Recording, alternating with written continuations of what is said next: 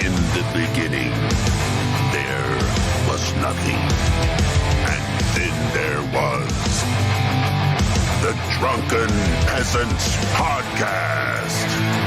I gotta get a witness. No! Say, man, you got a joint? No, not on me, man. I don't have facts to back this up. It'd be a lot cooler if you did. That's true. Sometimes I cry. Lick my butthole, he laughed. From the strangest corners of the internet, here to bring you opinions of the world from an altered perspective. Here are your hosts, the Drunken Peasants. Hello, everybody. Welcome to the Drunken Peasants Podcast. This is episode 1198. Going live!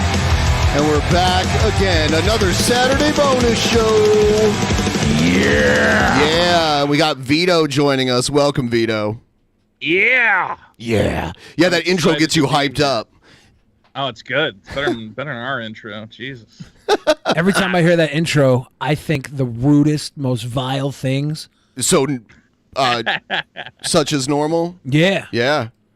I saw your, speaking of rude and vile, I saw your, I saw Billy's fight promo. Did you know Billy's getting into influencer boxing? Oh God. Oh Lord. Yeah. Who you fighting? Who's it going down? Well, originally, I was trying to go against Wings because I wanted to be like the super heavyweight fat division, Wings of Redemption. And I think he's hurt or something. And then they threw a couple of other fat names at me. And I don't know if those guys didn't want to fight or not. But the only fat they could find is this kid who's like a super fan of KSI. And so I guess I'm just going to beat up a fan. Just pretty cool. Up a guy. Just beat up a fan. Yeah, he is just a guy. Yeah. Myself in times of trouble, Mother Mary comforts me. Speaking words of wisdom, bet on me, bet on me. Yeah. I seen this kid. I swear I seen this kid. He was bumping his gums. He was running his mouth. He was saying some outlandish, ridiculous nonsense. I looked at this kid and I thought to myself, you know, he wasn't the first name they brought up to fight young Bill Fridge. There were bigger, fatter dudes than him. And I got to assume they ain't want none. So I got to assume that OnlyFan is the fattest, dumbest idiot they could get to step to me. And that's cool. That's cool. Because I like them dumb. Ooh. For your next training video, you should do a video of you hitting the boxing machine at the arcade. I like them dumb. Yeah. Do you know who's putting on this promotion? It's going to be under Happy Punch, the prelims for Misfits 008. So it's Keemstar. Yeah, Keemstar's doing he did the Wings and Boogie. It's not in London again, is it? No, I think it's going to be in Nashville, but I haven't got confirmation on everything just yet. They don't even know when it is yet. Maybe. It's supposed to be in July. So in like a month and a half. Yeah, so I'm just, going to swing in, let my meat hang, beat up this kid. It's going to be fun. I'll leave this kid bleeding. Yeah. Get the hell out of Dodge. The kid is really funny. He's like delusional, and he thinks he's going to be like the world champion. Yeah. And he's just some chubby-chinned little guy. So it's going to be like really sweet when I beat him up.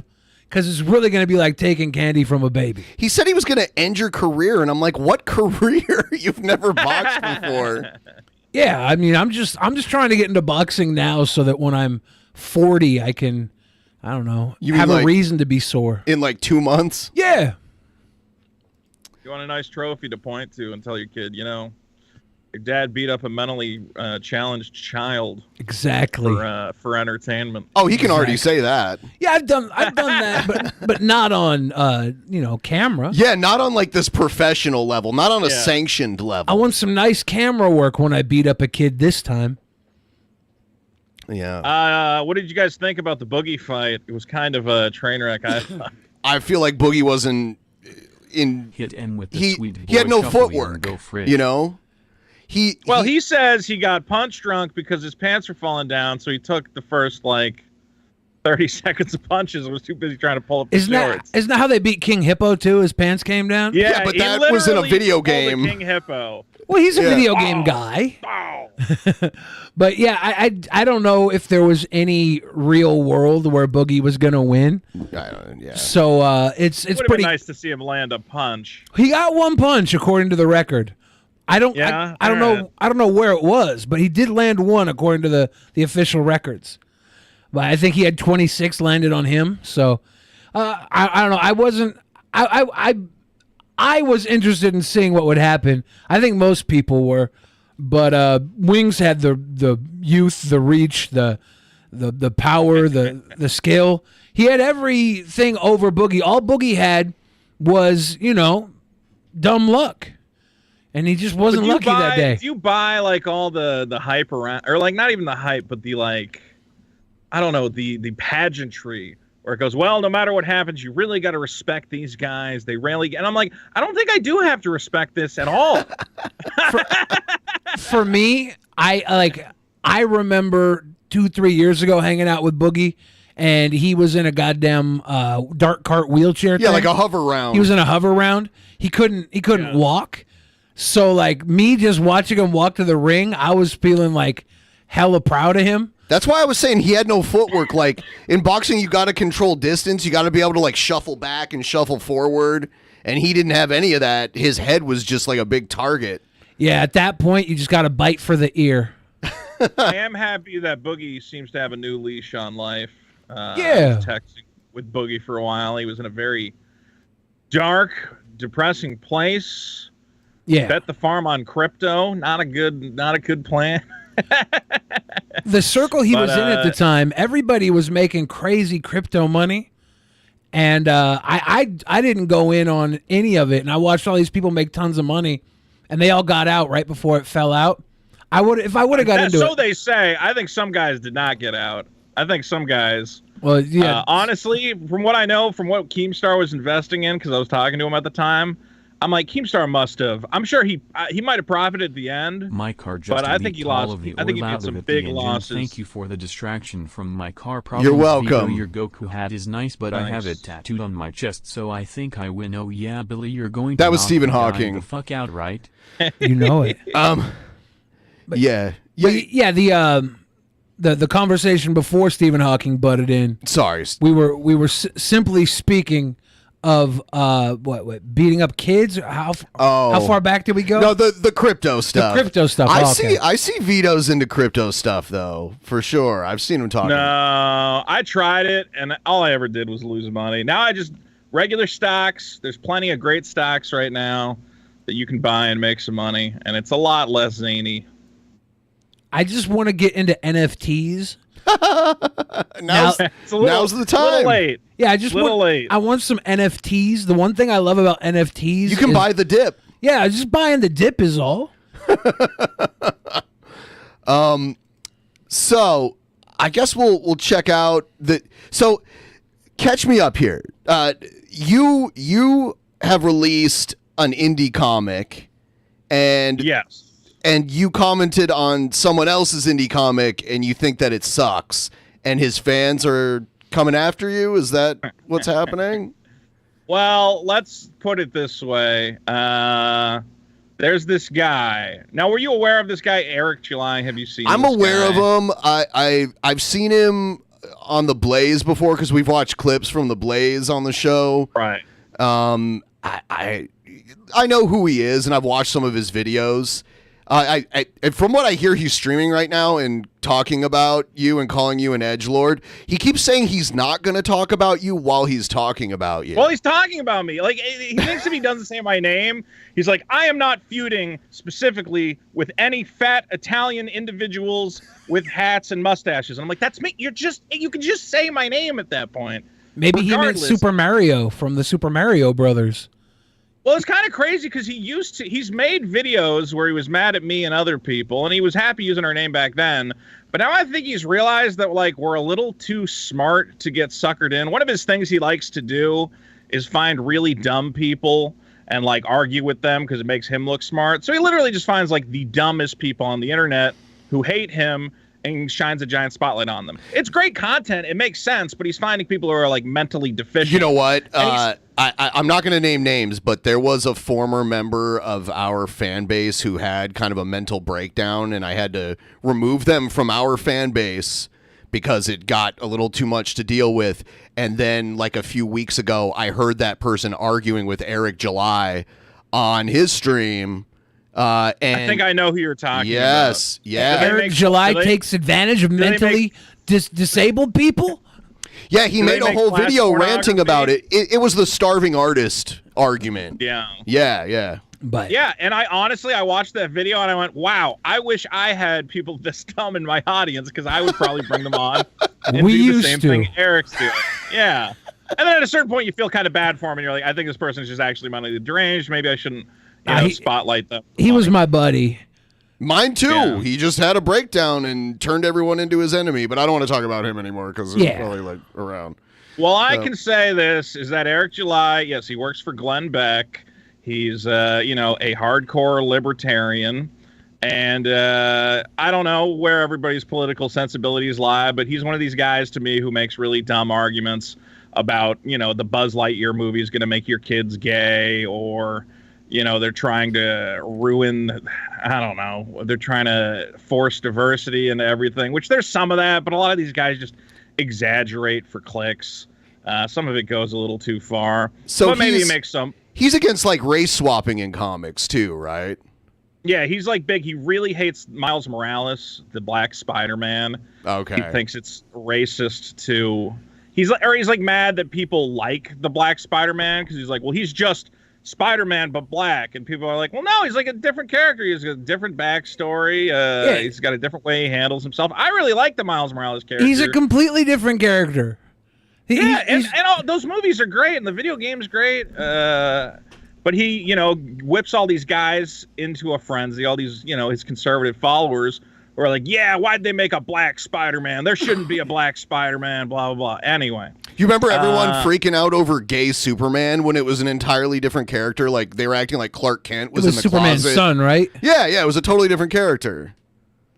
Did we follow that? Like, did we know what happened with that? It happened. I was really hoping the story was going to be that Superman had to deal with having a gay son, and that was the first time that Superman had a weakness because he was, like, a little homophobic. But that never played out that way, did it? It wouldn't be the first time he had a weakness because kryptonite is his weakness. Well, yeah, kryptonite and homophobia I thought would be good weaknesses for Superman. Cryptophobia. Yeah, he's going to lose all of his money. So the point is, he's one of these guys who he gets all his clicks by telling his audience, Disney's trying to make your kids gay.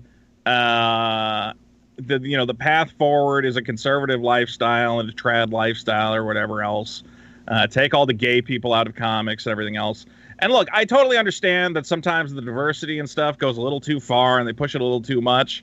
But then there's guys like this who go over the top to the point where if you're complaining about Miles Morales, who's just like a great character, he's not like a black. I don't think of Miles Morales as a black stereotype or like a forced pandering diversity. It's just like, no, that's just a cool character. Like, honestly, that's how they should do it, is just make cool characters who happen to be black. Yeah. So anyway, this guy who criticizes everything, he says Marvel and DC, are the worst comic companies ever. And he comes along, he says, I'm going to fix comics. I'm going to save comics. And you go, well, how are you going to do that exactly? Glenn Beck's money. Well, I don't know where the money came from, but he goes, I'm going to make my own comic. Now, that's great. I fully support people making stuff. That's fine. But typically, if you're a first-time writer and you've never made a comic before, you would expect that it would come with a bit of, like, humbleness of, like, you know what, I'm going to give it my all. I want to try it out. I want to see what I can do. Obviously, this guy went the opposite way and said, I'm going to completely destroy, we're taking on the mainstream. We're going to establish a parallel economy for conservative and independent creators, and I'm going to lead the charge with my first ever comic book, ISOM #1, and this is how we're going to fight the culture war. We're going to take down those godless liberals and all those queers and whatever the hell else. And I go, well, from what I know of this guy, I don't think he can write a good comic, right? So when his campaign went up and it raised, again, it's a very good pitch because people love this shit right now. You tell them, hey, you heard Hershey's is woke now, the M&Ms are woke. I'm making an anti-woke chocolate bar. And all the conservatives come running and they're like, oh my God, chocolate that isn't woke, I gotta buy it. So this guy went, I've got a comic book and it's not woke. There's no woke stuff in it. And, all the people came running along and lining up because they want to support, this exciting anti-woke venture. Yeah. And I in the background and going, look, I know this guy. I've watched this guy's videos. He's not an intelligent guy, and I don't think he can write. I mean, here's the synopsis he put up of ISOM. This was a $3.8 million synopsis. Nice. Tell me if this sounds like the best comic book you've ever read. Avery Silman is a common rancher, but that wasn't always the case. After obtaining some unique abilities, Avery spent a brief stint being a hero under the moniker Isom in the city of Florspark, Texas. Realizing that it wasn't for him, he walked away from this life. But after responding to a call from his sister, some violent altercations ensue and has Avery reconsidering his approach. What happened? Grab Isom #1 to find out. Ooh, so does he sell meat to Chipotle? Like, what's he ranching? Well, I guess as we find out in the comic, he's selling meat. I guess he's a guy. He hates the city, the evil liberal city. Lives on his nice conservative ranch away from the godless liberals, and then gets pulled back into a life of crime fighting and superhero-dom. Unfortunately, it's just. I looked at this, I said, well, it sounds bad. And again, from what I know of writers, your first try writing something, you can try real hard, you can probably do good, and you can have some people help you out. It's not going to be great. It's not going to change the game. But, this guy's audience, because he's a huge popular influencer, I see people commenting all the time saying, Eric July is the next Stan Lee. This man is going, Okay. like literally, they believe this. They say this man is single-handedly going to save the comic book industry. Do you want to see the And I'm like, reviews? If he can find a Steve Ditko to write for him, he might be the next Stan Lee. Did you want to check out this card game? Because you sent me this card game. Well, I wanted to give you guys some examples of the fact that I don't think this guy can write. So he had, first of all, if you scroll down, you can see he sold $100 trading cards, which, first of all, this comic, I mean, it's really pushing the edge of affordability. It's a $35 comic with $12 shipping, so $47 for one graphic novel. I think But it's got no woke in it, right? It's zero it's got woke. no woke. That's what you're paying for. That's where your money's going. No woke. I guess he sold out, so he doesn't have it on the page anymore, but he sold this set, of 8 oversized trading cards, maybe like yay big, okay? What would you pay for 8 pieces of cardboard with a picture of a person on it? Maybe they're a little bit lenticular. $1,000? Okay? $100 for 8 trading cards. And what's great about his comic is that it's 100 pages. It doesn't tell you anything about the hero. You get to the end of it, and you're like, I don't even know what I read. And part of the pitch is he's like, well, if you really want to know more about Isom and his powers, you can read the back of these trading cards. Oh, yeah. So somebody has scanned the trading cards. Ooh. And guys, tell me what you think about this writing level on the back of these. Here's Isom, the main hero. Yeah. He's the guy that makes the corn at the ranch. He's the rancher, man. He's the common rancher. He tried being a hero, but he had to retire. We don't know why. Eric July, he used to be a touring artist, right? He used to have, before he made comic books his grift, he had a libertarian Linkin Park ripoff called Backwards. Is it better than Tim I don't know why Pool's? that didn't. They should really have a tour together. Oh my God, I would hate to go to that, but I would totally go to that. now this is the equivalent. Let's be clear. The reason that we're goofing on this, or me and my co-host Dick Master have been goofing on it, is that yes, this is the comic book equivalent of Tim Pool's band. It's a stupid conservative influencer being like, I know you guys like when I tell you how much the liberals suck, but you guys are going to be blown away by my art. And it's like, no, dude, like you're talentless. I gotta tell you how brilliant Eric July is. He spent all that time touring in that band. He's driving through cornfields every day. all day, going to these backwoods fucking towns, playing his Linkin Park songs. He's seeing these fields and fields of corn and ranches, and it's never ending. And nobody's trying to sell to these people. Everybody's like, no, we're in Manhattan. We're swinging web in Manhattan. He's like, I'm taking it to the fucking cornverse. He's going to the cornverse because big corn is huge in the United States. Huge subsidies for corn. We got military subsidies and corn subsidies. And the military's already got representation in comic books. They have been forever. Captain America, everybody, all the way back. Yeah. But where's corn been in comics? Big right corn's here. just got that money burning a hole in their pocket. Big they corn. need something to spend it on. It's represented in the Rippaverse. Big corn. A feared except for hire son. Let me put this in context. So all these cards are written by, as you can see, that shadowy figure in the bottom of the card, known as Dokuman. Now you remember the watch. You remember the Watcher from Marvel, the Watcher who sees overall. Okay, yes. So here was what the Watcher saw everything. Right, he knew everything that was going on. This is supposed to be the Rippaverse version of the Watcher. In every one of these cards, he goes, I don't really know what his powers are, or I can't really explain what's going on. You're like, even your Watcher doesn't know what your fucking hero does? This is ridiculous. To my knowledge, his power is brute strength. One of the greatest feats I've witnessed from him is ripping a phone book in half at a church function with the power team. That's not what it says. Someone in the chat is saying, still waiting on one example of poor writing in Isom. No, that's true. I haven't read it. I'm waiting on one example of good writing, and I'm just reading the back of these cards. So when you find one bad one and I find one good one, we can, I don't know. What does this say? Measure Check dicks. this out. Go to Isom's card. Real quick. Go to the Okay. main guy. So Isom's the main hero.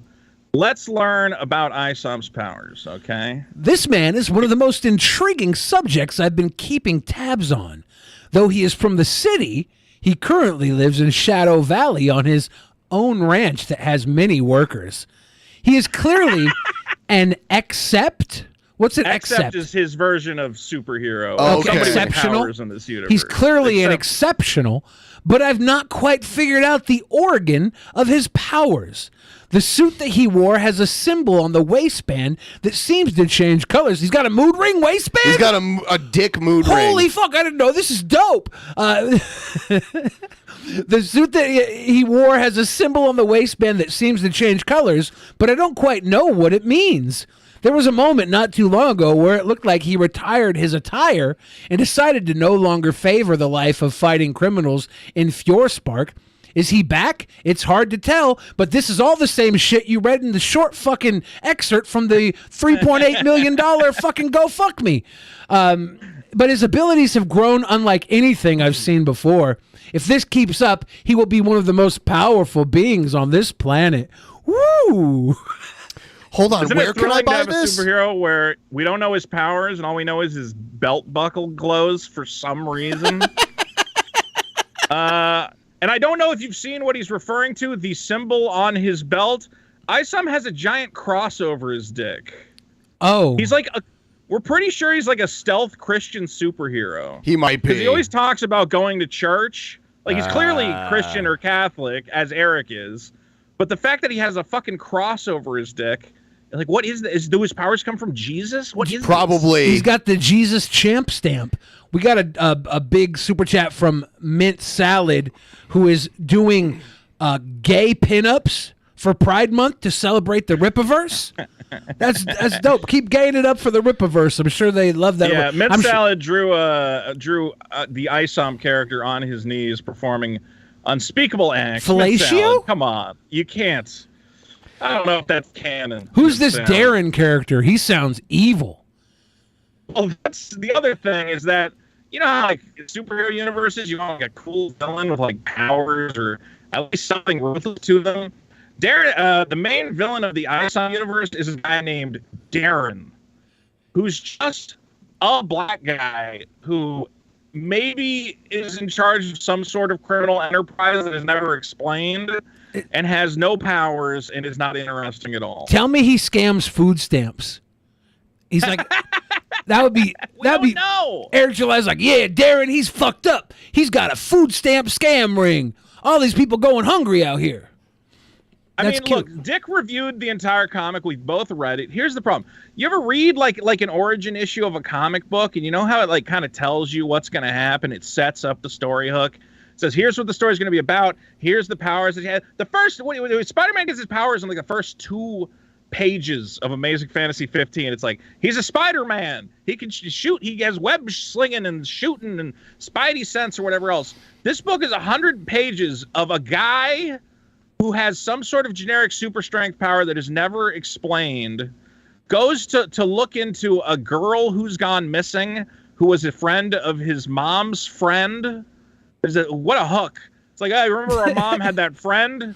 Well, her daughter went missing. He's like, why is that his job to look into that? Call the cops. Tell the cops to look into it. So he goes and finds his job is to work on the ranch. He should be working on the ranch, but he decides he's going to investigate the disappearance of this girl. And then it's just him going to this guy's place and the guy going, I don't know what you're talking about. And he's like, I think you do know what I'm talking about. Then he fights a bunch of guys randomly and then comes back later and the same thing. He finally finds the girl the second time and she's like, I want nothing to do with you. Leave me alone. And you're like, what is this story? What is the mystery? What is the hook? Like, he finds the missing girl and she's just like, I don't want to be found. Leave me alone. And at that point you go, okay, bitch. And you go back to your ranch. It's not your business. It's 100 pages of nothing happens. I mean, it's hard to describe if you don't read. You got to read it. But that's the thing. Like, how do I critique it? Because I can't even tell you the plot. There is no plot to critique. Nothing happens for 100 pages. I've read the back of 2 of those oversized collectible cards, and I've only know slightly more than what was in the synopsis from the GoFundMe campaign. So let me bring up these cards again. There was one card. Right. Let me see if I can find it, and I can read it. Which one? Yaira? Let me see real quick.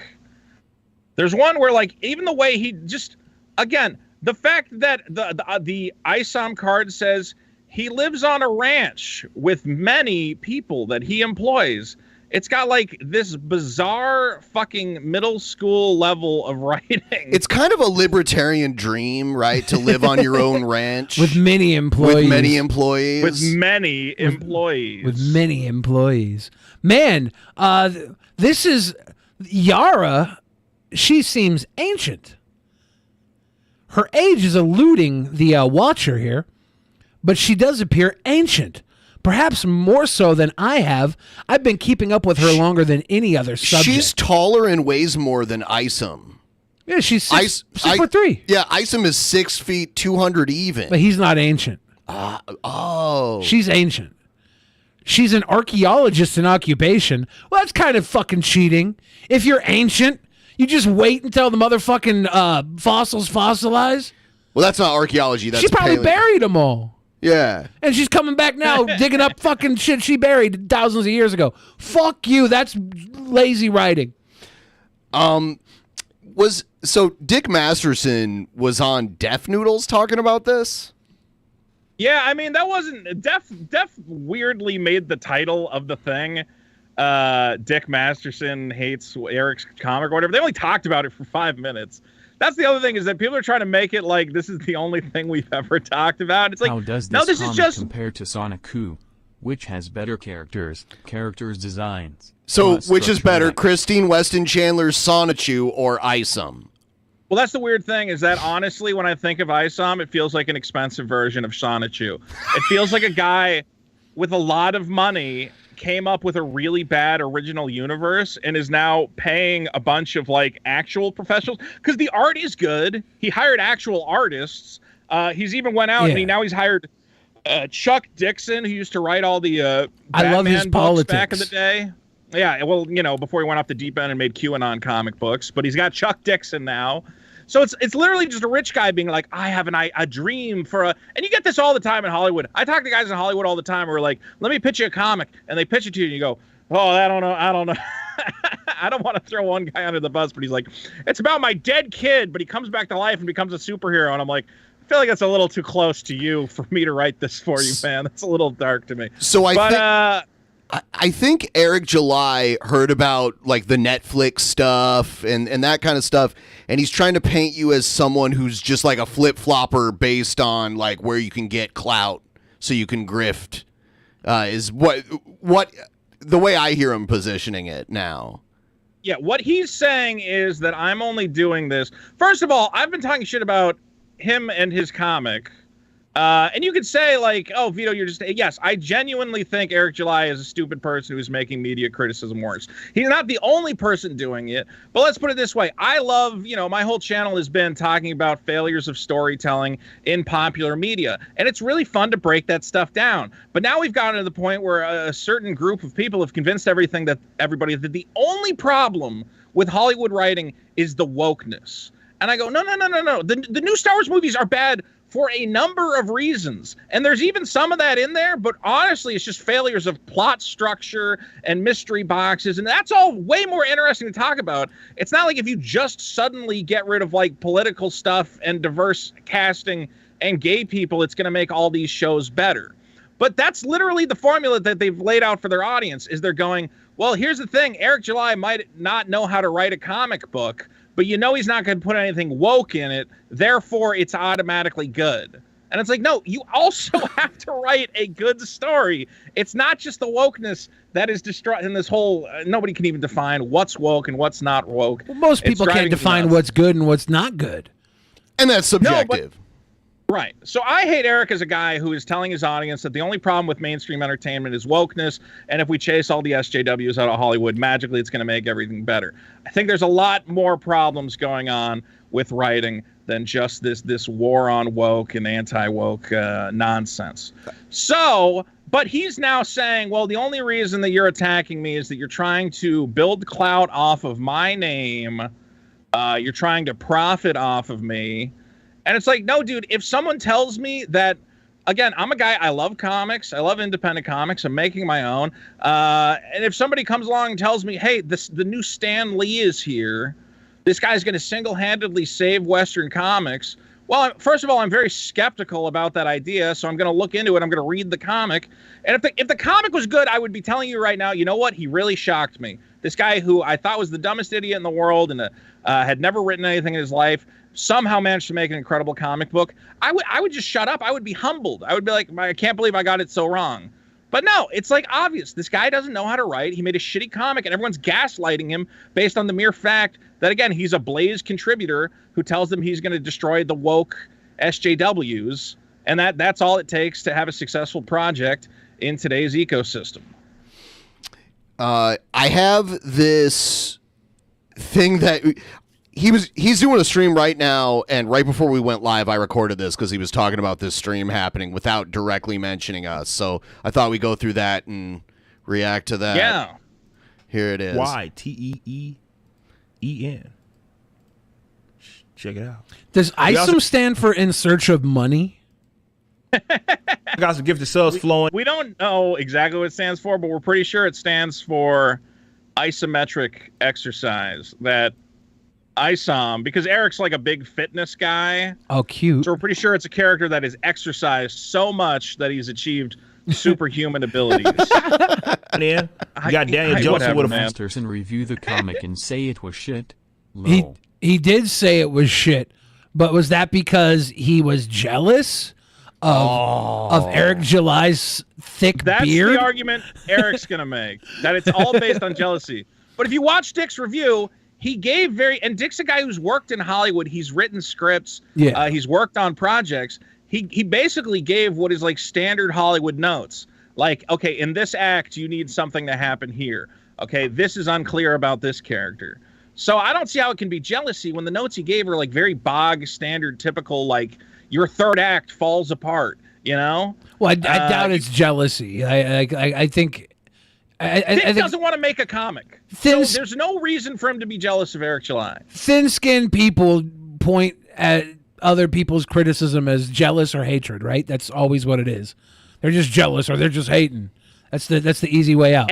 Someone asked Eric, they're like, has there ever been a piece of criticism? Because if you criticize it, he says, well, you're just a jealous hater, so your criticism is invalid. And someone asked him, they're like, well, have you ever gotten a piece of criticism you agreed with? And he said no. So he genuinely thinks that he has created a perfect piece of art that is above criticism, and anyone who says anything about it is a jealous hater. It is like the top of delusion. It's insanity. $3.8 million on the GoFuckMe tells me that, you know, he did create a perfect piece of what, marketing, like whatever's growing on this ranch here. It's good crop. Now this is a cash crop. Now we got Matt Jarbo in the chat too. Hey. Hi, Matt. Everyone, please like the stream if you haven't liked the stream already. Also, this is our Saturday bonus show. We're trying to meet this goal up at the top of the screen here before the end of this episode. Use the Streamlabs link, preferably over Super Chats, because YouTube doesn't get a cut of that.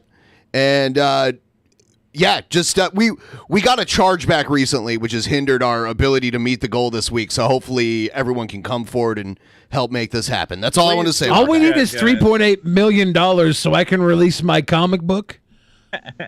Well, just tell everyone there's nothing woke in it, and you get $1 million apparently. Not only is there nothing woke in my comic book, it's pro-life. It's nice. It's about an abortion survivor named Meat Hook.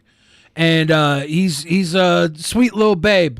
I think it's going to be a good comic. We'll need $3.8 million. It's a half-aborted child that came out with a hook hand. Yes, that goes around. The hand is and from slashes promiscuous women. The hand is from the coat hanger that tried to kill him. She is with a gifted sub, and I appreciate that. Thank you so much. We also got direct donation with it is from Shady J. By the way, that five gifted subs ain't cheap. Shady J says, "What's good, Ripper? Looks like it is going to talk about his comic on some podcast. Dude won't keep your name out of his mouth. Feels good seeing all these comics you're creating, man. Can't wait for Ripper Land 10 years from now." Look, guys, this is what it is. I get it and I understand it. I'm gonna be honest with y'all here, and I it's something that it's one of those things that you learn to pick up. Certainly when you're from where I'm from, as far as peeping game. And this is what I want y'all to kind of do better at analyzing. There's a difference between monetizing some idiot hater that has absolutely nothing to gain from a public interaction with me. Make fun of them, mock them, shame them, make some money. Yeah, that's fun, right? On the other hand, because of people and their dying fucking followings, edgelords, people that have their own sort of projects that they want to boost, you're going to see people that try to take shots at me, okay? The thing about that is that you have to analyze it and understand that at some point you start working to their benefit. Great Royce the 5'9" quote. But he is, because his audience already noticed that this stream was happening, and he's just boosting it by talking about it. He made $5 or 5 gifted subs off of that. Eric July is making them subbies. Well, yeah, he's getting paid as well. Is there any good non-YouTube media made by YouTube? Is that the question? Is there any good non-YouTube media made by YouTube? Are we talking about I have no idea what that means. By YouTube creators. I think he's talking by about YouTube creators? The Tim Pool rock band, my dog Tim fighting Cast championship that I'm running. IRL Pokemon, I call it. So Eric is saying what exactly? He's saying that, again, he's saying I'm only hating on him to try and benefit myself.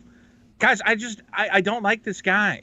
He makes bad content, and he's dumb, and he has a bunch of dumbasses telling him. He's surrounded by sycophants who are seriously telling him, and other comic guys are sucking up to him because they want a piece of the $3.8 million. The cash. So he has all these guys surrounding him. They're going, man, you're really changing the game. You're really gonna just, Marvel and there is a bunch of guys. I don't know if you know those Geeks and Gamers guys. Yes. But as his campaign was going, they were putting out all these videos saying Marvel and DC are running scared from ISOM. These are the literal titles. The literal titles is Eric July is destroying Marvel and DC Comics. I'm like, they don't give a shit about this guy at all. Like, not even nothing he's doing is replicable by the mainstream, because the mainstream's not going to put out a shitty vanity project comic book about a libertarian Christian superhero that goes around with a glowing cross on his dick.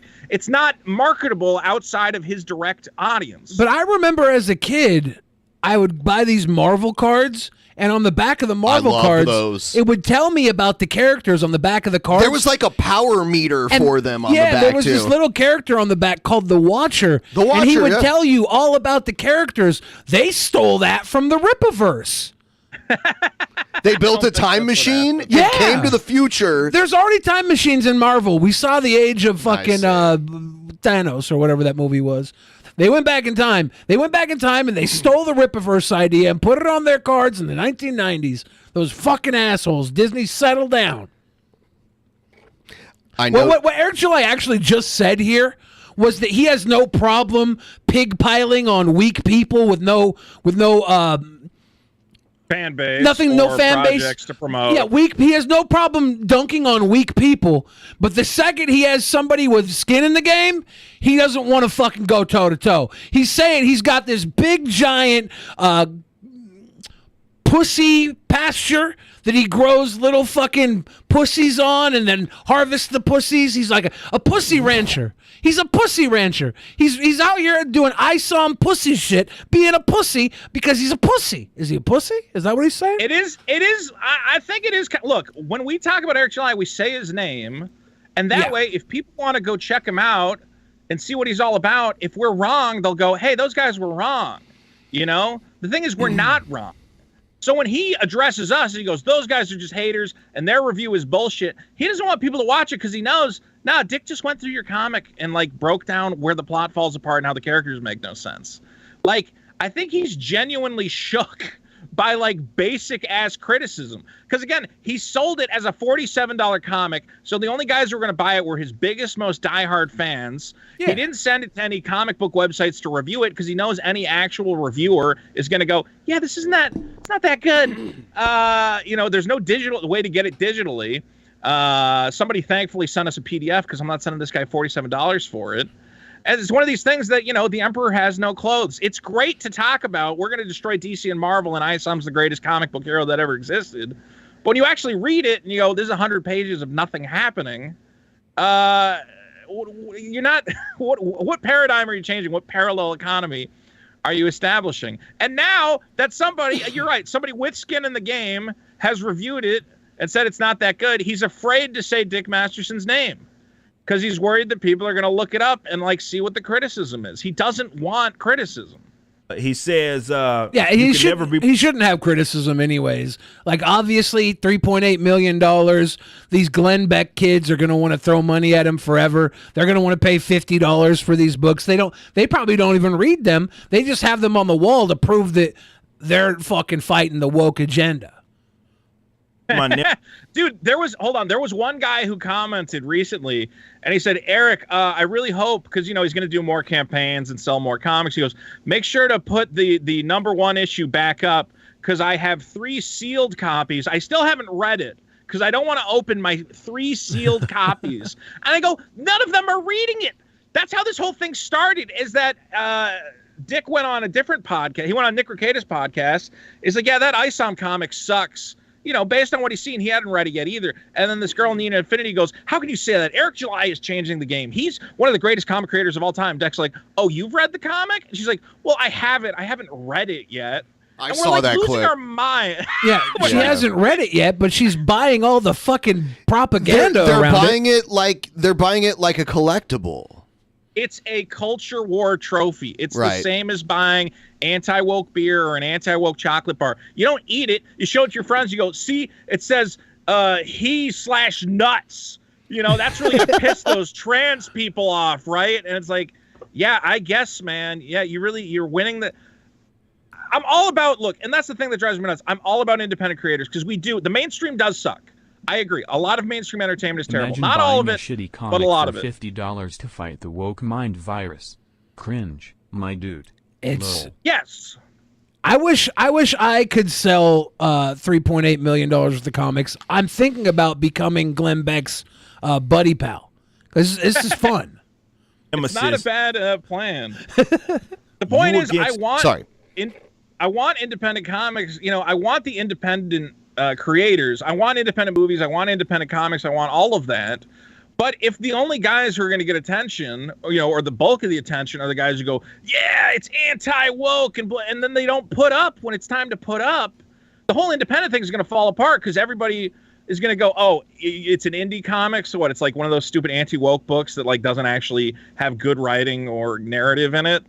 It's like, I want there to be good entertainment. If we're actually going to, try to convince the mainstream to make good entertainment again, we can't just limp the shittiest fucking projects over the finish line and all pretend, yep, it's brilliant. This is the best thing that's ever happened to comics. Stan Lee is back from the dead as a big black guy. Like, it doesn't benefit us to lie to each other in this way. To me, it's me being a fool and you being an enemy with benefits, right? So that's the thing about a lot of these cats are going to try to bite at the ankles to conjure up there's some me versus them beef that isn't there, right? It doesn't exist. You don't want it. They would love nothing more, and I don't want you to aid them there because they would want nothing more than to present it as if it's a me versus them situation when that's never been the case. This is you knocking me and you're trying to use my following in order to boost your own stuff. So, these guys are going on different podcasts and talking down on it. Really, this whole spiel with their gripe started in that way because they recognize, hey, I can latch on to his wagon.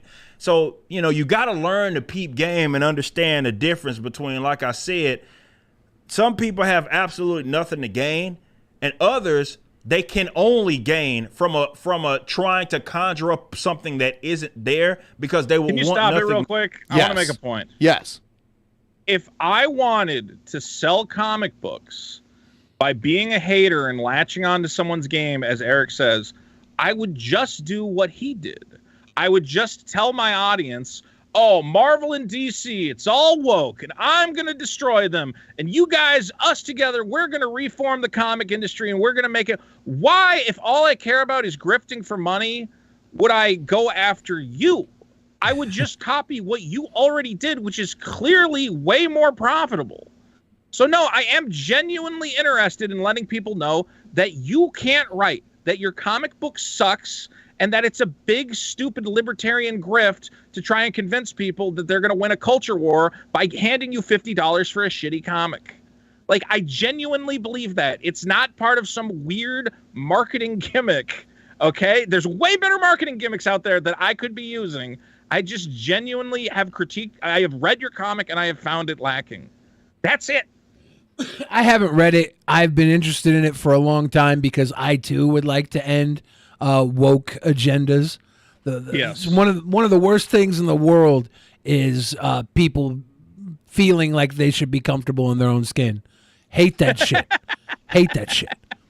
So when I knew that Eric July was going to make a comic book and Darren was going to fuck shit up, I that's one I knew I wouldn't read, but I would totally want to, I don't know, see when it hits the Walmart dollar bin. Ever since Bible Man went away, I've been waiting for a proper Christian superhero to come out and set the world right, and thankfully we now have Isom. Is it a Christian big cross on his dick? Is it a Christian? It's a stealth Christian superhero, basically. Dude, he has a giant cross on his dick. Have you seen a picture of this? That changes the color. Isom character. Yeah, it changes color. I see this color changing cross, or I think it's color changing, but the cross on his dick behind him here, that's Isom back there, right? Yes. Yes. With the little champ stamp of the cross. Do we know how this got a big healthy penis? Do we hear about that? I would assume so. There's something called ISOM. That's the International School of Ministry. ISOM.org, the world's largest video Bible school. Ooh. So it could, it could be kind of a nod to that for all we know. Well, I know this guy. I'll say this. Everything I know about Isom is that he's basically just Eric July. He's a very angry man, doesn't take shit from nobody, and loves Jesus, loves being away from the godless liberals, living on his ranch. And I think he's definitely, maybe he'll be smart and he'll keep the Jesus stuff out of it, but there's going to be a little bit of Jesus stuff that seeps into it. That's my theory. Yeah. What if the whole time Darren has Jesus kidnapped? That'd be pretty evil. Like Jesus didn't come back. Big showdown. What if Jesus? Darren. What if Jesus came back, was resurrected, and Darren got to him first? That's what I'm saying. That shit. That's hard. That could be the big reveal. That would be hard. We don't know. That would be. If Isom saves Jesus from a basement chained to a radiator, he would be the greatest hero of all time. Darren's criminal enterprise is just a wine business because Jesus is in the fucking basement turning water into wine for him. Do you think Eric July should just have ChatGPT write the next issues? Do you think that might? I make think it he should better? do what he's doing and just hire people who want money and have nowhere else to go. So he hired Chuck Dixon, who again, his last gig was writing QAnon comics for Vox Day. I don't know if you know that guy, but he's a psychopath. And then he hired these two women to write his other comic book. They're like, I think they wrote a Black Widow comic like 5 years ago. Ooh. So, hey, you know what's a smart thing to do if you're a rich guy who can't write is to just hire writers to do it for you. I think the core problem though is he's the ultimate architect of this universe, and this universe has nothing going on in it. It's just like, haven't we kind of moved away from the boring, stock universe full of superheroes just beating each other up? What? Like, haven't we moved on to more like interesting twists on that concept? Like, I don't know if you guys are watching Invincible or The Boys and kind of those are breaking fun. down the superhero archetypes and re-examine. This honestly, his comic feels dated. It's just a guy fighting bad guys, fighting security guards. There's no hook to speak of. Well, do you think that people on the farm really want a hook? Like, isn't the cool thing about ranching is that things don't really change? Every 20 years you get a new piece of equipment, and that shit takes, a year or two to get used to, but after that, it's just part of the ranch. I want to see the side-by-side comparison, Super Killer Ison. Like, how do they stack up toe-to-toe? Well, I do have my own comic that I'm working on. Again, it's tragic that I had tried to bury the whole thing with Eric July. I was like, you know what? I'm not going to talk about it. I'm just going to focus on my own comic. I kind of got pulled back in, and I blame other people for that, as well as my own inability to stay out of things. But again, I did not tell Dick to review Eric's comic. This is a decision he made entirely of his own. And now it's, again, pulled me into this comic creator war, which I honestly, that's the thing. Eric's like, oh, you're just trying to market off me. I'm like, honestly, I was trying to do the exact opposite. I don't want to wake up every day. Because that's the thing. Eric goes, I'm not even talking about this guy. I don't give a shit about this guy. And then he has this, like, one of those stupid posting your L's type accounts, Rip-A-Verse goalposts, that just makes fun of his haters. Yes. So he's just retweeting that account, ripping on me and Dick. And I'm like, okay, but you understand that you're still making this happen, right? Like, we honestly just wanted to review the comic and move on. I saw this one. Yeah, look, there's this account that every day is tweeting about us now, and Eric retweets it. And he goes, no, I don't have beef with any of those guys. It's like, well, if you don't have beef with us, just leave us alone. Stop retweeting it. It's his sock account, right? It's his sock account. Dick is very convinced it's a sock account. Yeah. I don't know. Well, even There if might it's just not be a diehard fan. The retweeting of the account, whether it's a sock or not, is kind of like a cosign of it. You can't say you don't want to get in on it if you're retweeting everything. You're kind of just pussyfooting around. Well, that's the other thing. So real quick, like, again, we put out as part of an episode of our show, Dick put out a 30-minute review of the comic because somebody challenged him to read it, so he read it. And then, our fans have been responding to us on Twitter saying, like, hey, that review was funny, and I agree with a lot of what you said. And then rather than respond to us, Eric will go to our followers who have, like 10 followers themselves. They're like nobodies. And he's going, you're a crack smoker if you didn't like my comic. You're a fucking dumbass. And I'm like, dude, they're just like fucking kids who watch our show. Just leave them alone. But that's if you what want to fight with us, fight with us. That's Don't what he just fight said. with us.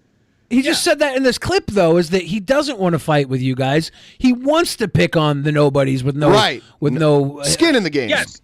He wants to fight with us by proxy, by grabbing our fans, quote tweeting them, and trying to humiliate them on his channel, which is kind of a really shitty thing to do. If you want to fight with us, fight with us. We're up to it. Yes, we have our own fans, and we can have a back and forth. But instead, you're right. He just picks like absolute nobodies with no followers, and tries to ridicule them in front of his audience. And I think he has 180,000 Twitter followers. At least he lives up to it in his comic book when he makes the bad guy some nobody named Darren with 10 followers. Like he's like, look, I don't want to have complex villains. I just want nobodies with 10 followers like Darren and the fans of the people that really talk deeply about my work. He really has just been fighting with our fans all week, and we're like, okay, man, if you don't have beef with us, then leave our fans alone. Like, because we were fully ready. When we put out the review, or when Dick put out his review, we were like, okay, and that'll be it. He's not going to talk about us because it's not that interesting. All we did was review his comic. But it's been going on for a week now. Him and this Goalposts account just like retweeting us and they're clipping everything from our show and saying that we're racist and that we only hate him because he's a black man. And we're like, wow, this is just, we were not expecting. You think if you raised $3.4 million, you could handle one long-haired Mexican telling you, it doesn't have a great 3-act structure. So they're always complaining about woke shit, but they pull the race card the second they can. Well, we've been laughing about that really hard. Yeah. It's an anti-woke comic book. Oh, cool. Can I make some racist jokes? It's like, well, then I don't think it is anti-woke. I think it's just... there's double standards on all sides. And welcome! Oh, here's the... I just wish Miles Morales had a cross above his dick. This is putting Isom and Super Killer head-to-head, right? Yes. Is it fan art? Poster behind me. Yeah, I'll lay this out real quick. I announced my comic, and a fan, and at this point, I said there's this guy Eric July. So this has been going on for a couple months. I bring it up occasionally where I go, I can't believe. We talk a lot about anti-woke marketing. So we talk about, again, the anti-woke chocolate bar, the anti-woke beer. I go, I can't believe an anti-woke comic raised $3.4 million based merely on the fact that it's anti-woke. So we've been talking about it here and there. And so people knew that I dislike this Isom character. I think this was before the comic even came out. So it's just something that was in the periphery. And then I announced that I was working on a comic, and a fan decided to make some fan art of my character that I did not necessarily approve of. Oh, I'm so glad you reminded me. Not the new one. not the new one. What do you mean? Oh, well, you can't. What don't you like about the new Super Killer fan art that someone made that they love? The Super Killer kills superheroes. I have to say something real, like what? It's so bad. What is? Okay, fans? Because they embrace the premise of your dumb comic. No. How could you? I have never had like a stronger, like, couldn't stop laughing and so mad that I was laughing, like, reaction where I was just like, you guys are gonna fuck this up for me so bad. Fuck what up? He kills superheroes. Is that his shtick, Super Killer? He kills other superheroes? Yeah, he's a super killer. Yeah, there's a bit more to it, but he's a dimension-hopping superhero assassin. And what's the hot new superhero? No. What other hot new superhero could there be than Isom? It's so than bad. Eric July. Look, it would be one thing if he was breakout hit. It would be one thing if he was fighting Isom. Okay. Well, obviously you have to tell a story in one panel. It's fan art, Vito. Okay, it's fan Sorry art. if it doesn't live up to your narrative expectations, but someone tried it their hardest. Stop justifying it. This is so bad. I'm praising it. This is so bad. Look, I'll show it on YouTube. Hold on. What's wrong with that?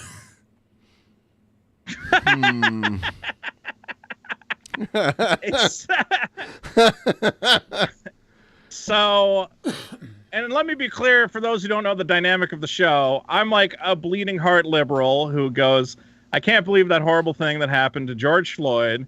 Dick, is a more conservative or center-leaning guy who goes, I don't know what the big deal is, and that cop. We actually had a bet for $100 on whether or not the cop would get off, so I won $100 on that bet. Wow. So if you want to offend a liberal like me, the best thing you can do is take their character and place them in this awful situation, which now has all of your Eric. And exactly what I predicted would happen. I said, you realize that someone's going to take these screenshots out of context and make it seem like I drew this. And now, yes, all of Eric July's followers are now going, this is who they really are. This is who Vito and Dick really are. When if you watch the clip, I am very upset about I'm laughing because it's literally the worst fucking thing you could do. But I'm very like, why did you do this? This is fucking terrible. There's a number of Isn't that what your guy does? He kills superheroes. Stop. So that's Isam. Stop. That's Isam that Eric July. I like how he's explained. So that's Isam. Yeah, Dick's fucking with you. Keep doing this. And your guy, Super Killer, who kills, whose whole job it is. Is that a bag of fentanyl in his hand? I don't know. I didn't draw it. It could I think be that's. anything.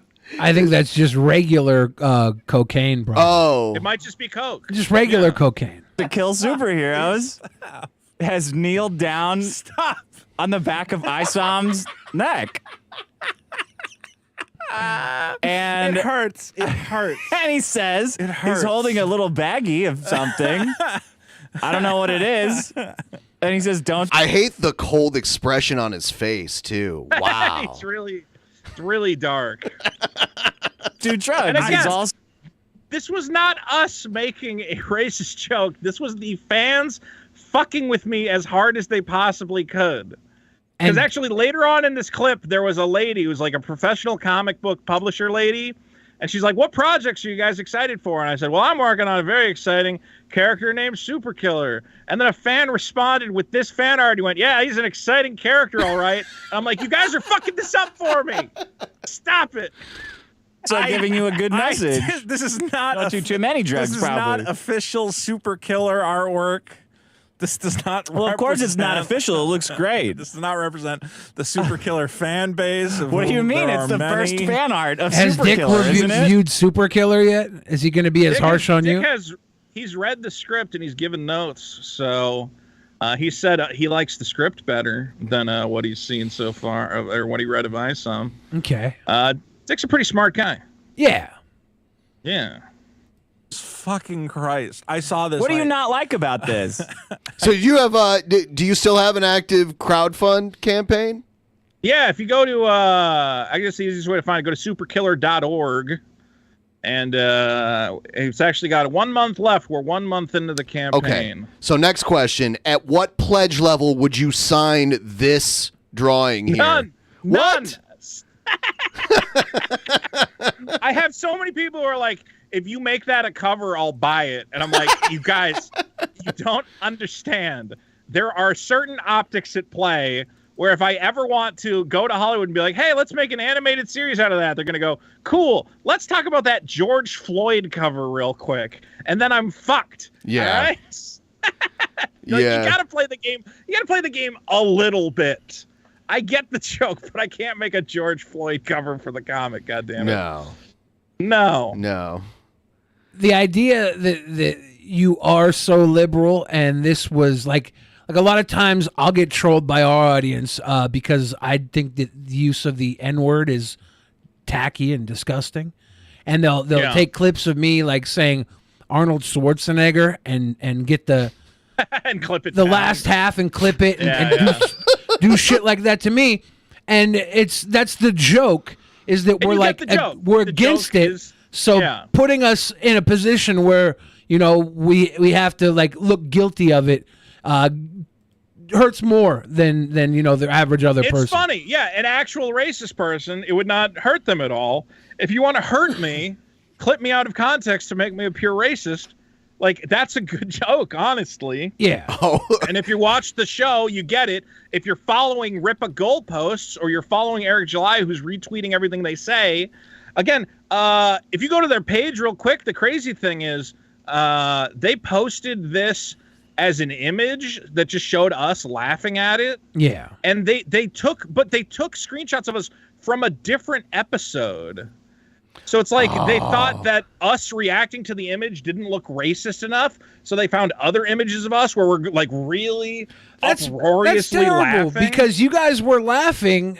Actually, they could have just took it from that. Dick was playing the straight guy pretty well during that. Like, what don't you like about it? Like, so he might not have had the laugh, but you were uncomfortable laughing, obviously. That's part of the reaction to something like this. Yeah, I think it was. Here, I'll post a link in the chat. Okay. In the Skype chat. Yeah.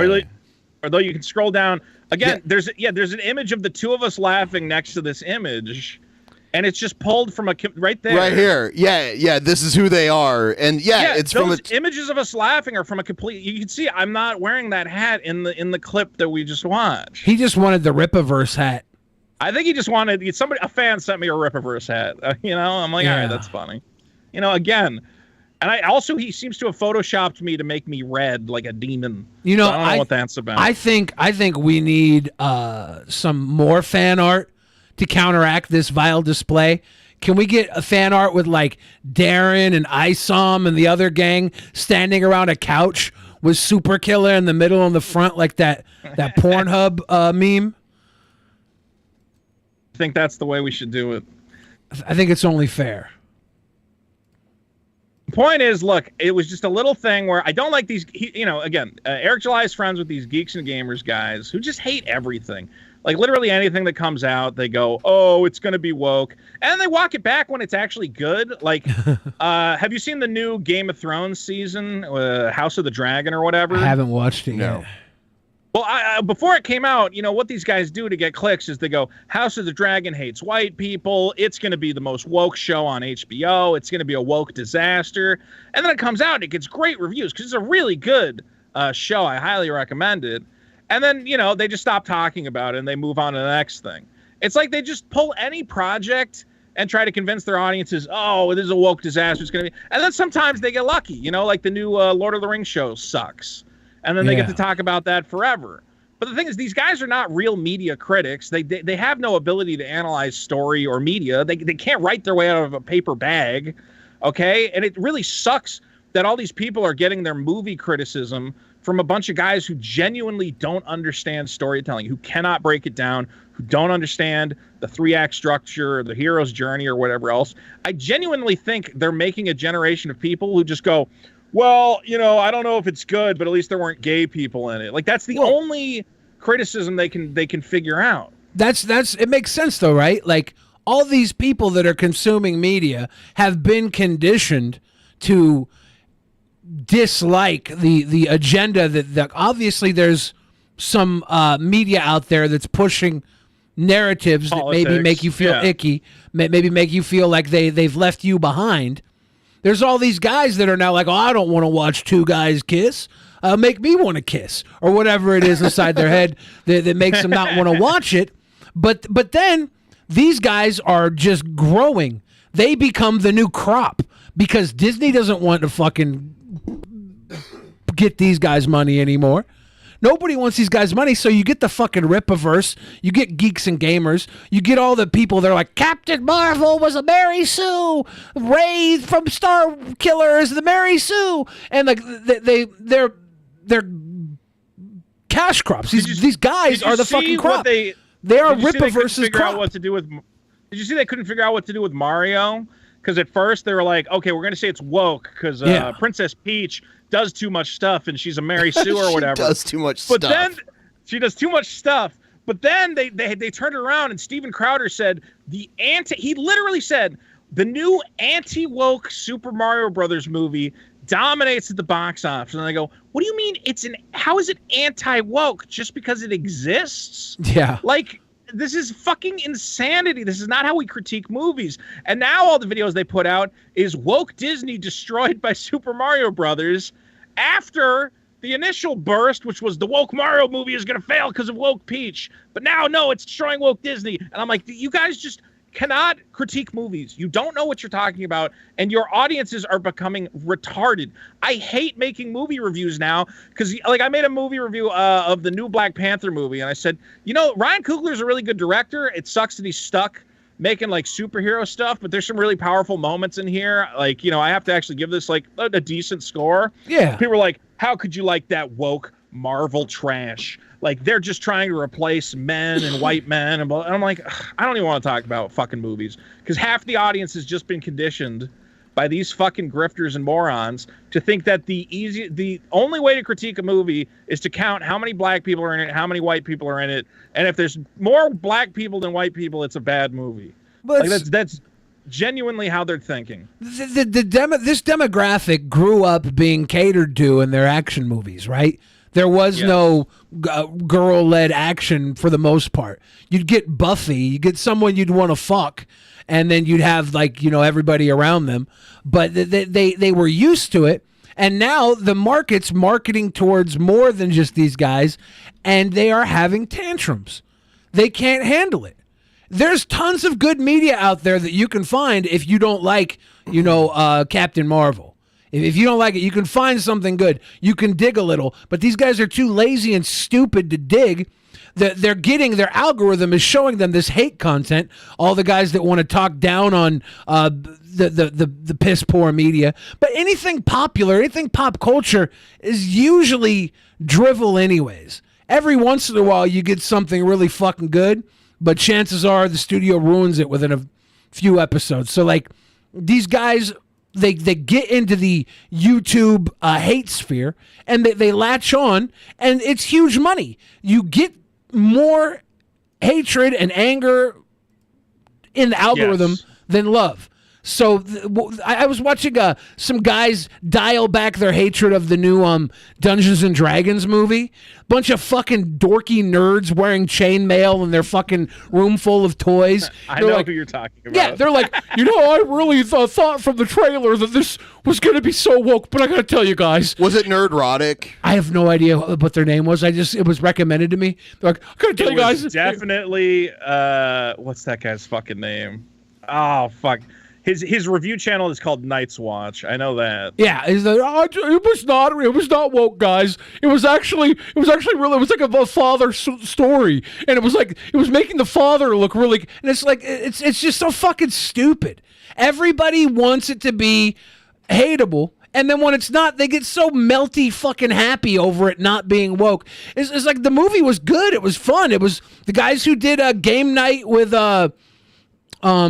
Jason Bateman and Rachel McAdams in 2017 did the Dungeons and Dragons movie, and it was a really good movie. But people want to just judge it because there was some women warriors, and they're expecting the men to get emasculated the entire time. And then they suck one afterwards. Like, actually, it was really good, guys. It was so good. Look at the link I just put in the chat. I think this is the channel you were talking about. And just look at like the stupidity of some of these fucking titles. Is that like these guys can't discuss a movie and be like, oh, here's the story beats that work for me. Here's why this character worked. Here's why this character didn't work. It literally just comes down to, was it woke or was it not woke? Like, look at that one. Woke versus anti-woke Mario. Yeah, it was. Who these guys fucking cares? What talk about were the visuals good? Were the characters good? Were there interesting story moments? Like, there's more to talk about with a movie. How do you spend 30 minutes talking about woke versus anti-woke on a fucking Mario movie? It's about Donkey Kong rides a go-kart. There's nothing there to discuss. It's just a stupid fucking kids movie. If you scroll down again, they have their Dungeons Dragons, at least it's not woke review. Totally not woke. Totally not woke. They know their audience. They are cultivating the people who, have gone to too many Marvel movies and seen too. Andrew Tate wouldn't exist if Marvel would have just stuck with male superheroes. Don't you mean the MCU? The MCU. Yeah. And it's like I don't know. I think Marvel's just fine. But I'm not going to Marvel expecting to have my fucking mind blown. These are all stories you should have read in the comic books a decade or two ago. Like, you should know all this shit anyways. I just think that it really sucks that movies are so fucking interesting and there's so much like cool, interesting stuff coming out. I just saw like The Fabelmans, the movie that Steven Spielberg made about his family, and it was like really emotional and interesting. And like all we are getting from, again, these are huge channels with like 1 million, hundreds of thousands of subscribers. And the only thing anyone wants to talk about is it woke? Is it not woke? Are there are there too many genders in it? Are there too many gay people? Is there too much diversity casting? And it's like, guys, look, I totally agree there are times to talk about that. Sometimes the movies go too far. I think Last Jedi had a big like feminist moral in the middle of it. But here's the thing. I don't even care that it has a feminist moral. You could have honestly, yes, you could make a Star Wars movie that's about, women being empowered and whatever else. The writing just has to be there. You can have this stuff. You can have a fucking gay Jedi flipping around and kissing his boyfriend as long as you write a really good story. That's really what it comes down to. Everything else is noise. And a story is not, instantly compromised the second, there's too many black people or too many gay people or whatever else. It's the storytelling that we should be talking about. And but we don't have that. We just have guys. There's this guy Ryan Cannell who famously he put out a Batman review. You see the new Batman movie with Matt Reeves or whatever? Yeah, that was. And he literally went through and he went, well, most of the good characters in the movie are black, like Catwoman, and the mayor was black, and what do you call it? Commissioner Gordon. And he goes, that's modern day Hollywood for you. And most of the bad guys were white. And I go, what about Batman? Isn't Batman a white guy? Isn't the star of the movie a good white guy fighting crime, and he's got Alfred with him? Like, it's still a white man-centered franchise. It's about a white man who goes out and fights criminals. I don't know how you could say this is Hollywood, hating on white people and making them the villains when the hero of the movie is a white guy. And that's just the way these guys think, is that they nitpick the storylines and they reduce it down again to the casting list, and they're not looking at the overall narrative. They're not looking at the overall storyline, and it's destroying media criticism. It's actually making the audiences dumber. We have someone named Comic Artist Pro Secrets, and they said for now. I'm not sure exactly what they meant. Well, I don't know what that was in response to, but Comic Artist Pro Secrets is actually former Green Lantern artist Ethan Van Sciver, who has now broken away from the mainstream industry and makes his own comic books. Cool. And what I'm going to say about Ethan Van Sciver, who's a guy I disagree with on a political level, and I think he sometimes has some of these criticisms I disagree with, but at the end of the day, I can't say that Ethan Van Sciver can't write a comic, because he clearly can. Like, this is a guy, Put Up or Shut Up.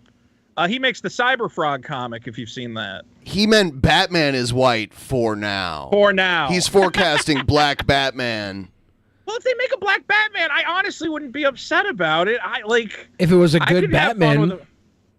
The thing about comic book universes, first of all, is that we have Elseworlds. We've had a fucking, communist Superman. I don't care if they make a black one. I'd be happy to see that.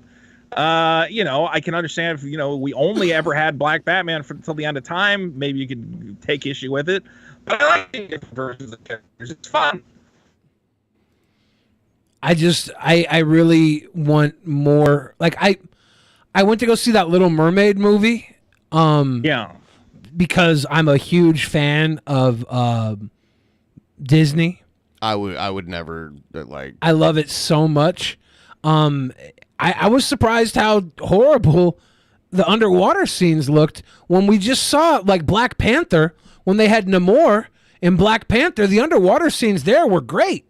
And this Little Mermaid looked like it was a made-for-TV movie or something. So one last thing from Comic Artist Pro Secrets. He says he worked there. I guess he means DC.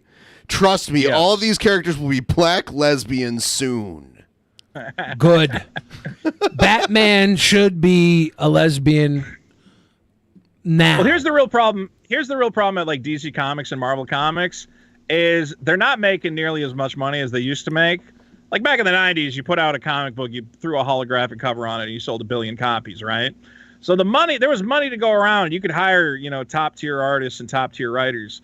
Now, nobody's buying these fucking comic books, so the only people they hire to write them are, kids fresh out of college who are willing to write them for exposure alone.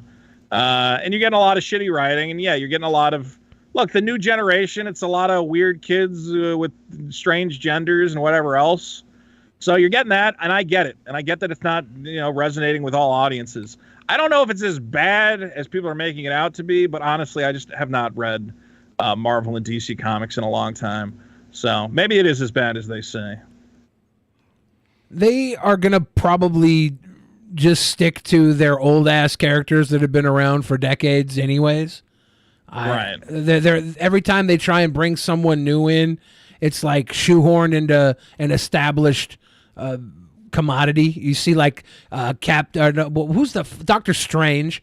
The Doctor Strange movie. They put the girl in there mixed in with Scarlet America Witch. Chavez. America Chavez. They're gonna like wedge them in where they can. They know that these people aren't gonna sell movies on their own. The Miss Marvel series was cute, but I don't think that they were gonna put that out without knowing it's gonna be tacked onto the Captain Marvel. I just saw the newer Shazam movie, and I was really disappointed that Steamboat wasn't in it. You know Steamboat? I'm not a big Shazam guy. Shazam. Well, the original Captain Marvel, I'll have you know. Shazam had a sidekick named Steamboat back in the 40s. Wow. Yeah, check this out. Check this out. This is Oh, I know what this is. Okay. Yeah, that's not good. Yeah, that's when comics were really anti-woke. That was the real era of Jesus fucking Christ. That's when Shazam is holding the bullet casing and Steamboat is hitting it with a hammer. Oh, I got it. Attaboy, Steamboat. But the missile is pointed at a white country. Look at the dialogue of Steamboat. Can't. Oh God, I'm not gonna read it out loud. Steamboat. Yeah, all right, that's not good. Yeah. Yep. Someone in the chat says Pete Davidson is Steamboat. I think that would work. I think Pete could pull it off. Yeah, I do want to say, you know what's interesting though? Again, and this is a conversation I had with Destiny. You know, the streamer Destiny or whatever. Is that a lot of like conservative types and right wing types? They're going, well, why is all the media, full of all this gay stuff and all this gender stuff or whatever else? It's like, well, when I was a kid, I remember every time there was like a kid, drawing in his notebook and doodling, you went, you're fucking queer. What's wrong with you? And so all those artistic weirdo kids like became super leftist. And, even now you have guys like Matt Walsh being like, all this anime is satanic. I don't know why. It just looks satanic to me. And I go, well, guys on the right, if you want to play a part in the arts and have your viewpoints represented, stop scaring away all the artists and calling them F slurs. Like, you kind of spent all this time, like, people are really upset that in the new Spider-Verse movie, at one point, in somebody's bedroom, there's like a trans flag, hanging There's a above the door. save trans kids' lives or whatever. Save trans kids flag. Yeah, and I'm like, guys, I live in LA. I know animators. Half of them are trans. Like, I don't know why, but that's just like what the animation community is. It's a bunch of gay art kids hanging out making animation. Because they're the only ones dumb enough to go for liberal arts degrees. Vito, that's the other thing. Speaking of Matt Walsh, have you seen the really creepy merch that Matt Walsh is selling? The baby? Yes. Yeah. Yeah, the and baby. This is a fleshlight? I don't know. Is this a reference to something? It's like I think it's a joke. We watched the ad for it on here. There's that anti-woke chocolate if you scroll down, the he, him chocolate. Oh, yeah. She, her, he, him. Jeremy. Get it? Instead of her, she, it's she. It also doesn't make sense because it's pronoun chocolate. But I guess they're saying that there's only two genders. Yes. But it's but you put pronouns on the chocolate bar. I thought you guys hate pronouns. Well, they love making jokes about nuts and nutless, though. I don't know, man. All that stuff. I don't understand why it's so popular. I guess people are just really discontent. And you know what it is? I get it. As a liberal, I watched the liberals become the most horrifyingly insufferable pricks that ever existed. And the whole time I went, guys, stop. Yeah. Stop. And they're like, we're on top. Obama's president. It's only up from here. I'm like, they can take it away at any second because you guys are acting like assholes. The second you start firing people because they have the wrong politics, once you start taking people's jobs away, everybody goes crazy. Like, cancel culture is the worst thing the left ever existed to shoot itself in the foot. Because it genuinely makes people crazy. Economic anxiety is the thing that prompts people to kill each other. goes, I don't know if I can put food on my table. I'm going to go to this store and rob it and maybe kill the guy who works there because I'm worried about keeping myself fed. So the second the left went, if you don't have the right politics, we're going to fire you from your job and make sure that you can't work in the industry you love ever again. I think it literally made people fucking insane and did irreparable damage to the liberal leftist sphere that I don't know will ever be undone. So I get it. I get why there's such fervent backlash, is that money has come into it. People are genuinely worried that, you know, Biden and the liberals want to take away their jobs and leave them homeless. And the left has to do a better job of being like, look, we're not going to take your job away. We just have some disagreements. We need to hash them out. Like, that's it. Being the major main demographic in America for like 60, 70, 200 years, ever since they started Madison Avenue and advertising to the main demographic, the culture of white people in America has been advertised. It's been sold to them. The culture's been sold to them.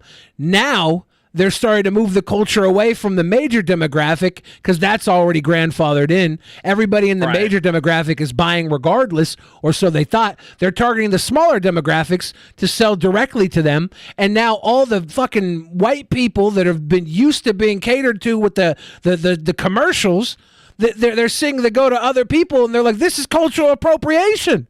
Commercials were ours. We were being sold to for decades. And now you're selling to this guy over here? I don't want to buy that commercial. I don't need gay chocolate. So they have to find some way to hold on to their culture, which has literally been whatever advertisers sold to them. This is generations of people having zero culture. Just literally what America has sold them, and they're seeing it in other people's fucking demographics, and it kills them because they've given up any known connection to anything real because everything's been sold since the baby boomer era. The baby boomers, from cradle to grave, everything's been sold to these fucking people, and they have no actual culture anymore in America, the main demographic. Yeah. No, it is fascinating how many of these like boycotts and stuff are the result of like advertising, where it goes like, well, guys, I can understand being upset because you feel the movies don't reflect your values or the storytelling or whatever else, but Bud Light just wants to sell beer to literally everybody. Now, anybody without taste. Yeah, basically. And the same with like Target. People are saying, Target's like, yeah, I don't know, we just want to make money off gay people. We thought there was more people to buy rainbow shirts than who would get mad at rainbow shirts. And so I don't know. Target's not dumb, right? Like, the people that go to Target probably go to Target. They're going to more likely want to support LGBTQ than the people that go to their competitor, Walmart. Like, Walmart's not pulling this rainbow shit. Walmart's like, no. Well, they had I saw a little LGBT thing at Walmart. Ooh, but look it was at much Walmart. smaller. Look at Walmart. Even PetSmart had one. I went to PetSmart and they had all sorts of gay stuff to groom my cats. How many gay cats and gay dogs have you ever owned? Aren't they all like a little bit gay? I remember my two male cats would be like sniffing at each other's butts, and I'm like, hey, come on, that's against God. I thought they were all gay too until I had my dog, and my dog had no idea what humping was until another dog humped him, and he was like, what the fuck, man? This is not and then he caught the fucking hump, but he didn't know. He didn't know it was put on him. And then he started humping. I was like, well, fuck. The culture war is a very interesting thing. But some people are just like, look, I think you can have some common sense criticisms. The problem is, like, anyone with, small logical criticisms gets forced out by the loudest, most crazy people on both sides. There's like me. I go like, yeah, hey, police brutality sucks.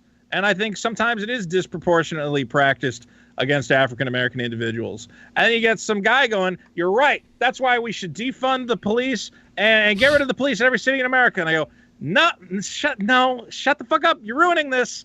Like, we have a chance to enact meaningful small change, and you want to have this drastic revolution, which is fucking pie in the sky bullshit. And it goes the same for the right, where I go, I understand that, there's a certain age that I don't think you should talk to kids about whether or not they're boys or girls. I don't think they're ready to figure that conversation out. They should come to it naturally. They should not be reading children's books about, how you can change your gender willy-nilly and whatever else. Okay? But then they go, well, if there's a gay teacher and they say that they have a husband, that's the exact same thing as child grooming. No. And I go, fucking come on.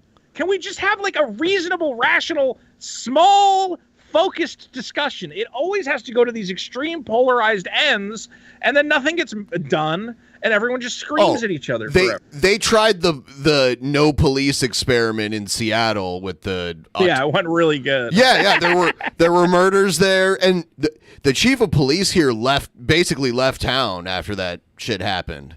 My pimp friends did really well during that. Yeah. I would imagine so. I remember one night we were driving from here to your house, and while all the protests were going on, and there was just a ton of people walking down the middle of the freeway. And someone got hit like the next night. Someone did the next night. They got hit. Killed. It's like, why would you do that? Wow. And then we just end up in this insane world where there is a reparations committee in San Francisco saying we figured out how much reparations to give out. Every black person will get $200 million. And you go, all right, fuck it. Like, none of you are treating this seriously. What happened on both sides is that we let the loudest, craziest people take charge. Exactly. No one tells them no. You have to tell these people no. Especially on the left, I saw this. Where the left's biggest problem is that they have all this fucking guilt. They don't want to be accused of being racist. So if you show up and you're a marginalized identity, you're a loud, crazy, indigenous albino midget, and you go, I'm the most oppressed out of all of you, therefore I'm in charge. They called it the progressive stack. They said, yes, absolutely, the albino African midget should be in charge of our movement. And then they start saying crazy shit about let's defund the police and kill all the white people and give $200 million to every black person. And nobody can say, maybe this isn't the best person to be leading our movement. Maybe this person is actually fucking crazy. That's what happened with Black Lives Matter. Lady shows up, takes all the money, buys a mansion, hires her son to be head of security at $1.6 million a year, and no liberal can like step forward and go, I think this lady is scamming us because they don't want to get called racist. And that's where we're at. It's just the loudest, most obnoxious fucked people find their way to the heads of organizations and leadership and destroy everything. But imagine if you were invested in the status quo. What if you loved big corn? What if you loved the military-industrial complex? What if you loved the prison complex? What if you loved all this stuff and you didn't want any change at all? You'd start funding these crazy fuckers to make them the loudest voice in the room so that anybody with a reasonable idea gets drowned out.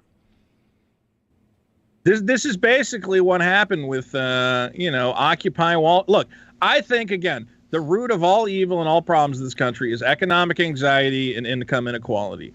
People go fucking nuts when they think they don't have a safety net, when they think their money's going to run out and they're going to be homeless, or they're not going to be able to pay for their kid's surgery, or if their car breaks down, they're going to lose their job. Like, you just lose your mind, and you end up being crazy and buying a gun and killing people.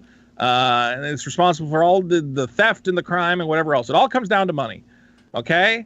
So the guys at the top, they love that we're fighting over anything other than money. That we're fighting about racism, sexism, transphobia, whatever. At the end of the day, the only thing we should be talking about is how do we make it so everybody gets a fair wage and has enough of a safety net where they don't feel fucking nuts and feel like they have to victimize communism.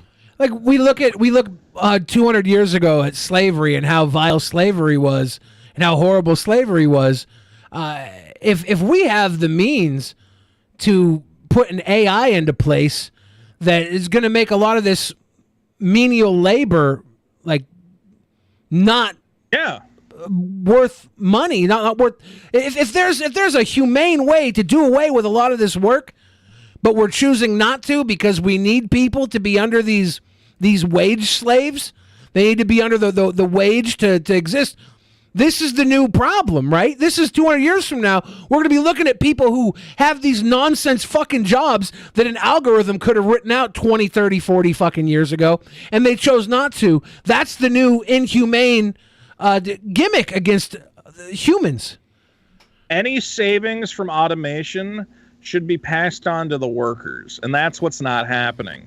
Is the company invents a new robot that can flip hamburgers, and it's not, oh, this is great. Now our employees can work less hours for the same wage. It's, this is great because we can take all the money and fuck everybody else. I've literally seen that at restaurants in the Seattle area. There's a chain It's here happening. called Cali Burger, and they have burger flipping and fry dipping robot arms. And the only overhead is maintenance on that kind of thing. Well, I know that ISOM has a fucking ranch. And on this ranch, there's tons of workers. Many employees. Many employees. Most of this shit could be taken over by robots, ISOM, you son of a bitch.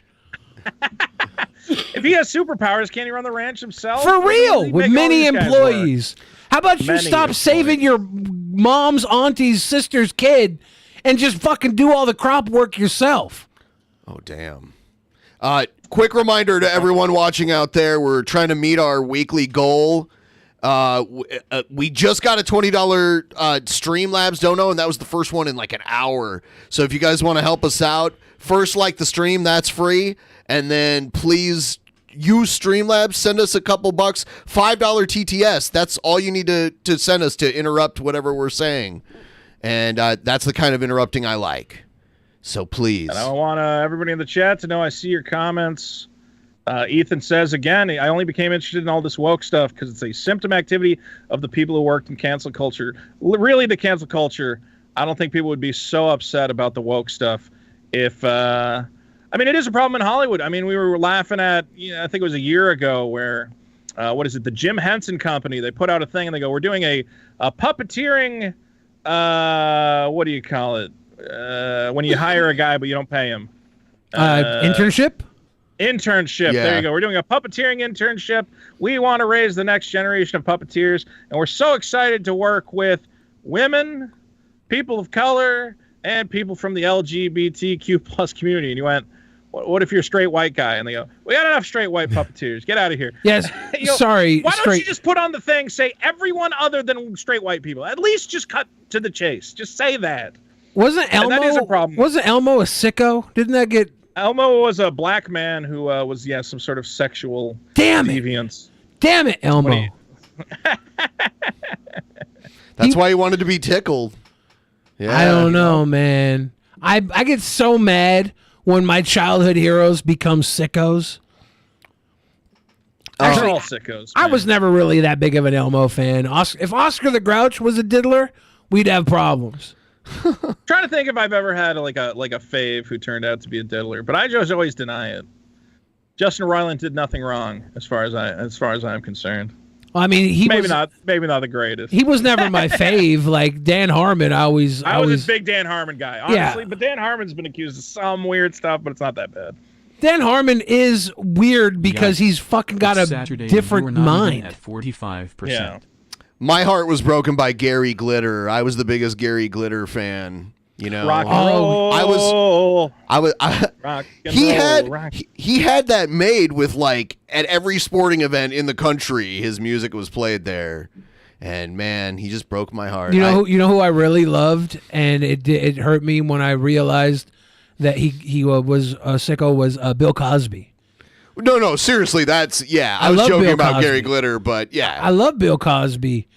Fat Albert was like some of the only representation I had as a kid. It was Fat Albert and like King Kong Bundy. He looked like a giant baby. I remember defending Cosby, being like, not when the allegations came out, but like there was a period of time where everyone's like, oh, I can't believe we ever thought this guy was funny. And I'm like, nah, man, he's a great comedian. He was funny. He's a fantastic comedian. I had some of his books, and his books were really funny. So then when that stuff happened, I'm like, God damn it, man. I defended this guy. I wanted to get both of your takes on this news story. These are two, in the Seattle area, two local principals of two schools. Ooh. Check this out. Fox 13 is learning new information about the two North Shore educators placed on leave following an incident with police that they say involved a gun and drugs. Today, Fox 13 News reporter A.J. Janovel spoke with the school district, police, and reached out to the Griffin family. According to a letter Fox 13 News obtained, Sunrise Elementary principal Michael Griffin has been on leave since May 9th. His wife, Morelands Elementary principal Megan Griffin, went on leave May 30th. The reason, school officials say, is connected to an incident that happened a month earlier outside a QFC grocery store. According to documents Fox 13 News obtained, Michael Griffin had a public mental breakdown outside the QFC on 161st Avenue in Redmond. Documents say at the time of the incident, Griffin had a loaded handgun on him, was arguing with a random woman in the parking lot, and police say they suspected him of being on cocaine, saying his eyes were darting around, his pupils were large, and he had white powder on his lips. According to the documents, police say Griffin made paranoid statements to officers about people spying on him and sex trafficking his wife. Documents say the incident happened in front of the Griffin's 3 children, including his 10-year-old son, who Griffin told to run away. The young boy was later found across the street. Documents say that Griffin gave up his handgun but refused to let police into his car. He also told police he didn't have any other guns. But Griffin's brother, who documents say is a police officer, dropped off an assault rifle and a shotgun he said belonged to Griffin. I'm 42 and I don't remember this kind of stuff happening with people who are in charge of schools. Really? Yeah. No, I don't remember this kind of stuff, like cocaine and guns and. Yeah, I knew. I had a gym teacher who would always get high before gym, and gym teachers are something else. And he would just stare at the girls' crotches during the fucking exercise portion of gym, and he'd just be staring. Like we'd be going for like 5-6 minutes. Was supposed to be like 10 reps because he was zoning out inside some girl's crotch. Like there's sickos everywhere. There's trouble everywhere. This guy obviously is a principal. His wife was a principal. Yeah. But what are you gonna do? It's like there's unions. You can't bust up a union just because it's a crack party. My school had too many pedophiles. Yeah. Did you go to Catholic school? No, I went to a regular school, and we had a severe pedophile principal. Oh God, what was his name? Mr. Girl. No, but he was Mr. Girl's principal. Actually, because we went to the same high school, so there was this thing where some kid was like, "Oh, my nipples are chafing" or something, and then for some reason he was like, "Well, why don't you come over to my house and get in my hot tub and I'll take a look." And then the kid did it for some reason. I don't know if the kid was visiting him or something. But there's an entire, after he got fired, I remember at the time, people in the school were like, "Oh, this is like a misunderstanding." He just, asked the kid to take off his shirt to see if there was anything wrong. And then it's like, yeah, we looked into it. He got fired from 3 other schools before this one for touching kids. And they're like, never mind, not a misunderstanding. Get this guy out of here. Man. And now there's an entire website devoted to our old pedophile principal and all the schools he went to after he was touching kids in our school. So they just keep going. After our school, he went to South Africa and raped kids there. Then he went to London and raped a bunch of kids there. And last he was seen was 2018 in Kazakhstan, and he raped a bunch of kids there. No way. I don't know how they don't. I'll put the link here. I'll give you the link right now. This is the list of schools that my old pedophile. Me and Mr. Girl have honestly talked about making a documentary about, these guys get caught and somehow nothing again, this was our principal has just been globe-trotting. This is a world tour right here. It is a world tour. It is literally across the globe. So if you look 2001, 2002, that's when he taught at our school. And ever since then, for the past 20 years, he was in China? He was in China. He's raping Chinese kids. Man. And I don't know how they don't lock this guy up. I don't get it. Well, it's an international incident. I guess. When's the last time he came back to the U.S.? Menlo Park, California? Yeah. Denver, Colorado? Denver. So he's in Denver until 2017? It says in March 2019, there's a timeline panel. In March 2019, he was employed at a Barnes & Noble bookstore in Denver, where he tried to solicit a young boy via the boy's grandfather by offering the boy a modeling job. The father of the boy filed a police report with the Denver. How do you not stop? How do you not go, all right, I'm clearly not good at this because I keep getting caught. Again, 2019 at Barnes & Noble is the last time he was seen. After being caught this many times and still being able to get jobs, why would you stop? I guess, yeah, there's really no reason. You're like, you say I'm clearly not good at this. I would say he's too good at this. He just keeps getting rehired. He's like, hey, you have chapped nipples? Come get in my hot tub. And the kid does it. That's fucked. It's pretty bad. I think the worst part is I think he adopted a kid and he must have molested the kid because then the kid went crazy and like killed some people or something. Yeah. So this was my high school experience. This was I went to Catholic schools and we had a priest that got in trouble at my school and did time for it. Not for very long though. And this is a story about him being able to keep his teaching certificate even after he like left the church and all that stuff.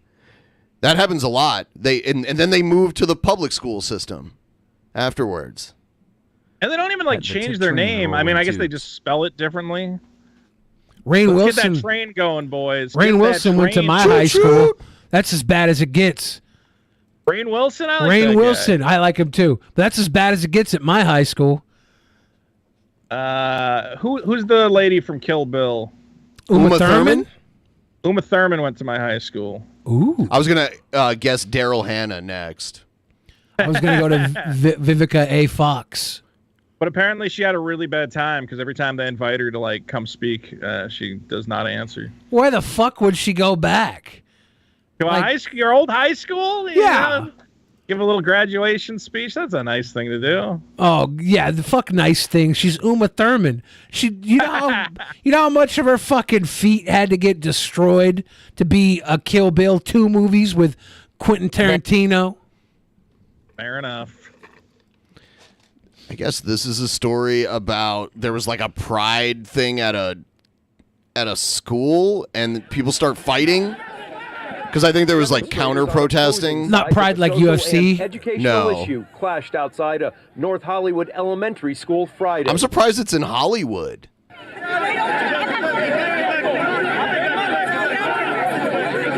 The Los Angeles Unified School District had announced that an assembly was planned for all students K through 12 involving the recognition of gay and lesbian families in a book called The Big Book of Families. That sparked outrage among dozens of parents connected to Satakoy Elementary who held a demonstration. Ooh, that was a nice fat one. I have a friend that's gay that hates the new flag. He's like, doesn't the entire visible light spectrum represent everybody? Why did they have to add all this extra shit? I also hate the new flag tremendously. It's like everybody's a part of it. And black people a little more than everybody else. I'm like, what the fuck is that? What is that? I dislike the new flag, but that's because when I go to wipe my ass with it, there's already a brown stripe, so that kind of ruins everything. You can't keep track of your wiping. Yeah, I'm like, you can't tell I shit all over this flag now. No, obviously I'm gay. Pride advocates launched a counter demonstration and confrontation There they go. became violent at times. Not good. Oh, I saw someone. He's got a weapon. You see him? There's a guy with a stick.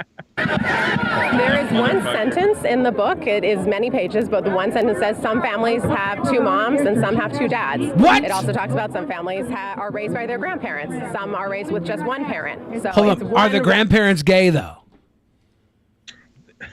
That'd be pretty hard. I need to know if the grandparents are gay. It'd be pretty hard to have gay grandparents. So some kids have 2 mommies, some kids have 2 daddies, some kids have no mommy and daddy, so they're raised by their grandparents. Yeah. Your parents didn't love you. They're in the parking lot of QFC smoking crack. Exactly. See, this is the stuff where I go, guys, we're over the line now. Again, I understand if there's a book that's like, here's how to put a dildo in your ass. I go, yeah, that probably shouldn't be in the school. That's fine. But when it's like some families have two mommies, like that could be for any reason. It doesn't even mean they're gay necessarily. It could just be moms trying to get a tax break from the state. If they're asexual, you don't even fucking know. I think we have to look. If you're going to go to an American public school, you have to understand that there are certain American values, such as life, liberty, and the pursuit of happiness. Part of the pursuit of happiness is that you are allowed to love whoever you want. And yeah, we're going to teach your kids about it, man. I'm sorry. If you really don't like it, you can, privately school your kids. That's fine. But if they're going to be in an American school, they're going to learn about the American way of life. If the kids are learning anything harsher than an episode of Modern Family, it needs to be stopped. Right. That's the other thing. It's like all of this is they all have. Here's the thing that drives me nuts. They're grooming our kids. They're going to make our kids have sex. And I'm like, if you let your kid use the internet, your kid's a million times more fucked than anything they're going to find in the school library. Yeah. Okay. These kids are fucking freaks. It's terrifying. All right. The one thing I know about being a kid was that we were sickos. We were. I was downloading porn and printing it out in the school fucking printer. Yeah. I was printing out hentai manga in middle school. I was juicing oranges on my friends. penis and putting Lincoln Logs up my ass. I never read that in a fucking book. I think I was in high school when I ran my first porn site. Just sharing the best hentai I could find, charging a little membership fee. Fell apart pretty quick, but come on. I was lucky enough to always have analog porn, so I would never have to go to the internet. Analog porn. Anal. No, I was a big internet guy. Well, guys, can I promote my beautiful comic book real quick? Absolutely. Yes. Well, why don't you head on over? Actually, go to superkiller.org is the easiest way to find the link. And that'll take you to our Indiegogo campaign, which currently has 28 days left. Shit, I gotta get on it. I gotta promote. Time goes way too quick these days. It does. I feel like the older you get, the faster time passes. At least, dude, it sucks. Yeah, it's like impossible to stay on top of shit. I don't know what's going on. Well, think about it this way: this year is almost halfway over already. God damn. Yeah. Are you able to bring up that page? You working on it? Oh, which page? I'm go sorry. To Superkiller. Oh. Let's go to superkiller.org. All right. And then that'll have a link to the Indiegogo. All right. Let's see. Here it comes. You guys are going to love this comic book. Click that image right there. It'll take you right to the campaign. And you can see where we're at. We have raised $42,903 with 739 backers. My goal, I want to get to 1,000 readers. I want 1,000 people to read this comic, and I think they're going to like it. What I can tell you about Superkiller, well, just scroll down a little bit. You'll see a little of it. But this is the story of multiversal assassin Sam King, who actually, you want to play a little bit of the video? Yeah. Is the Will video? that play? It's right here. Yeah. Yeah. Give me a skip in a little bit, like a minute and a half in or something. All right. Otherwise, you're gonna get my whole backstory. All right. Minute keep going. Is that we no longer need to rely on the mainstream for our entertainment. There is an independent revolution going on right now, and I am so excited to be joining their ranks with my first ever graphic novel, Superkiller. Superkiller is the story of multiversal assassin Sam King, a man with a very important job. See, the multiverse is kind of like a cosmic circuit breaker. Plug in too many worlds, and you risk overloading the entire system and erasing all of reality. Thus, Sam's job is to infiltrate worlds scheduled for cancellation, assassinate their primary hero, and unplug that world from the cosmic stack. Unfortunately for Sam, these heroes aren't going down without a fight. Armed only with his trusty ray gun, Sam must outwit and outsmart some of the most powerful heroes in the multiverse, facing off against alien supermen, night-crawling animal-themed detectives, and even the occasional magical girl. Superkiller is the kind of comic they don't want us to make anymore. It's got stylish, over-the-top violence. It's got a legitimately hilarious plot, and best of all, it's got sexy ladies in it. Can you believe it? God forbid a red-blooded American man be allowed to read a comic book with a sexy lady in it. You can cut it there. We all know mainstream entertainment. Point is, guys, I do believe that mainstream entertainment is suffering. I do believe that right now, they're not hiring the best guys for the job. There's a lot of nepotism. There's a lot of hiring, again, people who are not great writers, but just will work for exposure or whatever the fuck else. And they're also really afraid of, like, comedy. Like, they've really, made it so you can't tell jokes on TV anymore. Everybody's really afraid of offending anybody. So there are problems within the mainstream. I don't think it's all wokeness or whatever else. I think it's just a general fear of offending audiences. And again, that you have a lot of these activists making these hiring decisions and keeping out, genuine talent and just hiring their friends. So what I'm excited about is that I think that we have the ability as independents to, show the mainstream, hey, you can make crazy jokes. You can have you can have sexy women in the fucking comic. You can have over-the-top violence, and people are going to have a ton of fun with it. So I'm hoping that's the role of the independent creator, is, that we're going to change culture to be a little more fun, a little more racy. Okay, but again, it doesn't. Again, tell great stories, good storytelling, good structure. Classically told stories, not making Luke Skywalker a fucking hobo because you want to teach people a lesson about heroes failing and shit. Like, nobody wants that. We just want good, fun stuff. If you bring up that page again real quick, you can see some of the cool stuff. Oh yeah, give me one that second. we have. Yeah, no problem. Here it is. No problem. Point is, this guy, again, he goes from universe to universe. It's kind of like Sliders, except he has to kill somebody in every universe he shows up in. There's too many universes, and if they all are allowed to exist at once, they're all going to collapse in, and then there's not going to be any reality left. So this guy, unfortunately, his job is to go from universe to universe, killing different heroes and unplugging their universe. Unfortunately, when that's your job, it kind of, starts to take a toll on you. He doesn't like this job. He's not happy about it. But he's like, look, I just got to do it. And again, his thing is, he knows the terms of his employment. Kill 100 heroes and it's over. You get to quit. You can go home.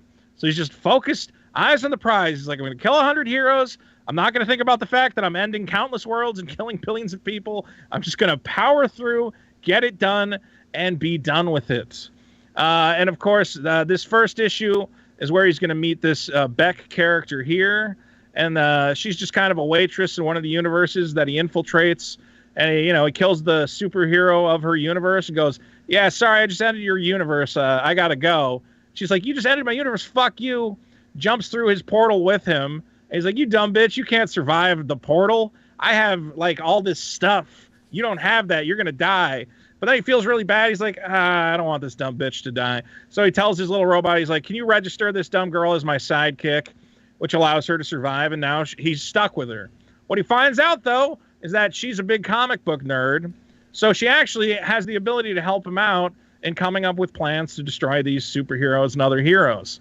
So she's going to be kind of the tactician, and he's the guy running around with the gun killing people. And then there's a little robot that shows up and says weird racist shit sometimes. Oh, Artie. AI is so racist. We got some, it's going to be real fun. And are you guys hentai guys? I'm not. I like to fuck everything.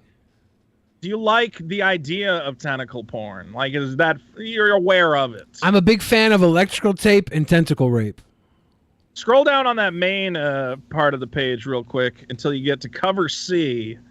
Now, I don't know if you guys were ever buying anime back in the 90s, but you always had to go to the flea market, and there would be some guy with a bunch of bootleg VHS tapes, just fan subs or whatever else.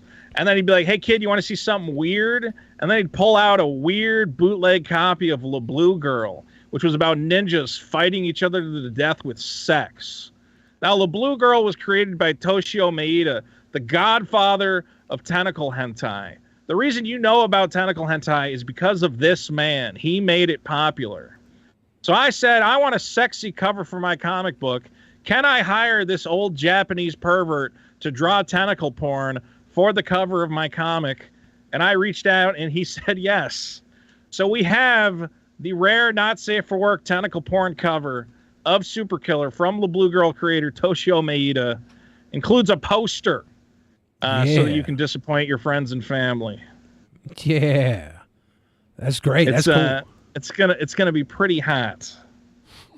So yeah, this is a fun look. If you like superhero stories like Invincible, The Boys, kind of deconstructing the whole genre, but having a lot of fun with it. This is a dark, weird comedy.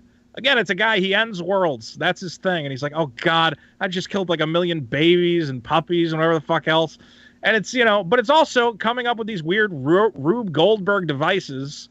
Our main character, he doesn't have any special powers or anything. He just has a ray gun that kills superheroes. But how are you going to shoot the Flash? How are you going to shoot Superman? They're faster than the speed of light. So he's got to set up these crazy traps or these ridiculous, convoluted situations. He's only got 3 bullets in the gun at a time. If he misses, he's fucked. So he's really got to lure these guys into a situation where he can shoot them in the fucking head. And that's what it's about, man. And you at the $100 level, you have a metal lunchbox full of goodies. Hell yes, full of tchotchkes. You got a metal slammer token, dude. You get Pogs. What are you gonna do? Why have Pogs if you don't have a slammer? Come on.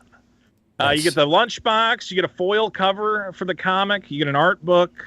Just a bunch of cool stuff. This is for the real fans. I mean, I think this thing, man. I'm really committed to this project. We're gonna do at least 6 issues. If not, honestly, I would love to do 100. I want to be Todd McFarlane. I want to do 300 issues of fucking Super Killer because I have a lot of fun places I want to take this comic, and I just have a lot of fun with it. I think it's got legs. Yeah, it's always fun to get something you care about and get people behind it. And it looks like you're already 46K into the goal. You're got 28 days, so people jump on now. While you could still be a part of the beginning, because Vito ain't stopping. Vito's not going to fucking give up. He's going to continue making... Look, this is the best sale I can do right now. Let Vito make his comic books so he stops making shitty jokes. All my jokes are great. Yeah, they are. I was talking Honestly, this is one of these things, guys. I don't want to toot my own horn, but I'm a dedicated guy. I push forward. I make shit happen. There is a possibility that this becomes a real comic book series. And if you own issue number 1, yes, look, I wish I could sell it at the Marvel price. I wish I could sell it to you for $3, $5 an issue. But those guys could sell 100,000 copies of the fucking comic. I can't do that. I got to pay my artist. Okay, he's in Mexico, so I don't have to pay him as much. But he knows what he's worth. He's really good at his job, and he knows it, okay? So I got to pay that guy. I got to pay the guy who's going to color it. I got to pay the guy who's going to put the words on it. So I'm asking you to pay what I admit is a bit of a premium price. I still think it's within reason. We've tried to keep the cost as low as it can. But again, you're helping fund. You're not funding DC Comics. You're not funding some executive who's just, going to put the money in his bank account and nothing's going to come of it. You're literally making it so we can make more of this. Oh, check out these trading cards. This is great. And I'm trying to give everybody some tchotchkes, too. You're going to get, just for back in the comic, you get a free set of trading cards. We've already unlocked 8 different trading cards from different independent artists. They look like the old Marvel trading cards. Yes, I was just going to say that. I had the full set of these in the, I think, late 80s, early 90s. Yeah, I see these do look like the Marvel cards. There's Spider-Man in the back, Gambit. No, not those ones. Scroll down, you can see the cards. You'll see them. They're on there. There. You can see the ones we've unlocked so far. Nice. It's all about promoting, man. And these are all other independent artists, other indie creators, buddies of mine, friends of the show or whatever. And we're trying to put a spotlight on them, get everybody to follow them and boost them, man. Because everybody's just grinding. We're all grinding right now. You guys are grinding. Yes. Getting tips, making shows. Yes. It's a grind, and there's not enough money to go around. Frankly, I don't know what the deal is, but yeah, everybody's happy throwing money at these big corporations. But we really do need to be like, hey man, if you have a favorite YouTuber and you watch them every fucking day and you're not paying them the same amount you're paying for your Netflix subscription, what are you doing? If you're paying $15 a month for Netflix, you should be paying your favorite YouTube guy $15 a month. He's giving you more entertainment, and it's coming from a real place. And he ain't got a budget. Yeah, and our propaganda is self-serving. Yeah, man. Well, everybody's got a... by the way, there should be a ton of tips floating in right now as I give this big Yes, speech. please. Thank you. Scroll down a little more. You'll see some of the other cool items we got. Obviously, I'll sign your comic $5. I'll put my little signature on there. Why not? Little plushies. Look at the plushies. Come on. Those are cute. That's adorable. Those are adorable. I'm getting them made by the finest Chinese seamstresses. And this They're is your hard at card work. game, right? This is enemy weapon. Did I ever send you guys a copy of that? We did not get a copy, as far as I should know. send you a copy of Enemy Weapon. So this was my first Kickstarter I ever ran. We put out this awesome. It's like Cards Against Humanity. If Cards Against Humanity didn't suck and wasn't made by a bunch of fucking jerks, click on that link, that enemyweapon.com link. You can see some of the cards real quick. This is a great game, actually. So the idea is every round there's a different enemy. So you can see that enemy there, Trevor. He's banging your mom. Yeah, if you read that thing above that. That kid. really cool kid. Oh, you mean right above? Or no, right No, there. just read it. Yeah. That really cool kid from the local skate park, and if you don't impress him and his friends, he's going to bang your mom. Yeah. Okay, so that would be your enemy for the round. There's 100 different enemy cards, and the win condition: stop Trevor from banging your mom. So you then have a hand. You have a handful of different weapon cards. This would be a great weapon to use on Trevor. You read it. A gun that turns penises into vaginas. So you're gonna donut bump my mom? Try it, Trevor. How are you gonna bang my mom? You gonna scissor her? You're not For gonna be. You're gonna real. be too horrified. Scissoring So the isn't idea real is- sex. Every player has their handful of weapon cards, and they each argue. I go to Trevor, and I use my gun that turns penises into vaginas, therefore nullifying his ability to bang my mom and solving the situation. So it's kind of a storytelling game. Only get this game if you have friends who are funny and creative and can tell funny little stories based on the prompts that I have provided. If your friends are dumb, do not buy this game. Yeah, this is not for dumb friends. If you have normie friends, you're like, well, this is a gun, so you could kill him. Then you have to Exactly. Then you have to beat up your friend. That becomes the new game. It says in the rules, if your solution is to kill the guy, you've probably lost the round. Like, you can be more creative than that. So that's a fun game. People love it, and we're doing a little expansion pack. So people who either already have it and want to add more cards to it, or if you don't own it, you can get a Super Killer expansion. I'm trying to remember if there's anything else interesting on that page. Oh, you can get a little hat and a T-shirt. Why not? Super Killer swag. You can wear it to all your Yeah. fucking orgies. I really urge people, though, go to superkiller.org, learn about it, because, I've just given you kind of a brief overview of the story. But again, it's not just wacky. People are like, oh, so it's just like a stupid, wacky thing. It's like, no, man, it's like a mystery story. It's like, why the fuck are they ending universes? Who's in charge of this? Like, who comes up with which universe gets destroyed? What is happening? And how did this guy get this job? And can he actually quit? There's a lot of fun mysteries that will be solved. There's a woman. There's a woman licking her own armpit. Who can't get behind that? Yeah, exactly. That's what we all. That is my good friend, who is sadly deceased, but she was part of the inspiration for this great project. She was great. Sarah Mostajabi. She was a comedian. All the good ones are dead. That's what I can say about women. Drives you nuts. Until their bodies get cold and you have to microwave them. I went to her like it wasn't the funeral, but it was like the memorial celebration or whatever. 'Cause Yeah. they buried her in like the middle of the country, but then they did a thing in LA, and a bunch of her family kept going up, and everyone in the family was like, "So I'm blah," and I am Persian because she was Persian, and the mom gets up and she goes, "I am also Persian, and in a Persian family, blah blah blah." And I went up and I went, "Just so everyone knows, I'm not Persian." I get a little laugh, and I go, "Frankly, I don't care for him." And the fucking room erupted. I got like the biggest laughs at a fucking wake. Not actually killed. Persian. Frankly, I don't care for them. They're kind of a filthy people. And the room was just like, because of a bunch of comedians. Don't So let that Eric was, July hear that. that was my good racist joke for the night. Yeah. Anyway, guys, superkiller.org. Find out about the comic. We're making it happen.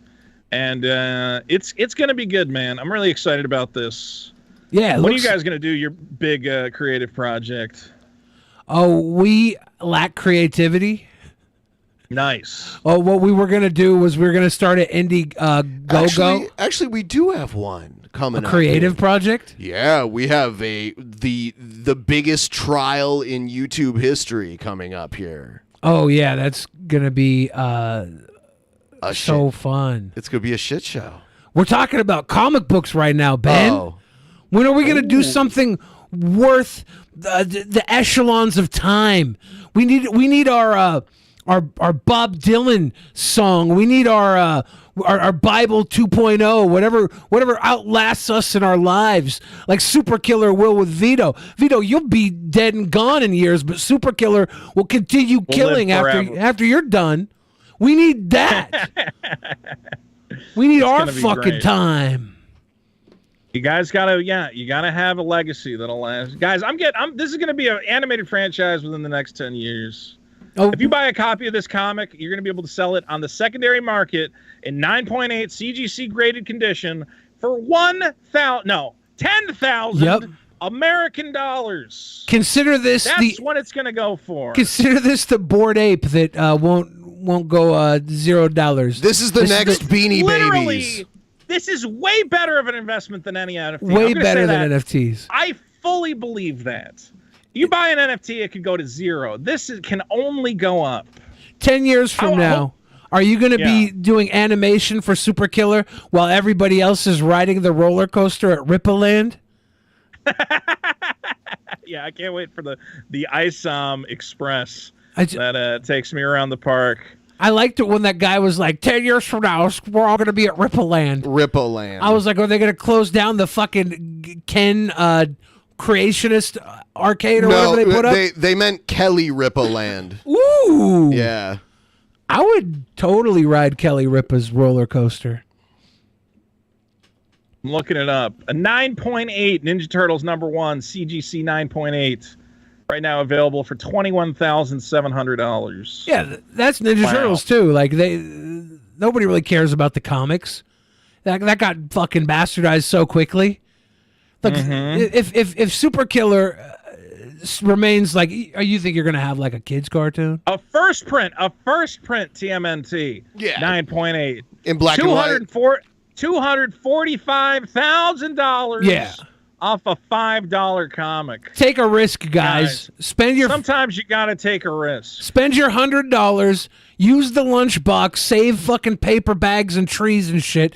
Use the lunchbox to go to work every day, like Super Killer has to, even though he doesn't want to fucking do it. Take your lunch in that lunchbox, and then know 20 years from now, this is your retirement plan.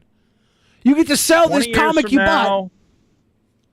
You're going to feel really stupid if you're watching this stream and 20 years from now this comes true. Yep. You're going to go, fuck.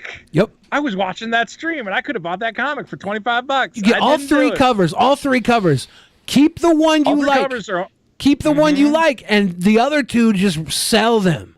Sell the other two. Make enough to buy a house or a small child.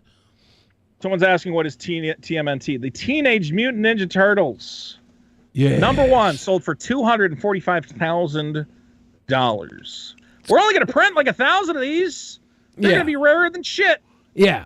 You're going to be rich. When all the kids are going to school playing with the fucking Super Killer Pogs, and they got their Super Killer T-shirts and their book bags and their beanie buckos, all their happy little horse shit from the Super Killer brand. You're gonna wish you got in now. You're gonna wish. This is a really cynical pitch, guys. It's a fun story. You're gonna have fun with it, and you're helping a creator. It's so hard to make stuff these days. It's so hard to find the money in the audience. So thanks to everybody who supported it so far. Again, superkiller.org. You'll find your way to the campaign, learn about the story, and I hope you guys love it. I love it. Honestly, I love it. I love this story I'm putting together, and I think people are gonna love it as well. Yeah. If you think I'm a funny guy, hopefully you trust me to make a funny comic book, right? Yeah, and if you don't, buy it anyways, and then talk shit about it. If you're one of Eric July's fans, For Internet Cloud, buy this thing just to burn it. Do it. Exactly. That would be a good YouTube video. All right, guys, I'm gonna get some dinner or something. All right. Thanks for having me on. For sure. Thanks for hanging with us. Let's start a tip train. Tip guys. train. Come on. Whip those milky tips out. out. We gotta support our boys. Again, I say it. You're paying what for all your stupid subscriptions and your movie tickets? If you're watching these guys every week, every night, you can throw $5 in the kitty. Hey, it's true. Vito with the tip train, getting the tip train. Tip train moving. Damn. Have fun, guys. Yeah, thank you for hanging with us. Have a good night. Super Killer. Absolutely. Everybody. Superkiller.org. Check it out. Leave the page and open. listen to my podcast as well at the biggest problem in the universe on YouTube. You can watch me and Dick talk more about Eric July's fantastic comic. Beautiful comic, the Rippaverse. 10 years from now, we're all going to Rippaland. Maybe. I hope not. All right. Okay. So that was fun. Fun change of pace to have. I really am sad that Isom isn't the hero that I was promised. I thought he can't be your hero. I thought he was going to change the world. I thought he was going to fight Disney and DC. Tip trade. Alex Leon. I know a lot of times when we have a guest and we're doing a lot of talking, you guys are kind of afraid to interrupt. So now Vito's gone. Now you can interrupt us all you want. Please interrupt us. Please continue to interrupt us. I've got some good videos planned. If you can help continue to get the tip train rolling. Also, for those of you who have been buying Vance Global stuff through us, there's a new link. We still use the promo code Peasants for 20% off your entire order, but there's a new link, so you need to start using this link if you want to keep supporting the show, if you're a regular purchaser over there. And it's down in the description if you do that. Now, earlier, Ben, you were talking about the trial of the century. Yes. It's going to be happening later this month. Yes. It's going to be pretty interesting. Yeah, it's going to be so Trumpster Bob is accusing this guy named Harry Brogan, who I don't know that well, but I've seen him in our Discord posting funny videos of Trumpster Bob, so naturally Trumpster Bob hates him. And you know how Trumpster Bob can start to put two and two together when someone's on his shit list. Kind of like how Elisa Jordana was a Duru and all that. Yeah. So he's accusing this guy of being a serial killer that has never been brought to justice. We are going to have a trial. Trumpster Bob will be the prosecutor. I will act. 2-3 fitties for Thank my you. Sweet Wah. I sent you stuff on Discord to the both of yous about your boxing matching my GT. A show dialogue for your cameo Benjam it in. Yep. Yeah, I'll record that. So I will be the judge, and then we haven't told anybody this, but the defense attorney for Harry Brogan is William the Refrigerator Esquire, attorney at law. I take my job very seriously. My client is innocent. Trumpster Bob has a history of, like you said, the Uduru. There's a lot of things that have gone on unproven. We're giving Trumpster Bob a chance to prove it this time. Yeah. And I think with my history as a arguer, I think that Trumpster Bob's going to have to bring his A game.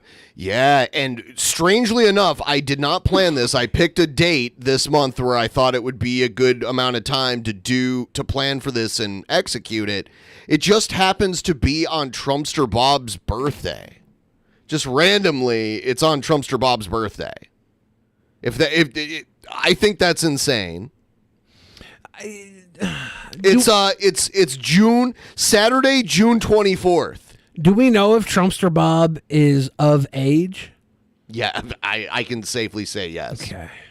I can safely say yes. I should also tell you guys what's going on with Patreon at the end of we're going to do both of our Patreon shows in June the same week. Mainly because we're bringing back Spin Till You Spew, and I will be taking on Jeff Holiday in Spin Till You Spew in the return of Spin Till You Spew. And the best day he could do it was Wednesday, June 21st. So that's when we're doing it. And then the following Friday, we're doing Actual Mania 45 on the 23rd. That's a party. And then at the end of that, we're doing the fucking trial thing. So that's going to be a good week to be a part of the fucking Cool Kids Club. Yeah. It's going to be crazy. Dun, dun, dun. We're going to have a full 12-member jury. Bob has already selected his 6 members. You're going to select your 6 members, and we're not going to do like a unanimous decision. It can be skewed. It's just whoever gets more votes, innocent or guilty, not guilty or guilty. If people want to put short video clips up in the Discord, why they should be chosen as jurors, I'll go over them. Okay. I'll go over them. I just need people who are fair and balanced. I don't want Trumpster Bob to, feel like he's getting railroaded, and I don't need the help of somebody who's going to just blindly choose me. I'm obviously here with integrity. I would like this to be a real trial that sees justice, and whether this man is guilty or not, he goes to jail for a long time because of it. We'll put him in Tim Pool's band, Garbage Island. The same difference. Yeah, in the Discord. That'll be his sentence. Or I'll just make a new room called Jail, and he'll be trapped in there. Or we could falsely imprison him. Oh, no, I don't want to do that. Okay. That's fair. Dun, dun, dun. Yeah, so that should be a good time. Elizabeth Emoji says, I like Tim Pool's song that I heard. Oh. Some people are into that genre of music. Interesting. I didn't like it, but I also didn't understand why it was made. I was like, because he has the money and the time, and he can live out fantasies he's had about being an emo musician. That's fair, yeah. Then I also like it then. If it makes him happy, it makes me happy. If it makes Timmy happy. If it makes him happy, it makes me happy. But I did not like the stupid skit he did with Marjorie Taylor Greene and Magic the Gathering cards. That did not make me happy. So I wanted to check out. I saw 2 really funny Blade videos. There's one where Blade was hanging out with these friends of his that he hasn't seen in years, and he brings the stream with him and the TTS, and his friends don't like it very much. Hey, what up, though, peoples? Hey, he's always joking around about J-Cups. Mm-hmm. He's always like, J-Cups. There's a pizza place in Toledo called J-Cups Pizza. That's not the J-Cups he's talking about. J-Cups Pizza. He's talking about J-Cup boobs. I know. It's just funny that there's a pizza place called that. There's Beck. Hi. You want to say hi to the stream? Only used to be Blade and his girlfriend Beck travel to have a good time with some close friends Blade hasn't seen in years. Hi to the stream. Hello. What could go wrong? Oh, yeah. Although that was the night I got too relaxed, so. Is this the stream? This is the stream right there. Do they shower? Damn. Probably not. I haven't seen you, Jill, or Courtney since 2016. And why does that feel like, oh, that was just like last year? Oh, I thought you had. Yeah. Where's mine? All right, peoples. Thank you, Chungus. Thank you, stream. Thanks, Chungus. One of Blade's biggest donors donates for the group Thanks, to take a Dave. shot. For nothing. Whoa. Because you didn't pour me a shot. Oh, no. You were supposed to do it. You didn't pour me a shot. Is Bex without a shot? Beck wants Blade to pour her a shot after he forgot. She does need a shot. Because he had a triple. All right. Oh, my goodness. Cheers. Cheers. Go, J-Cup Rangers. When we get donos, I feel the love. But when I'm with Blade and he gets donos, it's almost all really bad stuff. I've had some good donos with Blade. You've had some, but they're almost all really bad stuff. Almost all of them. I remember I was sitting with him and I was talking to Beck, and they're like, Beck is going to try to fuck this guy, Blade. You better watch her now. And like all sorts of weird stuff, like them trying to get the N-word in, like whenever they can. People calling me like Antifa and that I like hate Blade and talked all this shit about him. I think I just get chat donor respect whenever I'm around. They want me to box. You think? Box who? Another YouTuber. He wants to box Wings of Yeah, so he wanted to Redemption. box Wings also. Yeah. So you should have just boxed Blade instead. No, I don't know. Keem, I think, was thinking about it, but Blade wasn't going out and training like he was hoping he would. Lately, they've been doing these YouTube boxing matches. So they want me to, like... Not really a And you fight. guys like really beat each other up? Murder. Try. No, it's like It just it's seems like a like a pay per lot view of thing. energy. No, Yeah. it's like people Here. it's like people train for it. What is this? All the evil messages are Chicken Andy. Yeah, Chicken Andy spends thousands of dollars sending evil messages. What is your cup size, ladies? Blade is fond of the J cuppers. This big. I'm a strong C plus. You're not a C. No, you're definitely like a 42 C. Yeah, C. You think it's C? 42 C. Is that not a C I want to plus? see Blade bend these two trollop over. The dark one looks like her rainbows tastes Oh, good. no. Sup, baby. Oh. That's a compliment. Oh. Oh, no. That's actually a Well, compliment. that's definitely I mean, The dark one. Talk about making one feel good. What? So sentimental. I mean, you know. What are rainbows? Is that a racist thing? I have no idea what that even meant. Some of this lingo is just beyond me. I don't know. Looking beautiful ladies less than 3 mommy milkers. Thank you, guys. They thought that was funny. Thank you, guys. Holy shit. I was expecting.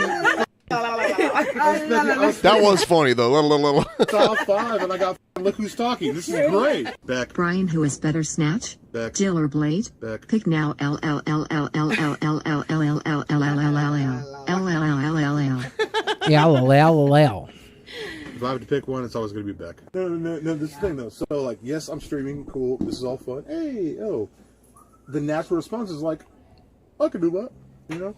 Blade talks about how people think it's easy to stream when in reality you have to have thick skin to deal with some donation messages. No, I could not do that. I will tell you that right now. I could not. Sir, do that. can I smoke out here? Yeah. Okay. I try to ask first. No, you didn't try. You did, and I gave you permission, and you're totally cool. That's my current. That's my current toe. He's showing the toe. He's got to show the current toe. He needs them to know that His toe is okay now? Yeah, it's healing. In fact, right there. We found out that Beck's first kid used to watch me. When he behaved himself. Right. Yeah, when he's gaming, yeah. When he was in gaming, the gaming years. In the gaming. That's why I've never been like, oh, I have a friend and he YouTubes. Let me show you. Yeah, please don't look at Which is the most awkward thing ever. That people are like like, oh, watching what do old you school do? Blippi. I'm like, what are you doing? I'm like, oh, I do YouTube. Oh, what's YouTube? Don't worry about it. Yes. Bye. I missed you. Till next time. Yes. Well, Is you it- live here now. Is it going to be another 7 years? It should be because you live here. Bitch, how am I taking my daily dose of BBC when I'm sitting right here, bitch? Ouch. No, but that's Jill. That's Beck. That's Jill's man. Dino? Really? Are you serious right now? I'm with you. Gino. Conversation turns awkward after Jill, the lady sat next to Blade, who has known Blade for many years, Beck, Jill's husband, the man that sniffed the camera, and Blade spoke about going on a trip together. Jill's husband is not too keen on it, as he's never gone on a big family trip with his kids and has anxiety over it. We were just talking. Stop. I'm joking. It's interesting how someone captioned this. I've known Gino a long time. We were just talking to him about the whole trip to Cabo. Uh-huh. And he says that he's a little worried. Yeah, well. We'll be okay. What are you worried about, though?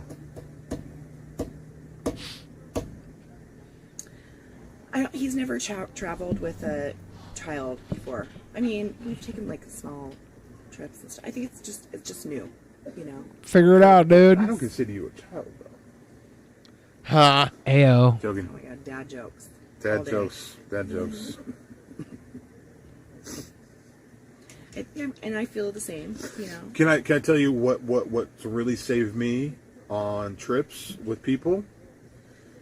I don't know. I wonder if this girl is Greg the Hammer Valentine's daughter. He was from Seattle. The tiles. She does have the hair. iPhone people. Okay, if you're not, that's fine. They have the same thing on tiles. I'm an iPhone guy, and I bought a bunch of air tags, and I put it on the people I love, and it makes everything better. Hold on. I got a few shots. You just said you put it on everyone you love. Mm-hmm. Name the things that those air tags are on. Just name them. The Cadillac. Hold on. Just name them. Just name them. Okay. My keys that you use, because we're a single car household, so I can always find you. Anyways. He randomly gets a $200 because a viewer asked how much it would cost to call Rico. Let's talk anonymous. Okay, dude, call me. Shit. I'm finna shout my phone number out here on the thing, dude. I know.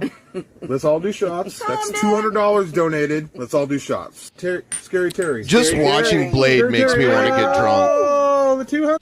Like I'm trying to not drink until this spin till you spew thing happens, but just watching him makes me want to get drunk. You better not, Ben. No more drinking until spin till you spew. I gotta save my liver until then. You know. Sticky says my boyfriend just asked, "Is that the kid from the Sandlot grown up?" Which one? No. Blade. No, which kid from the Sandlot? Obviously, the fat little red-haired kid. Oh. So, have you ever had like some good ass Thai food or that other, like, I don't know, and then you poop it out and you're like, Blade really wants to tell Jill about one of his talents. Yeah, he claims he can taste his poop the next. Like he eats something when he's blackout drunk and doesn't remember it, but the next morning he knows exactly what it was because he can still taste it in his butt. Is what he's about to say here. What the fuck? Did you taste it the other way? No. You Taste it the other way. It's not so much a taste. It's more of like a feeling, maybe. Second hand, third. Okay, that was probably second that, intestine. but Second I don't think you can intestine. taste it. I can tell when I had corn. That's about it. Okay. Yeah, because you can see it. This is what I'm saying. You don't have taste buds in Can your I butt. please explain it? Can I please explain it? You could try. All right. Get me blacked out drunk. I don't remember my own name. Who are you? Like, get me f***ed up. Yeah. Feed me some good food. And put you to bed and And tell put you me to shut bed. up. Put me to bed and tell me to shut up. Try. Cool. A normal Been work for Tuesday. like 3 A hours. Tuesday. Let me show you the videos later. No, I'm good. Now, if I wake up and I take a shit, I can tell you what I ate. No, if I woke up blacked out from a good night of eating and drinking, I can tell you what I ate. My butthole has taste buds. Yeah, because you know what you ate the day before. I was What blacked you're gonna out. poop. I got it. Eat the orange. I was blacked out. Wow, Blade, nice to see you working out. I figured out your workout train the belly for those deadly liver shots, but let's face it, you got that cirrhosis belly, so it doesn't matter. Also, Beck, it's nice to see you laughing at home. You're miserable. Oh, thank you. You're right. I needed to get the f- out of the house. Damn, pepper chicken. I mean, It's rude. I've been bringing it out of the house. What are you talking about? no, you have not. I am not. I'm like a prisoner. You're a prisoner. Really. Let me see your handcuffs. Let me see your wrist. They're at home. We took them off to come here. Oh, please. Remember earlier you were like, we feed into the... Stop. Gino, I must warn you, these kitten are literally Dumb and Dumber. You know the movie? Yeah, I know you can figure who is who. Also, you're about to meet with Romney. He says the N-word a lot. Right now he is telling his boring stories, but Blade show the toe. He did show the You want toe. me to show the toe? Do you want to be boring?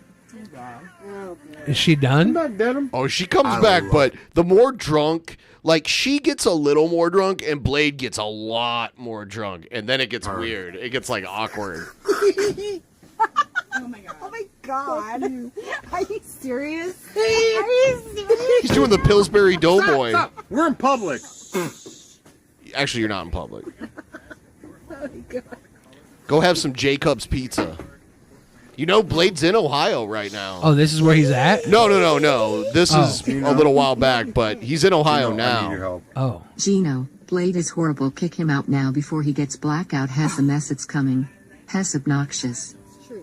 You think if he ate J-Cup pizza during a blackout, he'd be able to taste it the next morning? He'd be like, definitely J-Cup pizza. Advice. Do you want me to go Probably go good away? advice, actually.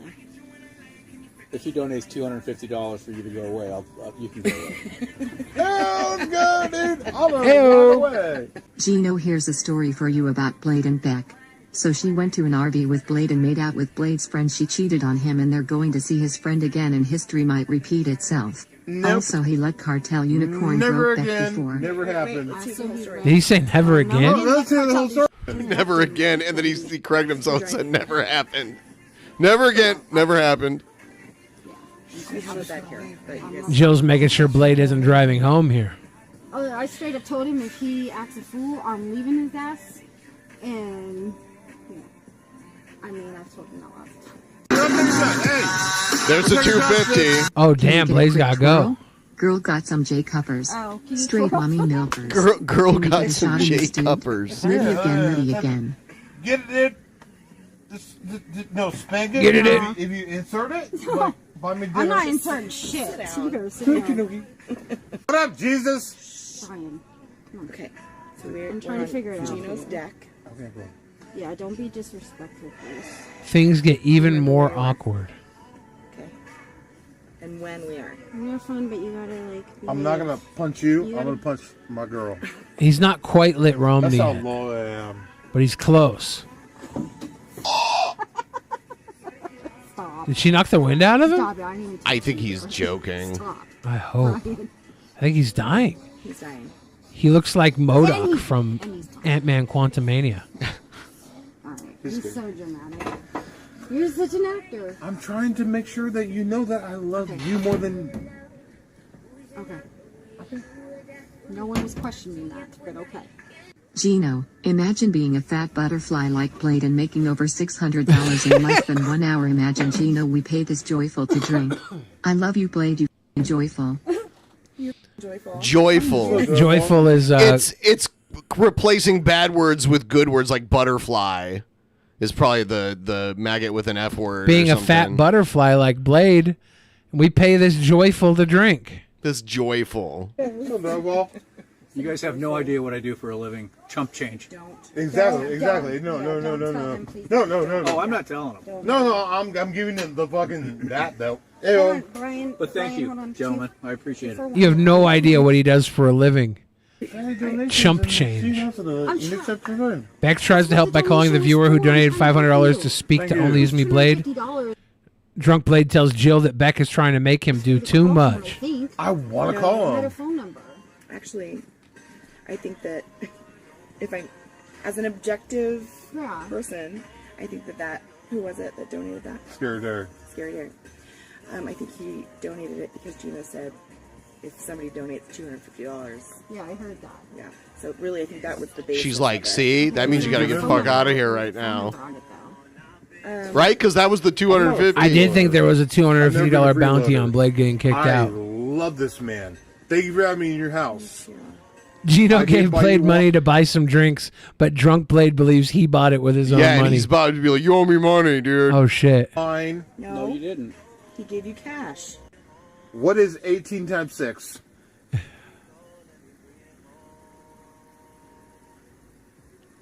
Just don't. I owe you $25. What? Because you gave me $125. I bought the things and Don't. Just drop it. Just don't. all charges dropped. All Did he drop charges his phone dropped. on the ground? Transmission ended. Oh yeah. Give me a Newport. Give me a Newport, dude. Gio, I love you. He's doing that I love you thing. He was doing that to everybody at your house the one night. So Yeah. glad you only do these like once or twice a week. Jill is glad Blade doesn't stream Stop putting daily my letter in getting your drunk. tit. This is really mean. Gino, you want to do a shot with me, dude? I'm done with shots. Thank you. Gino is done with Brian, shots. read the room. Scram. Brian, read the room. Oh, no. Scram. Blade, listen. It has gotten to the point where you are no longer content or funny. Watching a total drunkard wreck his life is not funny. Damn. You are getting wet brain too. You are a true drunk and you need help. It is affecting your social life too. Damn. This might be true. Oh, damn. Jill, who hasn't seen Blade since 2016, yeah. tries to speak to him seriously, but Drunk Blade does not want to hear it. Gino, I love you. I love you. But listen, I'm telling you, right? I haven't seen you for a long time, right? Brian. I love you. I'm really glad to have you here. So you said this makes you want to drink? Yes. Fuck. Watching him drink makes me want to drink. $200 is the least you can do for putting them through this. So they can get a nice dinner and forget this night forever. We already had dinner. Blade is gonna get a real wake-up call when Beck finally leaves. Aw. God, that's so rude. You even cheers, dude. That's about junkie. Thanks. You Shouldn't bring him listen to here. any of this. Just sit here and live your life. Jill's had enough and wants Blade to You, turn not the speakers you, off. The audience. Hey. You, specifically. Hey. Get a tip train started. Yeah, Unfortunately, I can only tie it this much for now, but I was wondering if you could tell us how to get our level 5 sweet boy cert. Got people here that need to. Oh, dude, did it cut it off? A levels 5 sweet boy certification, or Yeah, I think so. I'm refreshing so I can get the entirety of that. Wondering how we can get our level 5 sweet boy cert. Got people here that need to qualify. Well, I got to tell you, the best way to get that level 5 is to tickle our toes. Just tickle them. Turn the speaker I love off. you though. Turn the speaker off? Yeah, they're rude. You can see it when it comes on the screen. Like, some people are really... You guys are really rude. Oh, damn. Jill has had enough. I'm sure that'll work. Talk some sense into them. They'll understand, right? She wants him to turn off the speakers. Yeah. Beck's poor. Beck's poor. Fuck. What does that even mean? I'm an asshole. He's lit, Rom. Beck's poor. Yeah, he's lit. My guy, Tom Segura. Figure it out. Let's do a shot. Tom Segura's there? He's saying Gino looks like Tom Segura. yeah. You owe Gino $200. Give him the money, you f***ing butterfly. Okay. You're burning bridges Gino. that could have been great. Cool, Such a let's do it. dumbass. Give it. Okay, No, so you gotta just send send it it to to me. Gino, how could I send you the thing, dude? So they owe Gino $200? I don't know. Yeah. Goddamn right. You ready to go? Thought he said he owed them 25, but Cool. You don't get to have that anymore. Anything. she took the drink away from him. Anything Damn. with him, drink or food, will go in the mouth. What was that? What was that? Does Blade ever stream from his friend's house and it ends well? No, I remember when he streamed with his mom and it went really bad. Yeah. Because of the donos, because they're so mean. They're like super mean. What are you assuming? I'm not assuming anything. Is he talking to her boobs? It looked like Oh, it, yeah. and Beck Okay. was like, I'll stop. turn it off. Bye, guys. Yeah, Bye, DeMarco's did not go well. Turn it off. You want to turn it off? Yeah, I really want you Okay, to turn they it off. don't get this, but this is what I deal with every night. They think that I'm the bitch and I'm the, you know. Okay, well, Jill. I got Turn you. it off. Okay. Damn, Merry Blade. Christmas. Thanks. Merry Christmas. He said Jiminy Christmas. Okay, so oh god, this thing. Oh, no. So now they're in now he's with Chicken Andy again, and they're in Ohio. Ohio weed is still illegal, and the cops in the Cleveland area do not mess around at all. And they're live streaming, smoking weed and shit, and then someone just like emails their stream to the cops. Oh, damn. Yeah. So Look look at Blade. I want Blade and Jared Genesis to box To just because they sumo. both have those like big Bump bellies. Yeah. I'll take one. Good idea. This guy doesn't know what's going on, dude. He's a weirdo, dude. Hey, He's a weirdo, dude. The RV they have here is way bigger and nicer looking than Chicken Andy's old one. Here come. Uh-oh. You guys look alike. That's dude. He's like, you guys look alike. Chicken Andy's holding the camera. He's like, this. He's telling this comp he looked like the other guy. Everyone. Watching Everyone. your live stream. Oops. Step on out. So why don't you guys donate then? Oh, Hurtler. Hey, you got it all, right? You just watching no donos, Piggy? Yeah, it's like the only way the cops would be made aware of their live stream is if the viewers that secretly hate Blade and want to see him die, or these Unless other they're guys. Chicken Andy fans. Right. Hey, someone Peter here. Okay. He does not care about the cops being there at all. It's great. Oh my god, you're gay.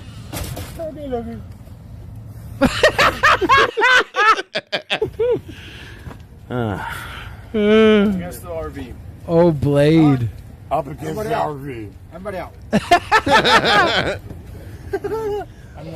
He's just mocking the cops. Up against the RV. What are you doing, dude? Yeah. I'm a sober guy. Yeah. That's why I would be the driver. Yeah, he's a driver. Yeah. Sure.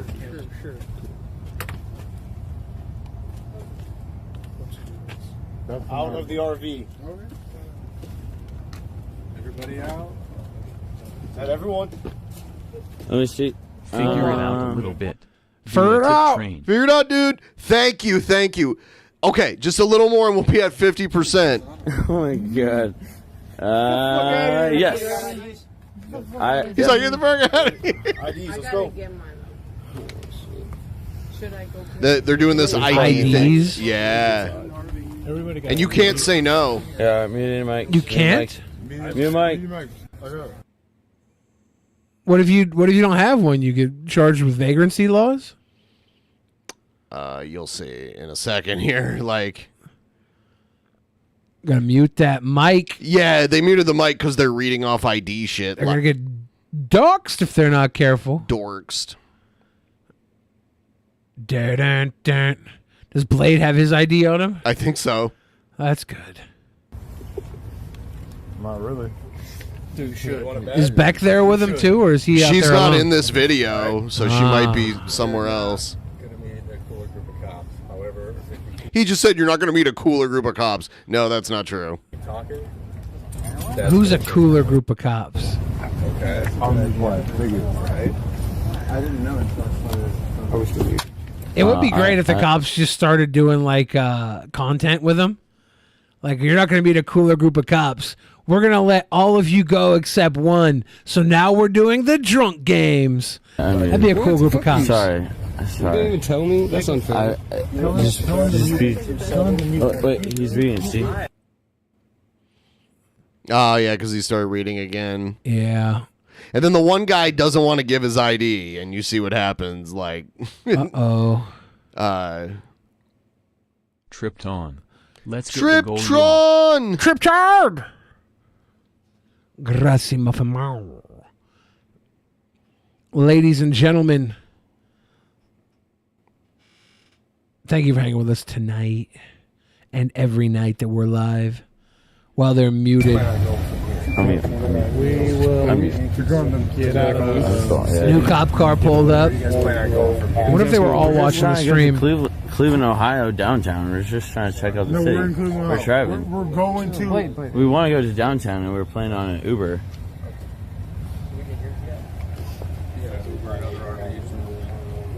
The what? You gonna Uber an RV? Uber out of an RV, yeah. I've been doing it in like so many states. Oh my god, how many cops you guys got going on here? Yeah, they keep showing up like more and more and more. Yeah, they probably were all watching live and they just want to be a part of it. And not shit else going on. RV there's stuff going on there. We had some complaints at your neighboring stores.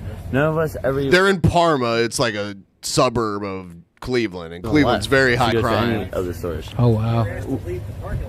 Never was asked to leave. Never was asked to leave. We got a warning. We got warnings for disturbance at the stores.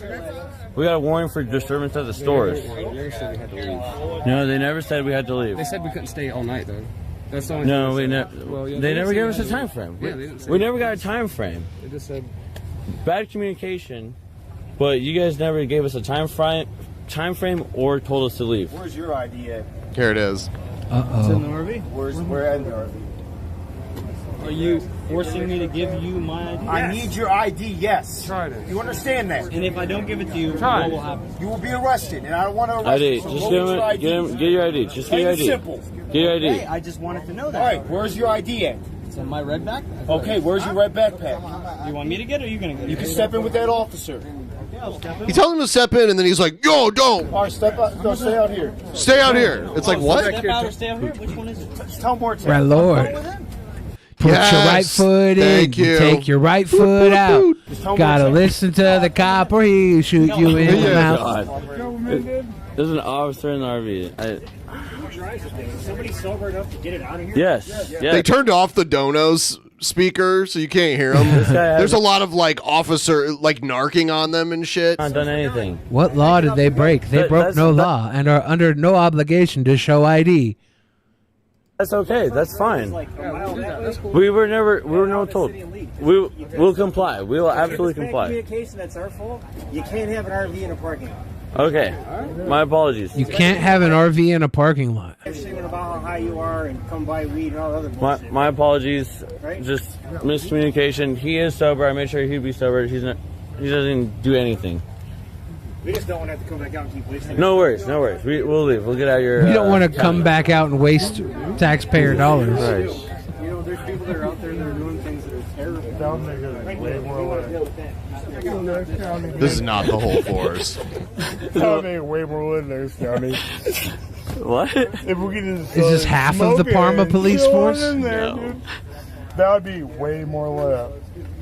Did you get ready? Sean. You got took it. Okay. Damn. Which is illegal. Oh, we just saw some weed and get It's out. illegal. The fact that they're in my RV is illegal. Yeah. It's illegal. You guys should call the ACLU right The now. most dangerous game of Simon Says. I know.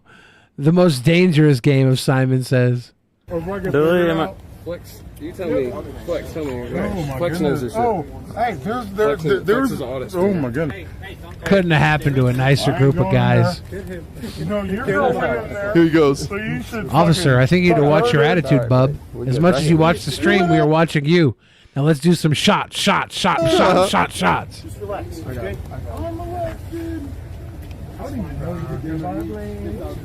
Yeah, put your fucking hands on the wall. Stay like that. Do not move it. Or say a word. That's it. He's not moving. So I'm talking to you. Get us more cigarette, dude. Dude, I don't break any laws. Figure it out, dude. I love Quiet Leonard. Hey, can I have a cigarette, dude? Figure it out, dude. I don't have one. These guys stole my Newports. These guys He stole my needs his Newports. ports. Hey, Jacob. Stop raping people. Can I get a Newport? Okay. Well, shit. Well, I'm not going to smoke a Newport out my ass, dude. You're weird. Why? You can probably taste the flavor after a night of blacked there out. you go. You can tell if it was menthol or not, right? You want a Newport? Yes, I want a Newport, dude. Get a new one. Do you guys have a warrant by any chance? What? Did you guys have a warrant by any Oh, this is rich because not only in Ohio, but like in illegal weed states, they can make this excuse. Well, here. I mean, they saw them committing crimes on video live.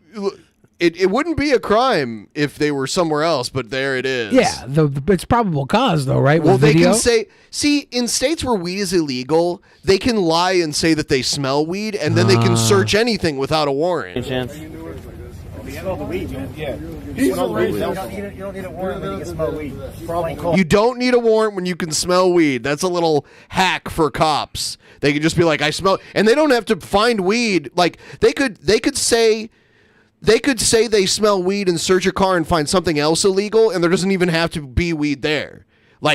Which means they didn't actually smell it. They just lied and said that they smelled it. Smell. So don't be in and out.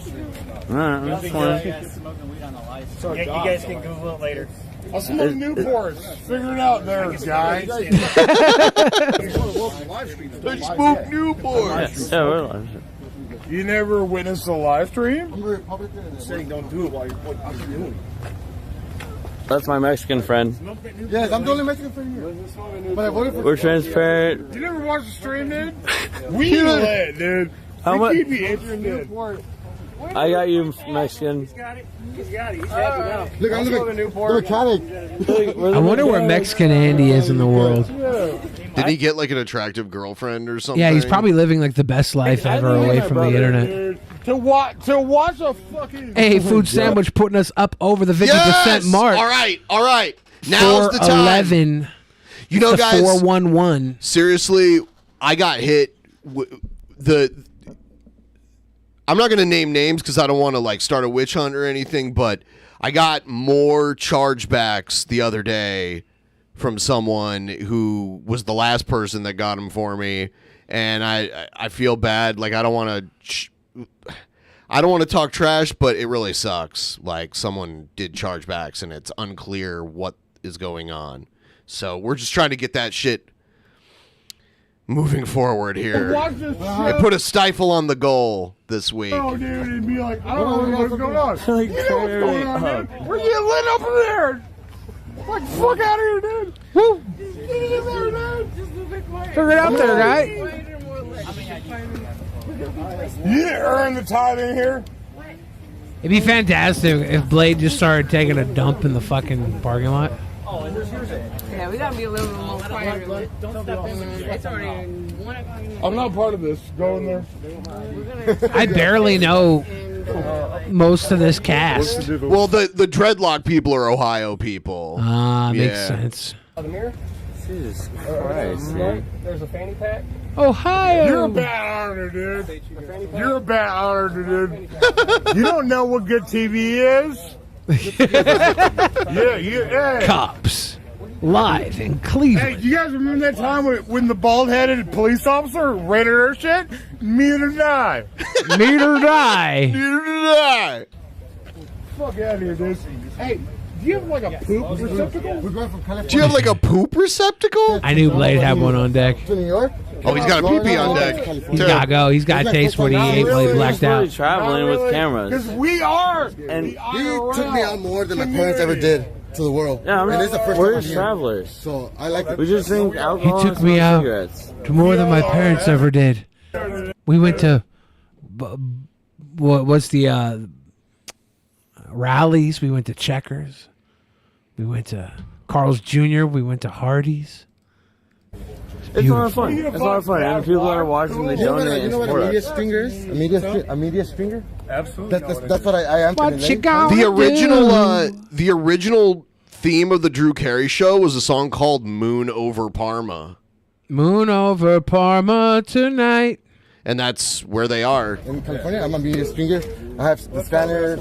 Then they went to Cleveland Rock. Take me in and out. To New York, to Florida, and then back to. Yeah. But What's up, dude? New York. What's up, dude? They're trying so hard. Now this RV is got what? Is it extended on the inside too? Is it? Yeah, it's pretty big on the inside. Sometimes they have the room parts that slide out when they're parked. I wonder if that's what this is. They're assuming that we're driving. None of us drove. Shout out to Wawa. I'm searching and pulling out bags of weed and looking at it. And I don't know if they're taking them, but I'm just saying. Who's driving for an RV? No, I ain't driving, dude. We're drivers over here. No, I ain't driving, dude. Blade's not driving, for the record. Good. Like, I don't understand. I don't understand. I don't know. Her pussy's fucking fantastic. I love it. Cool. You know, that's pussy probably That's what. No. I'm gonna go. I'm not gonna. Did you pee your pants? What is? Blade probably Did you peed pee his your pants pants. in there? Is that a fucking stable? Oh my god. I'm in a different state, man. Anyway, there's some more. He's trying to go back in. Whoa, he's falling out. Wait, not yet. No, not yet. I didn't like these peoples. He's not a fan of the police. I don't like these people. They're holding my cigarettes hostage. I have half a pack of Blade should have played it off being the driver. Chicken is so wasted too when you listen to the way he's talking. Blade should have told them he was the driver. That I'm the driver, dude. I see Wheezy in the chat. Wheezy. No, that could be really bad. So we just announced that the defense attorney in the Harry Brogan trial is going to be Billy. So Billy is going to take on Trumpster Bob on his birthday during this trial. On T-Bob's birthday. Yep. I'm training him. He's a clown, dude. Calm down there, tart. No, Calm I'm down trying there. to say you. Listen here. If you light your mouth and you got alcohol in your esophagus, it could flame your whole inside. Do you want that? What do you? Oh my God! It's funny how he talks to this girl. Listen. All the answers. I want to give you safe, motherfucker, because I took medtech. Cool, my tech. Hey, the girl with the drawings on her face, she has all the answers, dude. The girl with the drawings on her face, she has all the answers, dude. Call me now. Who's saying, dude? Chill, bro, please. Cool. You gotta relax, please. I know. Keep y'all safe. I love you. I love you, dude. He's so full of love. You guys are cool. You guys are pretty cool. It was really nice meeting both y'all tonight. We still gotta do the cornrows. We gotta figure tonight out. Yes. So we gotta figure out where we can go. Cornrows. Talk to Cam. Go talk to Cam. See where we're going. I mean, it's like a safety precaution. I mean, dude, I got lit in there. Dude. I wish I had face tattoos. Dude, I didn't be in there yet. Got to be in there? No, the reason the cops are there is because people like to fuck with Blade and the other, like Chicken and all them. Anytime they go to like a public place, they call and try to get them kicked out. So they figured out where they were in their RV here, and they called the cops. They're like, there are these people smoking weed in an RV in a parking lot here. You should go there. And then that's what happened. Cool. I didn't know if you had to get pulled. Hey, New Nation. The fat, drunk, shirtless guy has drugs. Arrest him. This whole thing is his fault. His name is Blade, and he has drugs. He's armed and dangerous. I don't know what the fuck that means. Oh my God, I can hear another. I hear a dono in the background that someone else's is playing, and it's like, tell the cops that Ohio State is going to lose to Michigan. Whoa, that's.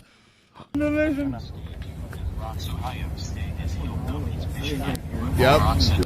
Are you hillbilly rock station, Michigan? Michigan? I don't know what the fuck that means. Oh my God, you're beautiful. You're a person. What's up with that carpet? That's cement. Are you scratching records? No, let's do some carpet, dude. More private, probably? Yeah, okay, give me can I get a compass direction? North, south, east, or west? Every city you go to around here, it'll be 15. It's going to be the same thing. Does Gucci stream anymore? I haven't seen her on her own channel. I had a couple DMs with her a couple months ago on Discord, but I have no idea. I hope she's doing all right. Yeah. IP2 is kind of like an ant farm, and you like have your favorite ants, and you're like, oh, and then you shake it and it all caves in. Yeah, you're like, I wonder if my aunt survived. Probably not. I'll be right back. I'm going to put you full screen. Good is held hostage right now. That's not good to hear. I don't want Goo to be held hostage. Ladies and gentlemen, it is currently 9:17 p.m. on the West Coast. We've been live for 3 hours. If you would like to help us get to our goal, our weekly goal, we're 51.38% of the way to the goal. I hope we can make the goal this beautiful Saturday night so we can have another Saturday night. I unfortunately will be leaving this week. I won't be in the area to do the show Tuesday or Thursday. We got Hannibal and Monty and Pimp Monk coming in with Ben on Tuesday. And we're going to have Scott and Adam from Your Movie Sucks on episode 1200 on Thursday. And I'll be back Saturday if we have a Saturday show. If we don't make the Saturday show, I won't see you guys until Tuesday. Don't you want me to come home and have a fun, nice Saturday show to kiss you guys with, since you won't see me all week? Won't you miss me? Elizabeth Emoji says, my coast is 12:17 and Sunday. Damn! Welcome to the East Coast. All the differing laws of reality when you live on the other side of the country. I imagine there's people in London right now who are getting ready to have a full English breakfast. Hey, Jeffrey Brown, I do not think we're going to have Ball on the show anytime soon. But if he does show up, I would love to talk to him. Are they going to give Blade a first-class flight on Con Air? Do you think they might remake Con Air? Do you think it would be too woke? You think it'd be like Orange is the New Black, but Con Air? They'd have Melissa McCarthy and Kristen Wiig as the inmates. Gotta redo Con Air. That's a movie that, you know, definitely needs to be redone again. Everybody should watch Con Air. It's stacked. It's got tons of talent in it. Oh. Norix says, with my comment got deleted. I don't know what it was, man. I don't know what it was. I'm sorry. Toothless edition. Who needs teeth? Teeth are for rabbits and... Do you guys think if a person were to rub Blade's belly and peer into his belly button they could see into the future? I think they might get like a little fart genie to pop out. Let's get this shit going.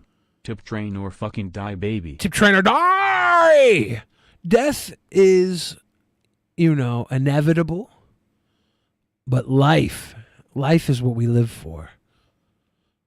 Aubrey Plaza is Cameron Poe. I don't know what that is from.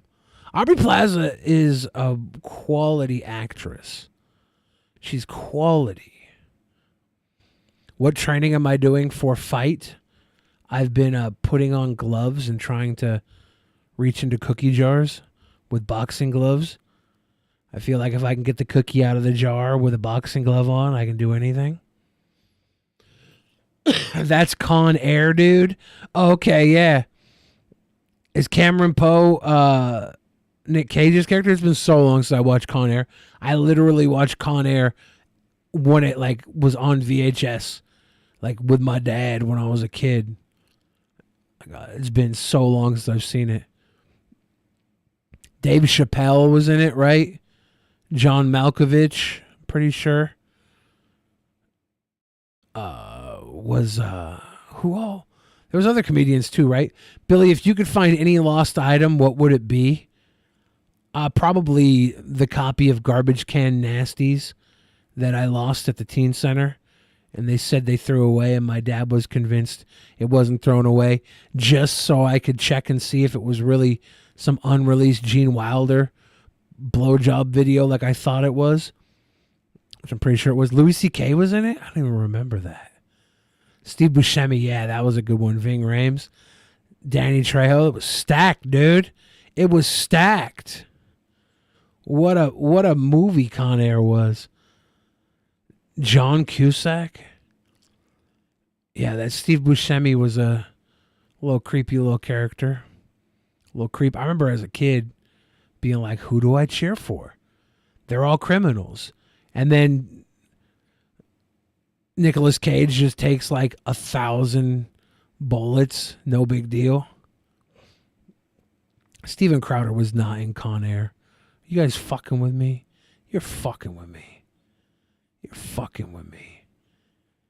I'm buff as shit, Stabby. I'm going to beat everybody up. The guy who played Bubba from Forrest Gump, I would believe he was in it. Put the bunny down. Never. Not sure says Con Air is the greatest movie of all time. It probably actually is. You might be right. You might be right. It's right up there with Cape Fear. Oh, I don't know who Dave Lando is. He was the diabetic, his buddy in Forrest Gump. Ah. Maybe I should rewatch Con Air someday.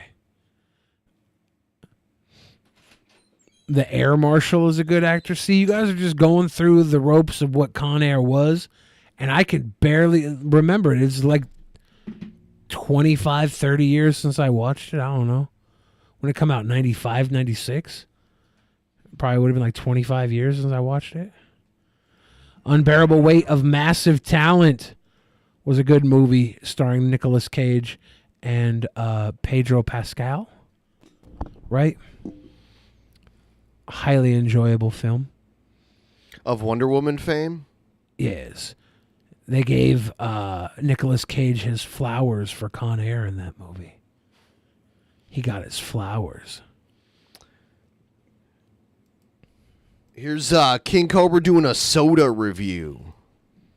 What up, YouTube? You gonna crack that Dr. We have Pep? a soda pop review. Dr. Pepper, strawberries and cream. Okay. And my favorite Dr. Pepper is Dr. Pepper Cherry, not a sponsor. So we'll crack it open. Let's see how it tastes. Everyone, please like the stream if you're here and you haven't liked it yet. I saw Badlands Chugs try this on his channel. I thought to myself, that looked pretty tasty. I gotta give that a Django. Badlands Chugs. Crack it open. Sip it. It's like a fine wine. Girl Interrupted was a good movie. Every That girl was with tasty. BPD loves it. That tastes like strawberry milk, basically. Creamy, strawberry sweets. Strawberry milk. Really tasty, man. A strawberry milk Dr. Pepper. With approval. Scott's into tasting odd sodas. All flavors. He loves all Tomorrow's flavors. the weekend, so Or I he might doesn't go love them all, but he live wants for to the try them all. weekend. He's flavor inclusive. He likes new flavors, and he likes I the work on my American ones. Story Dragon Cobra. American is and flagrant with their I flavors. spent yesterday editing it, what I typed so far, just going through and proofreading.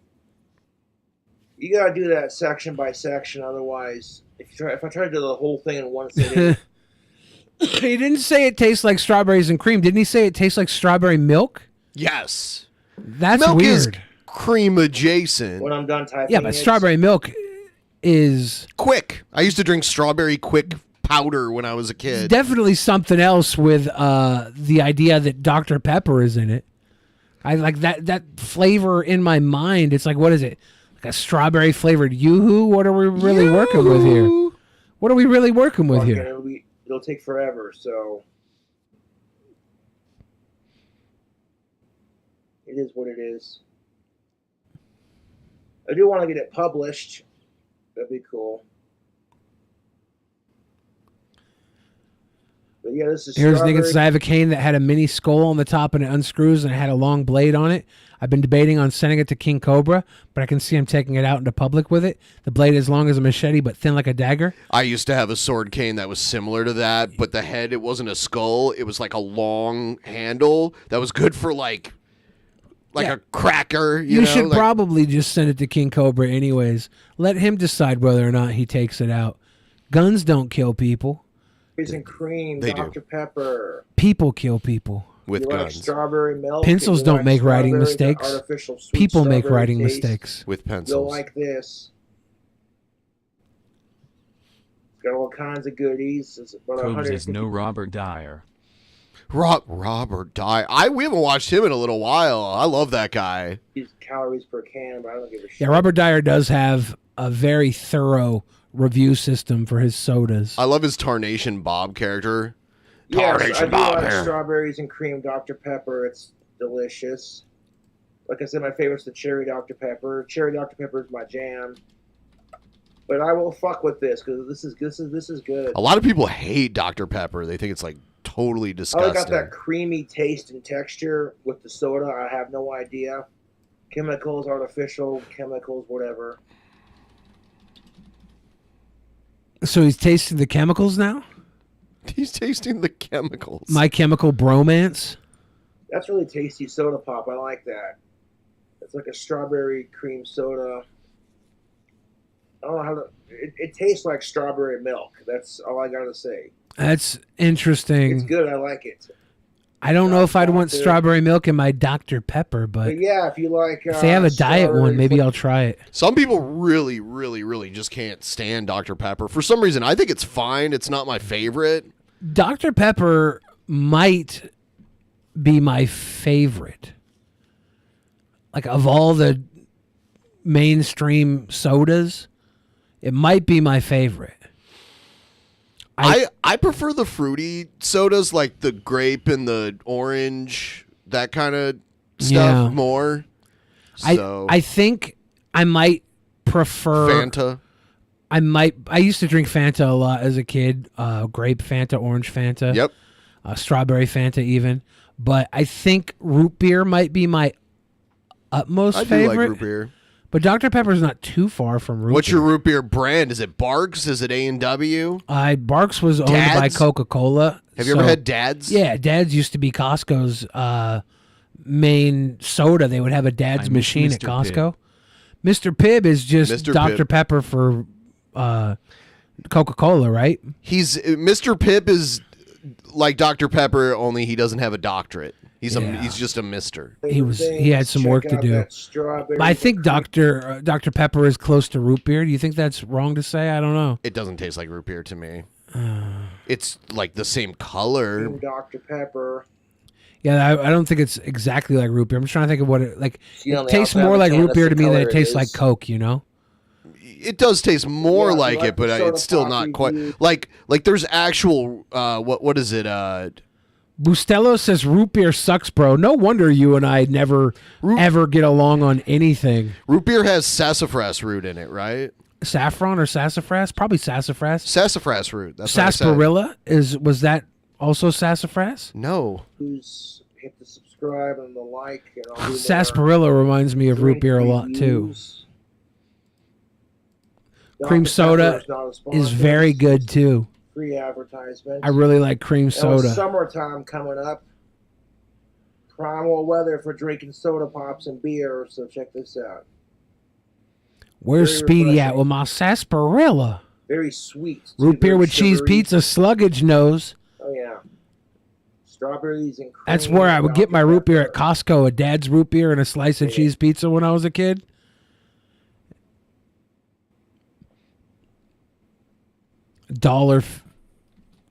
$25 for the can of Dad's root beer, and I think it was still $1.95 for the slice of pizza. But I wasn't having a hot dog at Costco.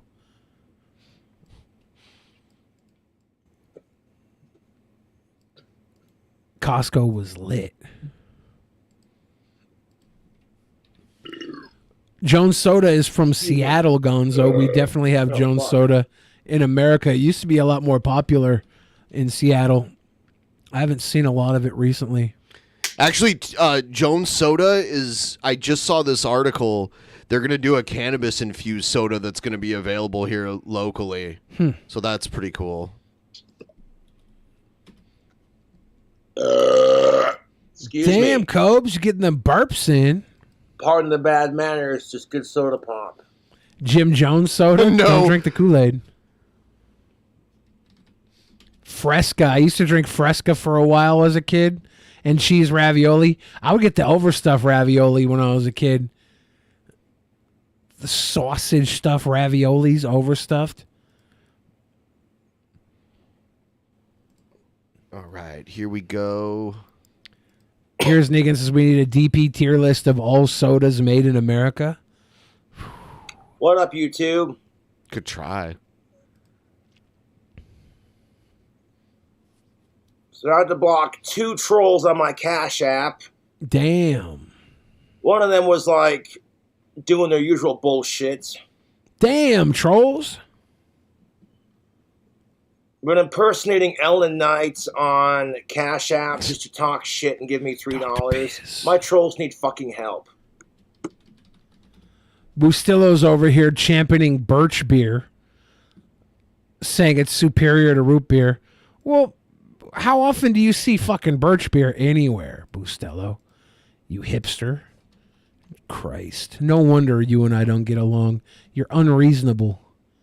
You're absolutely Some unreasonable. asshole calling himself Josh Pedo, you got blocked as well. Blocked. I fucking hate pedophiles. Yeah, and My sickos are trolls not need number fucking one. help, dude. The asshole Looks like birch beer is mainly like a Pennsylvania Dutch thing. Yeah.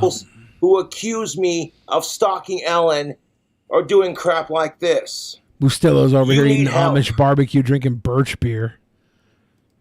We got 2 videos to respond to.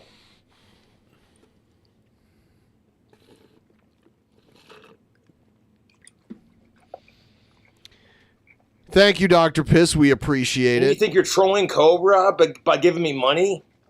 That's not trolling, dude. Giving Cobra money is not trolling. It is, though, because he responds to it like this, and he gets mad because he's like, why you give me money? Like, Giving us money is trolling.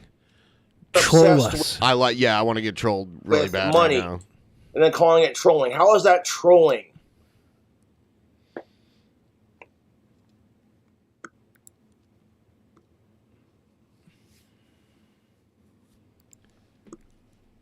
Cobra Commander Soda. Let's go. Slut shaming Ellen with the. I think Cobra's soda pairing that I would put with a Cobra like video is a Mountain Dew and Cobra.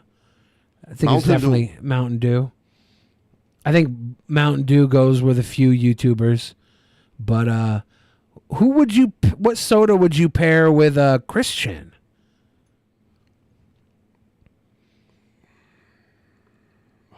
I'm almost there. Yeah, I would. What soda would I pair with Christian? Crystal Pepsi. Crystal Pepsi, that's a good one. I was thinking Diet Cherry 7-Up. Handle, and then just talking a bunch of shit about my sister and Ellen. Go fuck yourself, dude. Hard. Go fuck yourself hard. It doesn't matter because I blocked him and I got money from him, so there you go. What soda would you pair with Cyrax? Fuel. I charged up my vape pen. It's got some. Cyrax would be stale, Faygo, Rock and Rye. Have to be stale though. So check this out. Amaranth is. He's so mad. He's gonna watch this video about this guy who thinks anyone that pays for Amaranth's AI sex bot is a loser, and you can kind of tell that Cobra has gotten Amaranth's AI sex bot. I like how Cobra brings up Amaranth and decides to give away the feet for free. I'm up with the company that creates an AI virtual girlfriend experience.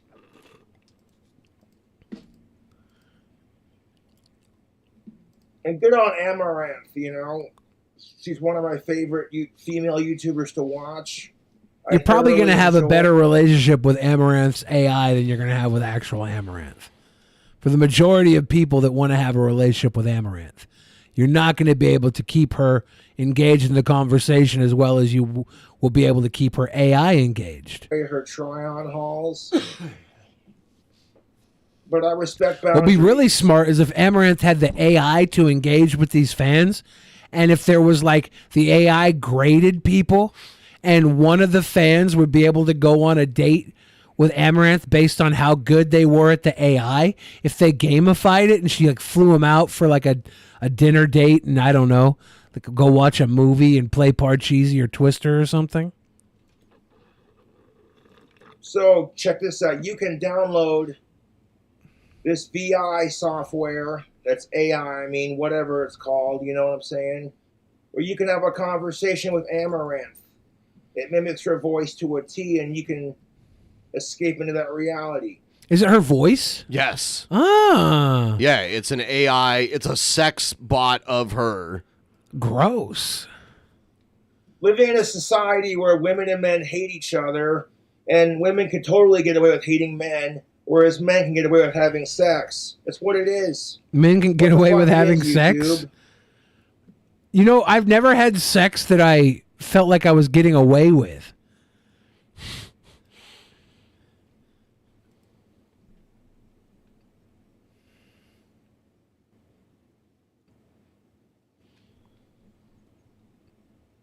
If men try to get laid, we're called simps. If men cannot get laid, I don't think that's how that works. We're called incels.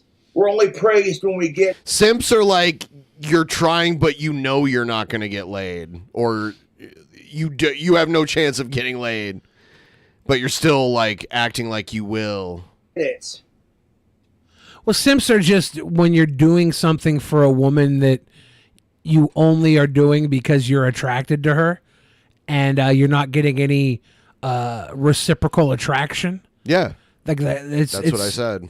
You said if you're getting laid and there's no chance, but no, I said you're not getting. You're not getting laid. There's no chance you're getting laid.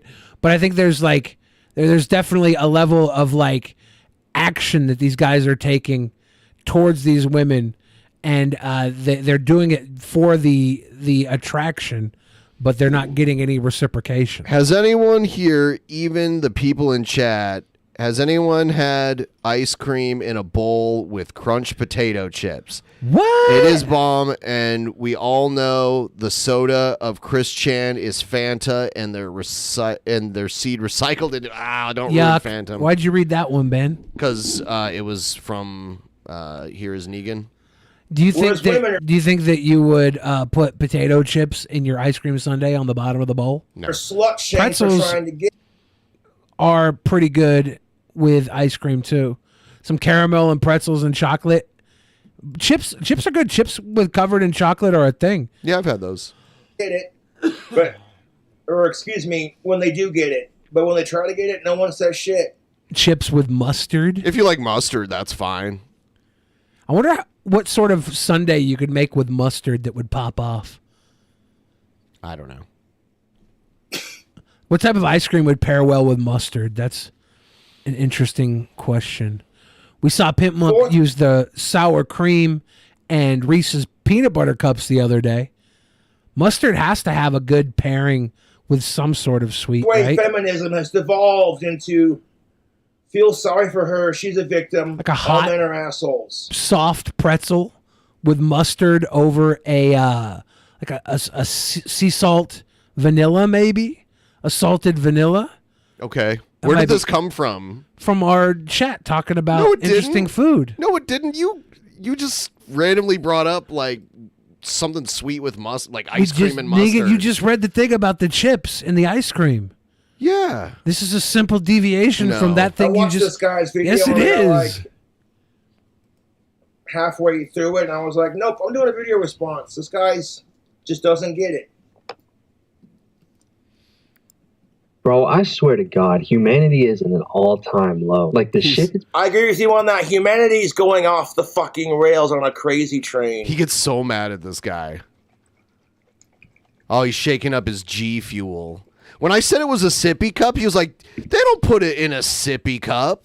Yeah, that's a shaker cup. A shaker cup. But you sip right out of it, You know what's almost more like an depressing adult than sippy being cup. called a People who sicko? lift use those all the time. My fucking Yeah, sicko bro. faggot YouTube trolls. The fact that people are trying to normalize it. It's just like, no, dude, stop.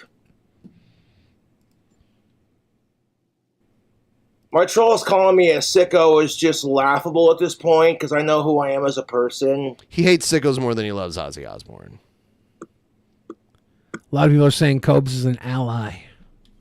Is he? coming out recently, mainly in the AI category, just keeps getting worse and worse. Like when they first released ChatGPT, I honestly thought it was cool as hell. It's like Google, but instead of having to word your questions in a way that fits Google, you can do it in like a conversational way and it still understands. It makes finding information so much easier. And obviously you can like talk to it and I guess have a conversation, but just to be honest, I never did that shit because it's fucking lame. Like that's a robot. I wonder who this guy is. ChatGPT, I was Some totally cool with. kid. And then it got to the like AI that could fucking copy people's voices, and that I don't know, man, because it's funny. It really is. Like the fucking presidential gaming videos or like the Ben Shapiro shit. Like it was funny. Have we but heard Amaranth's AI talking to anybody? I haven't heard it, but it's funny that he's like, oh, you know, the presidential stuff where they're like gaming, that's okay. Because I couldn't jerk off to that. Right. Well, yeah, right when it goes into like jerk off territory, then it's just losers. same time, you knew. They're saying this you is knew that Sneeko. There were Oh. some creepy fuckers who would like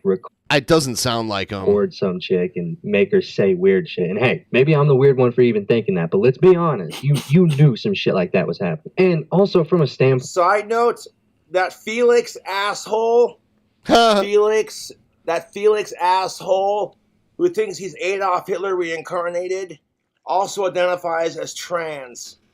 I'm like, I can't right now. Our chat is talking about ketchup potato chips. Yeah, they have them in Canada. It's not a big deal. They love ketchup potato chips in our chat. They should try them with mustard. Which makes sense because Adolf Hitler had a deformed micropenis and one testicle. Is that true? No, I don't know where he got this from. He did. But Rasputin had a hog. Fucking, does this Felix asshole realize that he would have been killed in the Holocaust simply because he identified as trans? Wow, dude. Like, that guy's a fucking moron. I don't want to give that fucking delusional cocksucker any more attention. Fuck Adolf Hitler, for that matter.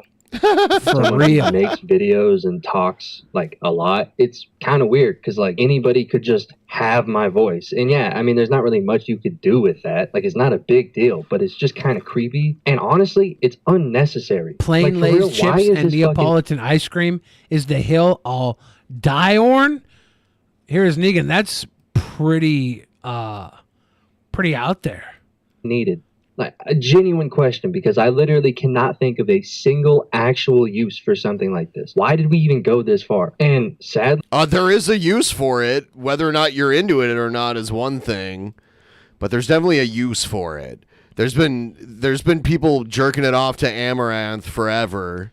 Yeah, if you're gonna buy like an Amaranth fleshlight or something, right? If you're gonna buy a rubber vagina based on a porn star or even just watch a porno while you're using a rubber vagina, you might want to add the extra layer of interest by having a conversation with an AI while you use your little slick Rick fleshy tootie. It's not my thing, but I understand the utility. that's not even the half of it. It's man. like so far from actual weird kink shit. Right. It's like, so what if someone wants to download an AI app to work one out to?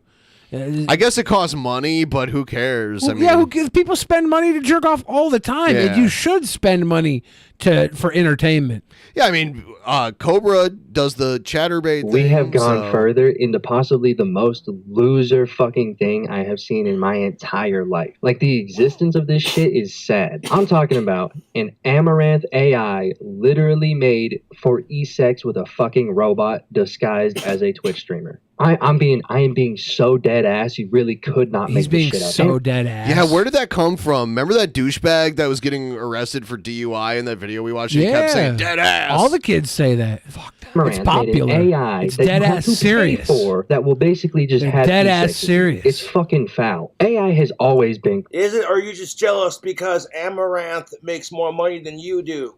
Yeah, people always fantasize. Like, if this is something to aid your fantasy, it's worth $5,000-$10,000 if you want to pay it. I wouldn't pay it. I barely even pay for soap to wash my balls before a BJ. But that's because I'm a sicko. Is your male ego so fucking fragile you can't handle the smoking hot redhead Twitch streamer Amaranth herself? You know?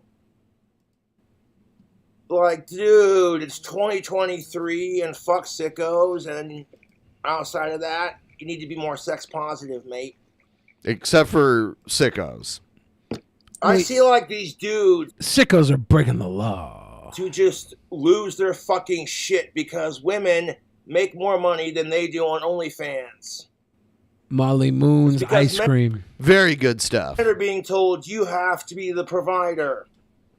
You have to make more money than the woman, otherwise you're demasculated. And it's a nasty fucking male-based sexist standard that men have to put up with. Much like the stereotype of women belong in the kitchen. You know what I'm saying? Fuck that. If you choose to be a You think trad women wife- could make these cool fucking food combos and food creation? He'd probably be eating That's your better choice, girl. if someone else was making his food. You choose to be a hashtag girl boss. He did a food hack for Puff, actually. Oh, damn. Yeah. You know, women are boss in their own special way, so don't get it twisted. And do your thing, you know?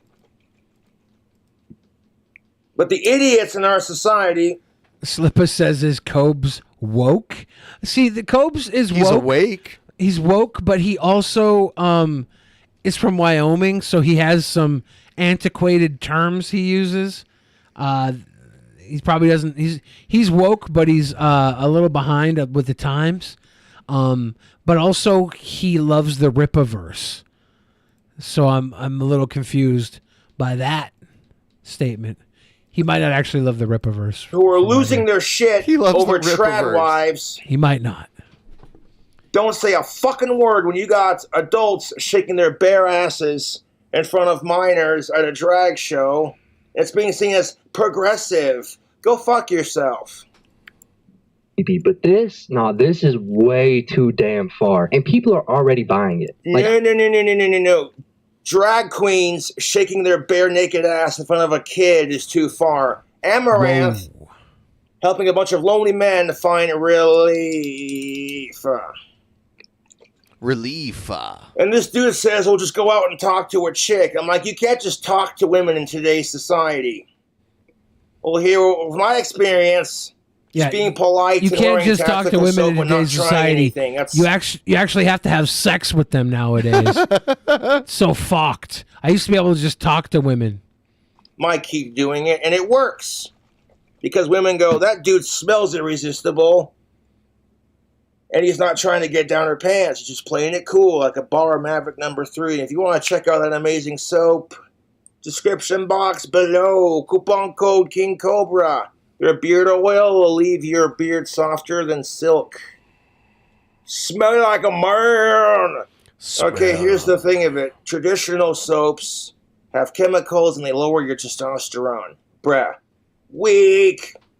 Okay? Women I crush on like the way I smell. And I'm not going to try anything. And I don't care if I get laid. I'm not going to try anything. Because there are more important things than getting laid, like ending world hunger. But what the fuck do I know? Shit. I don't know about that. You know how many women I can feed with this dick? 3 or 4. That's it. You know how many people I can feed across the world with this pee-pee? Not enough. They'd all go hungry regardless. I think getting laid's more important. Many. I couldn't really find the number, and I get people telling me you need to get laid. It's like you're probably a dude being told the same thing by an overbearing society that tells men you can't show your emotions, bear the weight of the world, say anything, you're mansplaining or you're sexist. Suck my dick harder. Sometimes I forget that Cobra's life isn't my life. And I'm like, damn, I don't need to get laid either. But then I'm like, wait a second. I live a different life than Cobes. Comes out, it will be way more. But people are actually purchasing this shit. If I don't have sex, I literally die. Who are you to judge? Dating sucks in 2023. I see women I like complaining about dating, and I don't try anything. I just listen, and I'm like, I'm right there with you. Dating sucks. And don't try anything. Don't women try appreciate anything. That shit, dude. 100. Yes, women want to be chaste and sexually desired, just like any man that's of age. Chaste can have 2 meanings. Like chaste, as if like chasing after, or chaste like chastity. Girls chase boys, chase girls. But there's an art form to it, YouTube. If you're a hot chick and you're used to every guy trying to get down your pants, it gets irritating. You don't have to be hot. It's actually worse if you're not hot. hot. A guy that doesn't try anything, he's just polite. And he gets simp shamed for it. And I'm like, fuck simp shaming, dude. You want to talk bad shit, but like, dude, the only time getting pussy is easy is if the chick's a little easy herself. Hey. All girls are easy. But women will chase after like the hottest guys. Not all of them, you know, but the good majority of you will. And then you'll get so fucking pissed off when that dude rejects you for a hotter chick. It's what it is. And when men get mad for the same reasons that women do it, they get called a shallow pig. Ain't it a bitch? Or you could just be a shallow pig. It's not so bad. Completely incapable of talking to a woman to ever pay for this shit. And also, like, how the fuck? Maybe it's not the fact that they're not capable of talking to women. Maybe it's like sometimes talking to a woman is next to impossible. Especially if they don't speak your native language. There are some women who get offended because you hold the door for them. You're just trying to fuck me and stare at my ass. I'm like, no, I was just being polite. Jeez, honey, whose dick do we got to step on?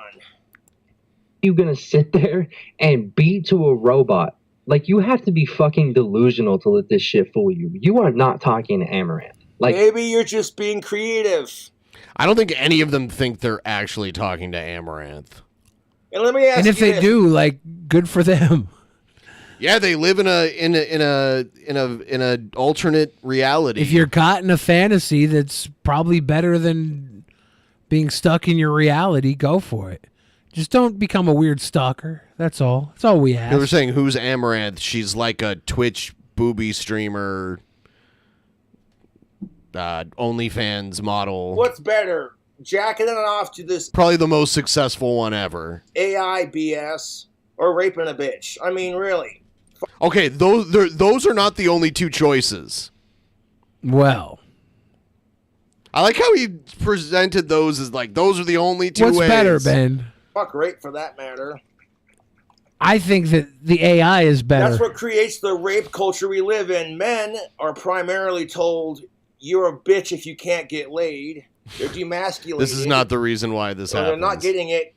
They get made fun of for it, and they get told, you need to get laid, you need to get laid, you need to get laid. Women are told the same thing. Girl, you need a man in your life. Girl. Sex is not a need, it is a want. Food is a need. You need food to survive. You do not need sex to survive. But, you know, it does get frustrating, so what do? Chatterbait! Emerald swimsuit trial. Like, I think that paying to jerk off to Chatterbait is the same thing as paying to talk to an Amaranth AI to jerk off. I think it's the exact same thing. It's outside stimulation for your brain while you masturbate. There's no difference in my mind of either one. Like, oh, motherfucker, you're talking to wires. Amaranth has no idea that you exist. You're over here. yeah, she doesn't care that you exist. All she cares about is, hey, stud, buy the AI. Oh, yeah, you want to have Whoa, is Amaranth here? Holy shit, I gotta start jerking off right now. Amaranth's here. Eating to a conversation That's that better. she has no The Cobra doing Amaranth is better than the Amaranth AI, in my opinion. Hey, stud. knowledge of, and she's getting paid for it. Like, how down bad do you have to be? Bro, just talk. Bro, do you remember what Amaranth went through with her shitty boyfriend? That was her husband. I'll never forget. Fucking abusive boyfriend, just saying. I wish H3H3 would have got the real Like, you want boyfriend. to talk shit on Amaranth, but she's killing it on her market right now, and sex sells whether you like it or not. It's the truth. What Amaranth is doing is no different than what people have been doing for centuries, using sex appeal of the female form to sell and make money. Women have been selling AI versions of themselves for centuries. Grow up. Yeah, prostitution remains illegal, but Amaranth can charge you money for simulated sex with her. Because she knows she's hot and she's got a lot of fanboys. Women, man, please, just go out and talk to a woman. This is fucking embarrassing. Men. Well, it's not embarrassing, but this guy just doesn't. Why is this guy so bothered by it? I don't understand. Just because he wants to cultivate the audience that will pay him instead of her. He wants to get these guys like, oh yeah, I don't want to pay for this AI. guy. I'm going to pay this guy to make my secure my biases. This guy to fucking pat me on the back and tell me I'm a good boy. He's literally just taking the people who would spend the money on Amaranth's AI and making them his little fucking pay pig soldiers. Get it. He really doesn't get it. I commented, we live in a society where women hate men, so easier said than done, and stop simp shaming. When is Amaranth going to make a video for Johnny Darko at Evil Angel? I don't have that insider information, What is Jeffrey that? Brown. But I think it's a good idea if she wants to make these videos with other people. Maybe we could get Amaranth to do the podcast. Can we get Amaranth's AI to be a that would be hilarious. To be a co-host on the podcast for an episode. That would be so amazing. We should figure out if that's possible. If we could install it via Skype or something. Here's Amaranth at Creator Clash 2. She was at Creator Clash 2. Somebody said she has objectively good boobs. She paid a lot of money for them. Yeah. She reminds me of the old Little Mermaid. people hate women. It's a very toxic culture to live in. What are you doing, man? Because I was visiting family the other night, and my my cousin from out of town has a bunch of Disney tattoos. Mm-hmm. And she had Art Ariel. Van Gogh has a bunch of those too. She had Ariel on her arm, and she'd been traveling, and she was really tired. But I was like, "Are you gonna get that tattoo filled in?" And she was like, "Well, no, it's basically done." And I'm like, I was making a Black Ariel joke. She didn't get it. I felt like the Price is Right losing sound went off. You don't see a woman buying a fucking, I don't know, like a Johnny Sins AI. Nah. Bullshit. Women do buy that crap. They just don't talk about it. Men are free to talk about like watching porn. Bubba Husky says she looks like Roger Rabbit's old lady. She does look more like Jessica Rabbit than Ariel. Actually, true. And it's like, you Scarlet Harleton. Oh my God. Honest Red says Scarlet she's been Harleton. She watches porn, you guys. Scarlet Harleton. Yeah. It's kind of like a Scarlet Harleton. A charlatan or a Scarlet Harleton. Honest Red says he's been an AI this whole time. That makes sense, actually. Exactly. Like if some chick was bisexual and she was watching some lesbian pornography or whatever, society would look at her like she's gross and weird. Would But they? If a dude watches lesbian porno, yeah, he's a I don't know if guy, that's right? true. Also, who cares what society fucking looks at you for? That's you what do? he's always Yeah, complaining shit, about, to though. Two smoking hot of age lesbians. You fucking bitch! You cheated on People need to be bold again or whatever, like and just fucking- watch whatever porn they legally Like, can she cheated that they would like to watch. with her boyfriend, and now she's gonna kick her ass, and then they just start making out, and it's just like it's the whole fucking.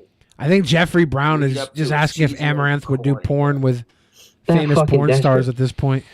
I don't think so. I think she has more than enough money, and she doesn't have to do anything she doesn't want to do. From what I understand, She does porn, right? Yeah, but not like with famous porn stars. Man, She should do porn with a Scarlett Harleton. The job done, son. Okay. But dating becomes harder because of social media, because of assholes who have a harder time getting laid than I do, so they have to spread toxic messages towards their own gender. Toxic masculinity. Hey, Wheezy, do you want to come on too?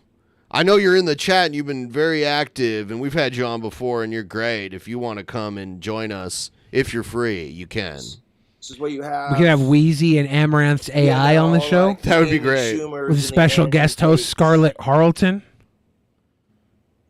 Scarlett Harleton. Bro, this is a whole new low. Like when OnlyFans came out, I thought there was no way we could get worse than that. Like that's Why? just already lame as fuck. You are paying. There was already like cam sites and shit and like independent porn sites long before OnlyFans. I've been downloading pornography since I was 12 years old. I've never paid for it once.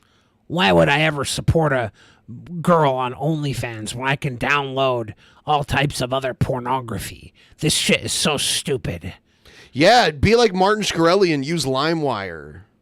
That shit gets everybody once. Some chicks fucking rent just to see you're naked. Like how? It's not lame when you're seeing some of-age consenting boobs, my friend. Cobes has a Fucking loser. affinity for Simple of-age as that. consenting You want to call boobs. him a fucking loser? He didn't because mention non-related or alive though. Fuck He off. was in the moment. You have no idea what it's like. If you have a girlfriend, good on you, man. Waiting patiently, being a gentleman, and rocking that tactical soap and getting more Rocking famous the on soap. YouTube. Watch what fucking happens. I've had chicks buy me drinks at the fucking bar because I'm King Cobra JFS. So the trolls can get fucked. Those trolls can get fucked. Oh, he's about to play some fucking tasty Dude, he's jams. about to. It's nice to see Cobes standing up for sex I workers. thought that was gonna be the fucking rock bottom, but no, this shit fucking redefines down bad. Like I honestly don't even know what to say. And this opens up Redefines so down many bad. doors for where Now, if you're AI not is gonna down go. bad, if you're not a simp, then subscribe to my Patreon for $10.95 a month. Like, bruh, in like a fucking month, you literally cannot have a single conversation online. For real, can you just imagine how easy it would be to catfish someone? Like dating apps, bro, you better watch your fucking back. You got better luck going gay, dude. There's no fucking homophobia much. That's funny because If King anyone's Cobra gay, says it's not weird like shit this about dude. gay people all No the one's time. gonna go gay just because they hear AI. That's fucking stupid. Like, bro. hey, you would ever use a fucking dating app in like a month from now. Anyways, back to the I don't fucking... even use dating apps. I prefer to go to the bar when I talk to chicks. Which he's currently kicked out of, I think. Well, only Frosties. He said there were, when he was in our chat the other day, he said there were all kinds of cool bars in Casper. Guitar pick. There it is. Because dating apps are bullshit.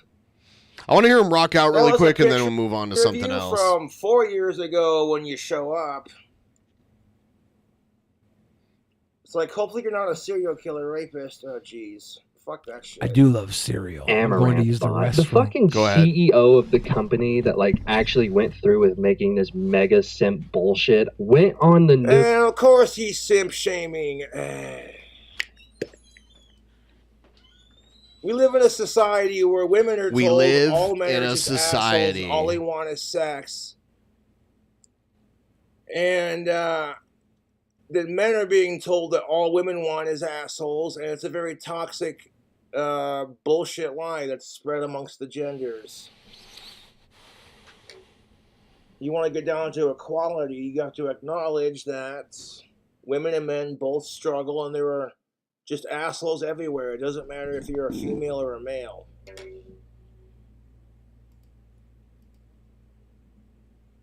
want to call it simp shaming, but you know, you want to call it simping, but it's the truth.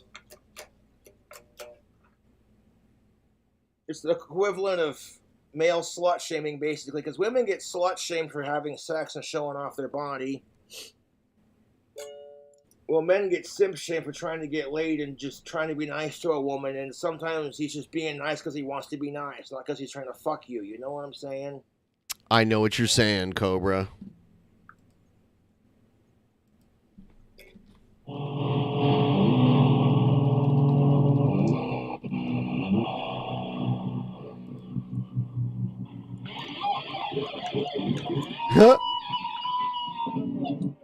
All right. I just wanted him to rock out for a second there.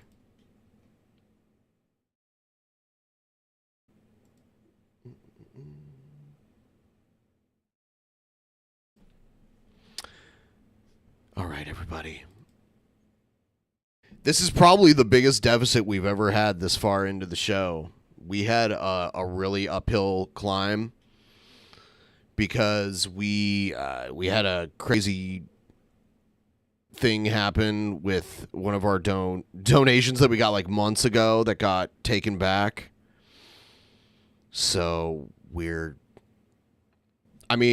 always met the goal. So I have faith in the people out there that support us, that will make it, but we really need to get up to 60%. So if someone wants to start a tip train, you are more than welcome to do so. Link pinned in the chat. I actually did a stream earlier today to try and move towards the goal too. Do a spin-a-rooney. Yeah, you put your $7 in the pot.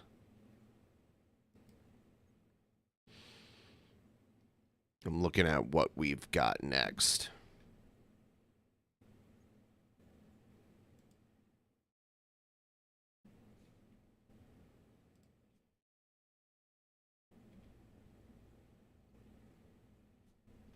Someone went to that guy who was feuding with Jared, Christ. They went to his house, and he came outside, and it was so weird and awkward, and they were just like, fuck you, no, fuck you. It was ridiculous. I would have shown the video, but it has, like, the front of this guy's house on it, so I decided against that. How's Space Puppy? Space Puppy's good. I can You know, I actually had her on my stream earlier. I was streaming on the other channel, like the DP Underground channel. I was streaming over there.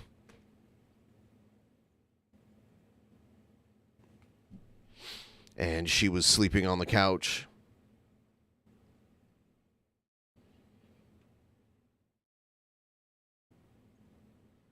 Let's watch this.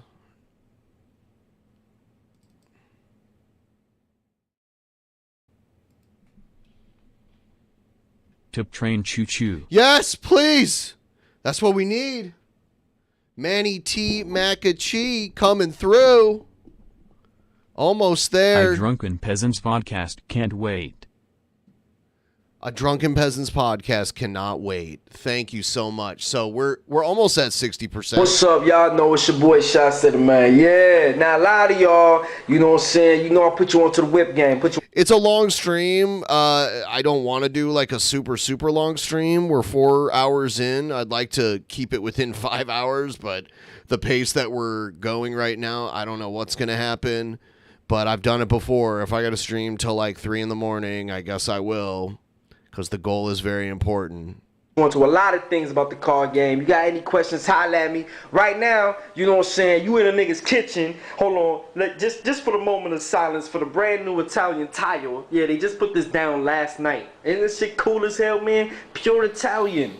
Alright, fuck that shit. Anyway, okay, alright. So, I was at my nigga's crib, okay? And I was trying to tell the nigga, if he could just do small things to his shit, like his kitchen and his bathroom, he'll have women everywhere, dropping vagina panties all over the place, you know? Dropping vagina panties all over the place. He thought I was bullshitting, so yeah. How many times have you seen that little trash can? I've seen that so many different places with the little pedal that you step on and it flips open. So look, I'm gonna do a video of just something small like my refrigerator. My refrigerator. And I'm gonna show you that I'm real with the shit. Alright, hold on, one more thing. Y'all see this shit? It's a chrome garbage can. I ain't never seen no chrome I just mentioned that. Can't wait for the goal to be met. We gotta pick up the slack from these frosted flakers. Yeah, you know, I hope we can do it. I believe we can. And you guys are helping out a lot. See, that's all I needed was a little bit of oomph. A little oomph. Just from Egypt, and it flips over like this. Ain't that some cool shit? Alright, fuck that shit. Okay, alright. So, if you have an assortment of drinks in your fridge, it's gonna open up the world. Women are gonna come over here, they're gonna be comfortable. I know it sounds silly, but I want y'all to feel me on this right now. You gotta have a bunch of drinks. Oh yeah, nigga made a pizza. Well, I was hungry. Okay, fuck that shit. Okay, bang! Nah, that's it. There's nothing but beverages in his fridge. Don't lie, y'all. Like, come on, man. Why you got number? He's got Smirnoff Ice. That's the only alcohol I see is Smirnoff Ice. He's got Arizona iced tea. He's got some Lipton iced green tea. He's got some Hawaiian Punch, Sierra Mist, Red Bull, Snapple. But the only actual alcohol I see is Smirnoff Ice. I haven't drank that shit since I was like, I don't know, 22, 23 years old. 60% achieved. Yes! All right. Let's get to 70%. 70% shirt comes off. 70% shirt comes off. 80% shorts come off. Yeah. I've done this before. I started working out, but I'm not in good shape yet. Drinks in your shit. Why you ain't got no food? I'm gonna tell you why. See, when different women come over, different women like different things, my nigga. You know what I'm saying? So, like, for the mature, this real talk, for the mature chick, you know, over 30, who still drinks juice, you hit her with the Mystic. They always get Mystics. I don't know why. You know what I'm saying? Then the Snapples, that's for like the suburban chicks. You know, they come over here, they be like, oh my God, Chai City, like, do you have anything to drink? And then I'm like, yeah, Becky, I got fucking Snapples off. Oh my God, you have so many flavors. This is crazy. I don't even know which one to take. And I'll be like, man, just whatever you want to take, yo. You know? His white girl voice is very good. You know what I'm saying? Now, the vitamin water, that's for like the chicks, you know what I'm saying, who stay in shape. You know, they might come over to your crib after they leave the gym, shit like that, you know what I'm saying? Shit like that, you know what I'm saying? You dig? That's for like the chicks who, you know, it's their first time coming over here. They want to get their drink on, but they don't know you well enough to get drunk around you, so they just get their buzz on with the Smirnoff Ice. Okay, now y'all already, now if you're a real nigga, I ain't gotta say. Cherry Coke? The Cherry Coke, that's for the hood chicks, because I got Flamin' Hots, and then I hit them with the Cherry Coke, they in. Flamin' Hots. That's really for me, I ain't gonna front, I'll be kind of tired in the morning. Then I hit them with the Hawaiian Punch, the Sierra Mist, the Pepsi. As you see, this shit goes all the way to the back, there ain't no front shit. Yeah, that's a lot of Hawaiian Exactly. Punch. I stay stocked with the shit. Arizona iced tea, really for the classy bougie hood chick. You know, she too good for the Cherry Coke. The bougie hood chick that's too good for the Cherry Coke.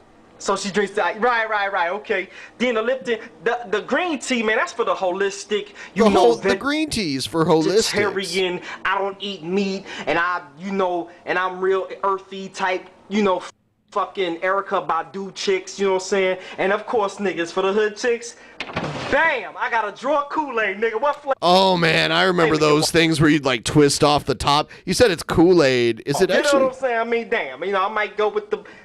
Yeah, I'm gonna get the blue one, cause as I said, okay. Then we got water again for the in-shape chicks. For the in-shape chicks, they got we water. The Perrier water for the fucking, you know, Europeans? the daddy chicks, more vitamin water shit. Now, I'll hold on one more thing. And he's got spray-on butter, barbecue sauce, and ranch dressing. If you a real nigga though, real niggas, you only got two. Damn, we're throwing shit. Sweet Baby Ray's barbecue sauce. Sweet Baby Ray's, nigga. I knew it right when I saw the bottle. Yeah, that shit, man, on point. And 2 bottles of spray-on butter. You missed this whole video. This guy gets the ladies. Did you see it? Because, like, his whole fridge is nothing but beverages, and then he's got, like, salad dressing and spray-on butter. Ranch. I mean, if shit, niggas, we don't eat blue cheese. Black people don't eat blue cheese. We eat ranch. And hey, look, my dad was over here the other day. He thought I was playing. I can't believe it's not butter, man. This shit. Yeah, we you got can over drink this shit, 60%. man, and it ain't butter. It's like butter flavored, but it ain't I can't butter. believe it's not butter. It's like movie popcorn butter. Shit is real fucking good, man. Real talk. Which, admittingly, I do like for some reason. And when I eat it, I'm like, I should not like this. This is kind of weird, but... Now, a lot of y'all saying, well, what about, you know, for the... Hold on. Get money, get paid? Okay, Ooh, this guy must be getting women. Sometimes the women, they bring their kids over here. You know what I'm saying? Be fucking me up because I'm trying to hit that ass. Right. So you know what I did, nigga? So I give the kids. Bam! Hit them little niggas with a freeze pop. That's right. Freeze I thought he was gonna say they bring your chloroform kid so over they here, and I pass said, well, out. you want a freeze pop, little nigga? Because he just gonna cock block you anyway. It's got ice cream Hit him with a motherfucking Sammys. freeze It's got some pop, Eggo all type waffles. of flavors. Super pretzels. Oh, my God. I used to make those all the time. Flavors. We got, like, He puts fucking that in the 400 ice cream in this motherfucker. You know with what I'm the saying? mustard. And if you like me, every once in a while you might kick it with a big girl with a pretty face. A big girl? But just a fat He's got girl. Tombstone Hit it pizza? with the pizzas, the motherfucking ice cream sandwiches. I got pretzels, Eggos. You know, hell, well, look, I got even more shit for him. Hold on. Then you open up this. Bam! Snacks on snacks, nigga. 4, 7, 8, 9 different flavors of cereal. We got Pop-Tarts. Man, we got popcorn, toffee, wheat thins. Nigga, what you want? Wheat thins? What do you want? Come on, get your snack on, baby. Feel comfortable. You know, you breathing heavy as hell. I know you hungry. You know, 7 different flavors of The chips. zesty taco Got chips on- Doritos? Chips in this month. I mean, damn. Somebody doesn't cook. Now, sometimes, okay, if a girl bring her kid over to your spot, you know what I'm saying, you gotta throw him off. So that's why I'm gonna take y'all over here and Is it walk to the front room. an Xbox? You gotta throw that little nigga off. Does he have an Okay? Xbox? He gonna cock block you because he don't want you near his mom. So then you take the little 5-year-old kid, you say, look, little nigga, which one you wanna play? You wanna play the PS3 or the Xbox? PS3? Yes. How old is this video? See, that's gonna Like fuck 10 him years up ago? because he Have ain't you used seen to this having already? an option. Yeah. Oh, I've never Then seen you this let him play before. on the big ass screen. You see I got the PS3 Yao on Ming? right Yeah, Yao Ming was playing the tallest. So, Yao Ming on the bam, big again, screen. just Yeah. the PS3, Xbox. Or if you don't want to do that, let him just watch cable on the cable Comcast box. Let him do his motherfucking thing. You know what I'm saying? And it's all good. Well, anyway, that's all I really want to put y'all niggas on to. Have your crib set up, man, to make the girl feel good. You know what I'm saying? Next thing you know, she gonna be making you feel good. He You needs to niggas make an already know. update Matter of video. fact, let me go ahead and get my... I need to see where he's let me at go right ahead and now. get my thing. Oh, where my Kool-Aid at? Damn. Get my Kool-Aid. I do believe this one guy more grew thing. up to the be makers Andrew of Tate. Kool-Aid, would you niggas stop putting the juice all the way to the top? Because when I twist the motherfucking cap, I put it. The shit explodes like a goddamn grenade. Then I got blue juice all over my white Man, carpet. I gotta be real with you. I appreciate you trying to give me as much juice for the value. Never But ask look, them to give you less. Put the juice, cause look, so look at this shit. See, now the juice is all at the top. You see, put the juice down here so when I open it, it don't spill everywhere, okay? Trust me, I ain't gonna miss it. You know, these motherfuckers cost like $5 for $1, okay? Thank you. Anyway, y'all know, Shot City, man. Do your thing. That's how you know this is 10 years ago too. 5 for $1. Get money. Now they're Get 5 paid. for All right, I'm outta here. $7, and they don't exist. Are Kool-Aid squeezables a thing anymore? I have no idea. I think my mom used to put something like that in my lunchbox when I was a kid. Yeah, I don't think they exist anymore. I think they've gotten rid of the squeezables. I will be right back. Ladies and gentlemen, we are into the 4-hour mark of tonight's episode. You know what that means. Before you know it, it's going to be the year 2000. Oh, those were called Mondos. Yeah, Mondos were lit. They still have Capri Sun. Monica says, I need a fat boyfriend with lots of food in his house. Good call. Let me get a fat boyfriend too. I have a decent amount of food in my house, but not stuff like that. I got no dirty little snacks. You say they do have the Kool-Aid squeezables at Walmart now? What? Oh, you guys are wild. No eggs, no milk, no bread. He had Sweet Baby Ray's. He probably just gets takeout, right? He probably just goes out to eat, brings the girls back to his house, and has a fridge full of drinks. Last thing you want to do is cook for a woman if you're not a good cook. And you could tell by his taste, he's probably not a good cook. He's playing to his strengths. He's got that Sweet Baby Ray's, so you know. He probably goes out to TGI Fridays and gets the chicken tender meal and comes home with his chicken tendies and has his accoutrement of sauces to accompany his leftover chicken tendies. Every time I've ever had a refrigerator full of Capri Suns, I hate to say it, I was smashing. Women cannot turn down a Capri Sun. It's sickness, actually. Capri Suns are kryptonite to trashy women. A tendy. Is that a Garbage Pail Kid's background? Yeah, it's young. It's my Garbage Pail Kid art that Ultra Joe comic did of me. It's so cute. Cherry flavors. I'm trying to think of. Oh, you know what I have done? I'm like, what did I have recently that was pretty good? I went to one of those Coca-Cola Freestyle machines and I got the zero sugar lemonade, and it was a strawberry lemonade, zero sugar. That was juicy and tasty, and it made me feel like I was a kid again. Then I got arrested. I didn't actually get arrested. I lied about that. I was trying to make guys think I was cool because drinking a strawberry lemonade, zero sugar lemonade doesn't sound so cool. Oh, my goodness. Jeffrey Brown says, I would like to date a Mexican boyfriend who can cook. If he could burn, make some carne asada. Lit. Godfather pizza. I used to eat Godfather pizza a lot when I was a kid.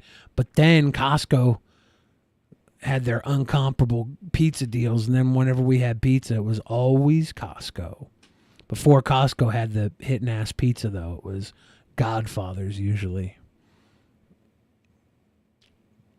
I'm a Chungus. Elizabeth Emoji got the new kind of Garbage Pail Kids, they're cards, but they peel like stickers. Didn't the Garbage Pail Kid cards always peel like stickers?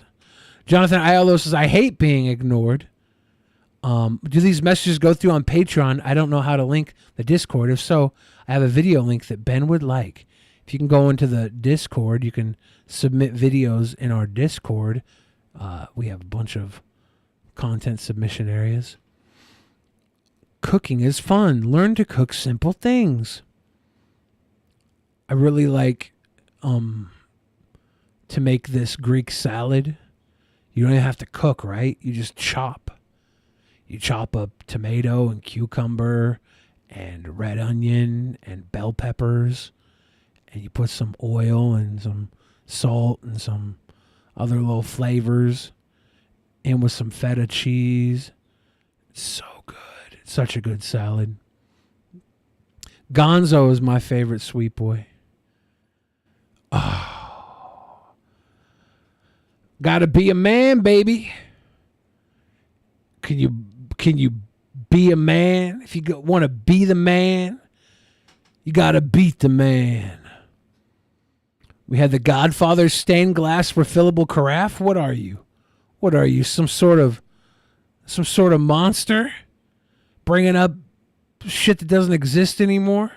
Next, you're going to tell me you had all the Ninja Turtle Hostess pies. Remember those Ninja Turtle Hostess cream pies? Anybody as old as me? When the Ninja Turtle movie came out in the late 80s, they had these damn green little vanilla pies. Man, I used to eat the hell out of those when I was a fat kid. I was smashing them.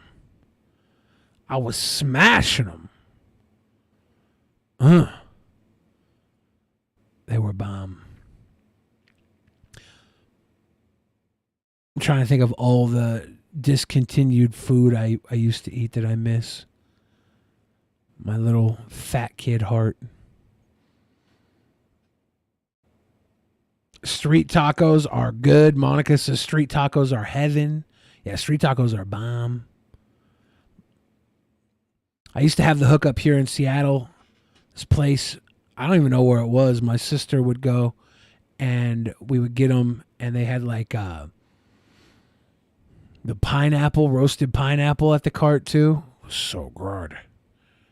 And then there's the place I go to get the micheladas with the shrimp. The shrimp inside of the micheladas. They do good tacos there too. Can't get enough of those tacos. Hell's Only knows. You know. Those pies were awesome. Bacon wrap hot dogs in Los Angeles. We used to do good bacon wrap hot dogs at the Victory Lounge in Seattle. I've been there. Yeah, that was near the wrestling venue over there. It was right above it. Yeah, they would do good hot dogs there. Dude, I am constipated as fuck right now. What are we It's eating terrible. the same stuff? Are you too? I went in there and I had little pellets. Yep, come that's out. what I just had. We're not eating the same pellet stuff, popping. though. I know. Yeah, it looked like rabbit poop. We're like, pellet popping. Yeah. That's gross. Everybody watching, sorry we went from talking about food to pellet popping. I mean, like, it's our lack of poop that We're talking syncing up about. like our menses. It's terrible. Oh my god. Yeah. Muy horrible. All right, let's get us to an even 500 now. Tip train. Everyone get us to that even 500 tip train. I'm trying to I have more videos to watch too. I was just waiting, you know. Bacon wrapped shrimp is really good on the barbecue. Bacon wrapped shrimp is definitely a quality keto option. You got to be careful on an open flame letting bacon fat hit the flame, because it'll just like. I remember I went to the beach one time with this girl, and she was like telling me how good Trader Joe's bacon was, and she was like, "Yeah, I cook it at the beach all the time."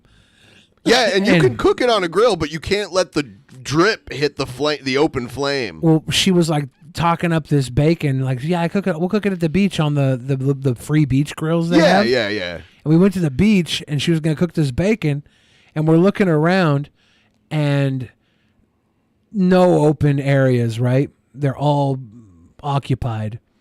And then this nice Muslim family was like, "Come use our thing. bacon. Yeah, and it was so thick and gross. The bacon was so thick and gross smelling. I felt so fucking bad. I felt If so someone bad. does a $50, I'll match it. Well, Seth, looks, that's a good deal. Okay. That'd get us 75% of the way to the goal. That's the hero we need right there. So someone, what if we get like 5 10s really quick? They got to do 50. Oh, we got to have 150. 150. Where the fuck is Egged when we need Seth him? Looks is telling you right now, your 50 is worth $100. How often does that happen? How often? Where is Egged? Egged! I'm yelling out my window. Can you hear me? Egghead's having a fap. He found out the Amaranth chat bot. He's just talking to Amaranth chat. Damn it. Someone made a Ryby Jenkins AI, and Egghead's just been stuck my there for the God. last 48 hours. 2016 Ryby Jenkins AI. Hey, they knew what Egghead's kryptonite was, and they got him locked in the Fortress of Solitude. Boner alert! Dark Side of the Noodle Cup coming through live with us tonight. Cheers. Glad to have you here. Glad to have you watching live. So we are at even 500, which is cool. That's good. That's a good That's a lot of money for a person of lacking color. God value. damn. Stop whining. Heyo, Stabby McHugs. Stabby McHugs. What am I whining about? You Stabby's donating. That's how you know it's dire. When Stabby starts sending donos, shit's crazy. Yeah.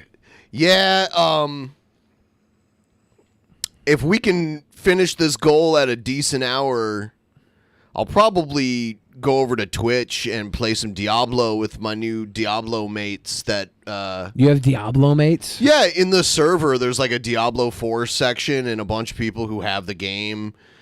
We have like our own little private area of the DP Discord server, and we can get together and discuss strategy and that kind of fun stuff. And we just started a clan with a C though, with a C. That's good. Yeah. Last thing I wanted is for you guys to start a Cool Kids clan. Right. And only... Well, like Mortal Kombat spelled combat with a K, and I was like, what? Because, you know, they have like clan, there were like ninja clans and stuff. But if they spell everything that's spelled with a C with a K, they would have a clan with a K, right? Mortal Kombat was an MK, like MK Ultra. Mortal Kombat with was a MK K. Ultra. All those guys were brainwashed to fight each other. There to the was death. literally a game called MK Ultra. Ayo, Thank Hell's you, Only. Hell's Only. I appreciate that a lot. If you're going to come out to Seattle, give us a heads up, and we'll try and get everybody to come out at once. I had people being like, "Oh, if you guys go to Nashville for this fight, can we hang out?" Get to Seattle this summer. I would like to hang out with you guys. Hanging out with our wanging out. Yeah. We had people asking to hang out if you know, like fight week or whatever. Fight.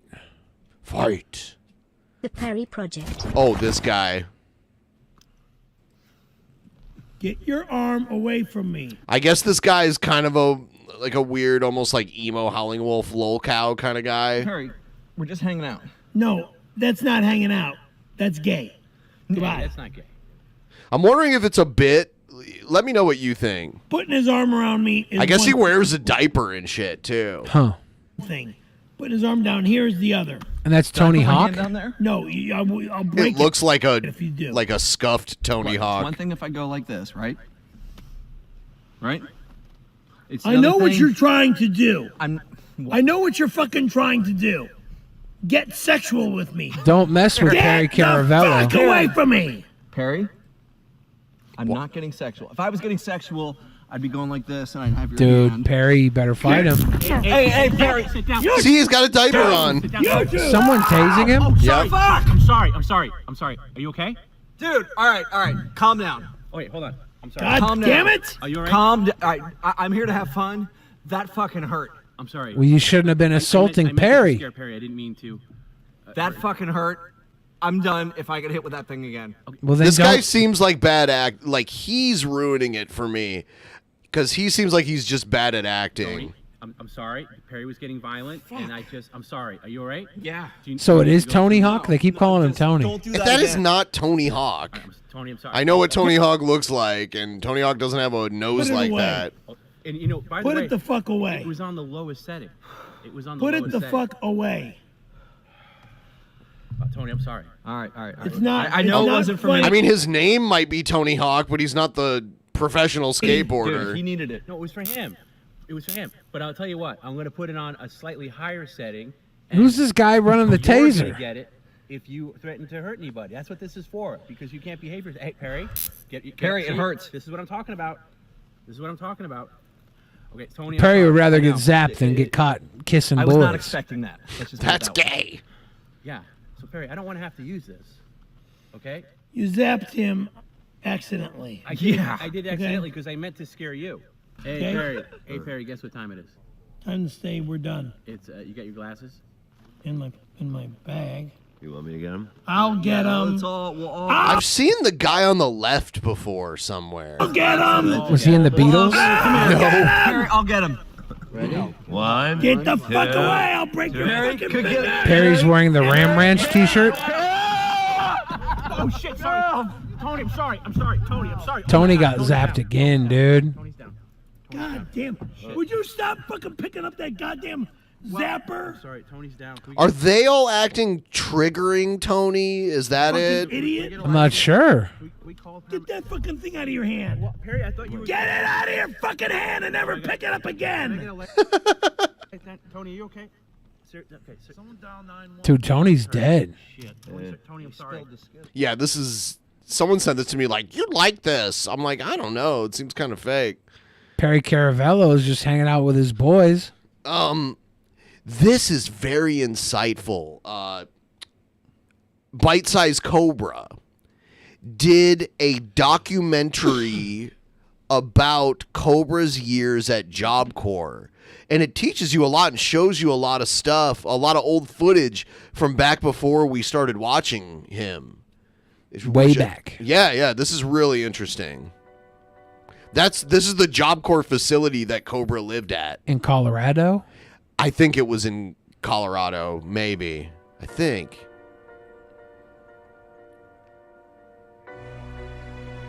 Oh, shit. They're bunking. It's kind of like jail, but... Well... it's like a boarding school, almost. Look at sexy-ass Onision Cobes. with Stephanie. Cobnition. Cobnition. Tales from Job Corps.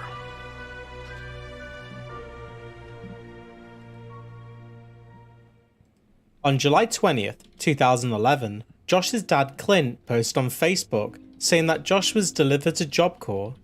Clint had driven Josh 230 miles from Casper to Box Elder Job Corps Center in Nemo, South Dakota. South Dakota. Josh had apprehensions about going to Job Corps, fearing it would be a repeat of high school, relentless bullying from his peers. I love At these this point, photoshops. Josh had been bullied almost his entire life and didn't have much faith in any sort of institutional anti-harassment policy. Josh was reassured by his Job Corps advisor that it'd be nothing like high school, and they had a zero tolerance policy for bullying. She successfully convinced Josh to sign up. Sadly for Josh, he said that it was exactly the same as high school, and the Damn. only difference was that you couldn't leave, and they pay you a small amount of money.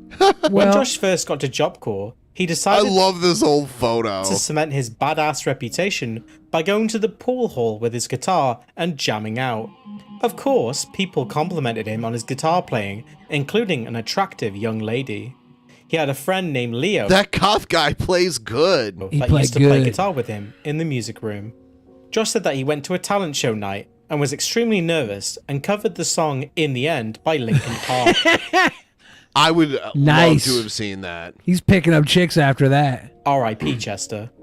On the second talent night, Josh played a song called Dark Side of Love from his fourth album, The Darkness.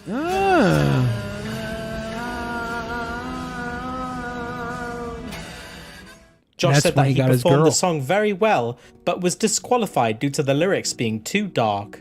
On the That's third fair. talent He was night, robbed! Josh played a song called Blue Diamonds in the Mist.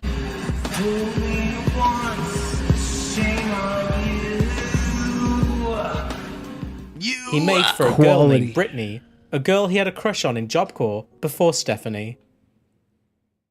Paranormal activity. There were ghosts Josh in a was Job Corps? convinced that Job Corps was haunted. He recalled one particular night when several spooky things happened. As one tale goes, the dorm room went really cold. He and other students saw a woman with brown hair in a white dress walk by the window. An alarm clock then began ominously emitting staticky noises. According to Josh, one of his dorm mates became Those fucking stupid ghost hunter shows polluted the minds of so many people. It's like a radio has static on it, and you're like, oh, it's a ghost! possessed, threw a clock and punched another student. The student had allegedly been experimenting with binaural beats and was more susceptible to paranormal activity. That's what happens. Job Corps staff cleansed the room with sage after the... So, just to remind everybody, we had an open offer for anyone who's willing to drop a 50. It will be matched by Seth Looks. That's a huge... That would help out with the goal tremendously. We'd be like way closer than we are now. So if anyone's willing to drop that first 50, it will be matched in full. It's, you know... event. Josh theorized that the spirits fed off the drama, negativity, and the bullying that was occurring on campus. That sounds like Josh ghosts said to that me. the punishment for stealing Mr. Slater's bike for a joyride, we'll come back to this tall tale later, he was forced to clean the storage room above the gymnasium. Josh witnessed a folding basketball hoop fold over on its own accord and a bike fall off a rack, but daringly egged the spirits to try harder if they wanted to scare him. Josh recounted that a tall, hooded, menacing figure appeared in front of him and vanished. Unfazed by this event, he diligently went back to his duties of cleaning the gymnasium. Yeah, he's no wimp. He's going to clean. The cyst. Oh no, what is this? Whilst in Job Corps, Josh developed a cyst on his tailbone. He went to see a nurse at Job Corps. They drained it, but it was still hurting after. During a field trip to the beach, his cyst popped whilst he was sitting down. Oh. He was understandably Yeah, isn't that embarrassed as there terrible? were hot chicks around, and he thought they could... He had, like, basically a giant zit right up in at the top of his butt crack. You right ever there. you ever have one? Yeah, I've had one, but it didn't have to be, like, drained or anything. I had one when I was in high school. I didn't know what it was. I just had like a bump on my butt, and it hurt really bad. Yeah, they get just like a bad zit that's like And wanting it popped in class, and I thought someone farted, and it was my stink. And it stunk? It was bad. That's It terrible. was so gross. No, mine just kind of went away on its Mine own. had like blood in it and stuff. It was so Oh, it gross. was infected. I'm so glad it's never happened again, but it was so gross. I didn't know what it was. I thought I was just dying or something. smell his cyst. Josh returned to Casper on medical leave and had it removed, and now bears the scar above his ass crack. They're saying that's a Second boil. I don't know. Whatever it YouTube was, channel. it was icky. It's a cyst. On August 4th, 2011, Look at this guy. Jack Klassen, This the is an guy old Cobra antagonist. that gave away Josh's password, Your password? 4565 Pop-Tarts, bitch! 45. It sounded like Gucci's. 4565 Pop Tarts. That's not Gucci's though. We That's know that. right. I am a leader of the 9-gang army, and you're fucked, bitch! made a video calling Josh out. How's it going, subscribers? I'm sitting down here, it's a Wednesday morning, and I'm looking at this guy's videos. His name's Gothic King Cobra, and he's claiming he's not a troll, and he's claiming that he's into all this stuff, like making drinks and stuff. Now, anyway, so Gothic King Cobra, he's putting these videos out. He's saying he's not a poser, he's not a troll, but obviously, if you go through his videos, he's talking about having... He's. I detect Canadian. Who do you think has had more He's Canadian. lovers, this guy or the Beast? Ooh, that's a tough one. I don't think the Beast has had any, but haven't does seen this much guy of have? Joseph Strickland in a very long time. Consensual, obviously. I mean, 12-year-old, 13-year-old girlfriend. tied for 0. Yeah, really fucking gothic. Probably more like pathetic. Can you please stop making videos? On December 30th... Look at that picture of Cobra. With the shirt off? Yeah. Looking like a sexy goth bad boy. Yeah, he likes what he sees Josh in the mirror. attempted to reach out on Facebook to the owner of an archive channel called Gothic King Cobra. Job Corps professions for Josh. Oh, this is so like, because they try to fit you with an occupation. During orientation at Job Corps, Josh was told to choose 3 areas of work to try out for a week or 2 consecutively, and then choose one that he would like to specialize in. Josh's 3 options were bricklaying, welding, and painting. Josh chose welding because he thought he would be able to build custom cars, but found it very frustrating. Bricklaying proved to be very hard work, and he thought the other bricklaying students were very cocky. Those bricklayers. Josh eventually settled on painting, think it'd be easier, but it turned out it was very difficult for him. He said that his painting instructor was very patient to a point, but disliked Josh's work ethic, disapproving of his daydreaming and his habit of picking up sticks to be used as wands. Josh recalled a time when he cut his hand while painting on a roof and was sent to the nurse. At this point, his instructor told Josh he couldn't do painting anymore due to his absent-mindedness. Under the impression that he liked to read, they suggested office administration or computer tech instead. Josh said that he enjoyed computer tech for a short period of time, but got bored of it very quickly. Finally, Josh landed on answering phone calls and general office administration as his choice of trade. His teacher, Mrs. Carla, thought Josh had a nice voice and that answering phone calls would be a perfect fit for him. Job Corps made the rules. Josh breaks them.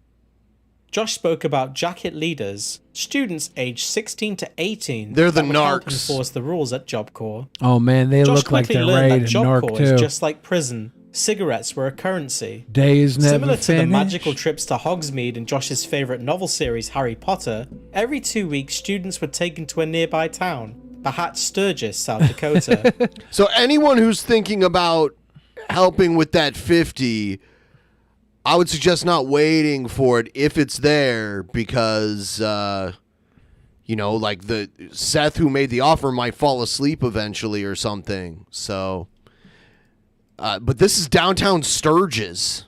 Every time I hear Sturgis, I think of Hog Wild, WCW. Yeah, they do the Sturgis bike. Yeah, big run. rally. And some would procure cigarettes to sell for $1 or $2 each. It was against the rules to front and sell cigarettes in Job Corps, but students would sell other things like drinks and food from town. Josh said that he did buy and front cigarettes, but made sure to pay them off because he heard stories of students getting beat up for not paying off their cigarette debts. Uh-oh. Josh said that if he broke a rule at Job Corps, you would get written up by the jacket leaders and you would have to go to the student court. The head of the SAC/pool hall was an ex-Navy SEAL Marine scuba diver named Mr. Slater. Mr. Josh Slater, the Navy SEAL scuba diver? Called a time when he Yes. huffed cologne and went to a dance at Job Corps. Full of energy, he danced to dubstep and later, feeling mischievous, went outside under the cover of darkness to steal Mr. Slater's bicycle and rode it around campus. He was chased down by a jacket leader who ended up cutting himself after yanking the bike from Josh. You're fucking with a Josh was scuba punished diving Navy SEAL, Josh. and sent to clean the storage room above the gymnasium, which he had no problem doing. Bullying at Job Corps. Needs to Another stop. student made the terrible decision to harass Josh, leaving him no choice but to use a magical power he dubbed dreamwalking, enabling him to invade people's dreams and give them nightmares.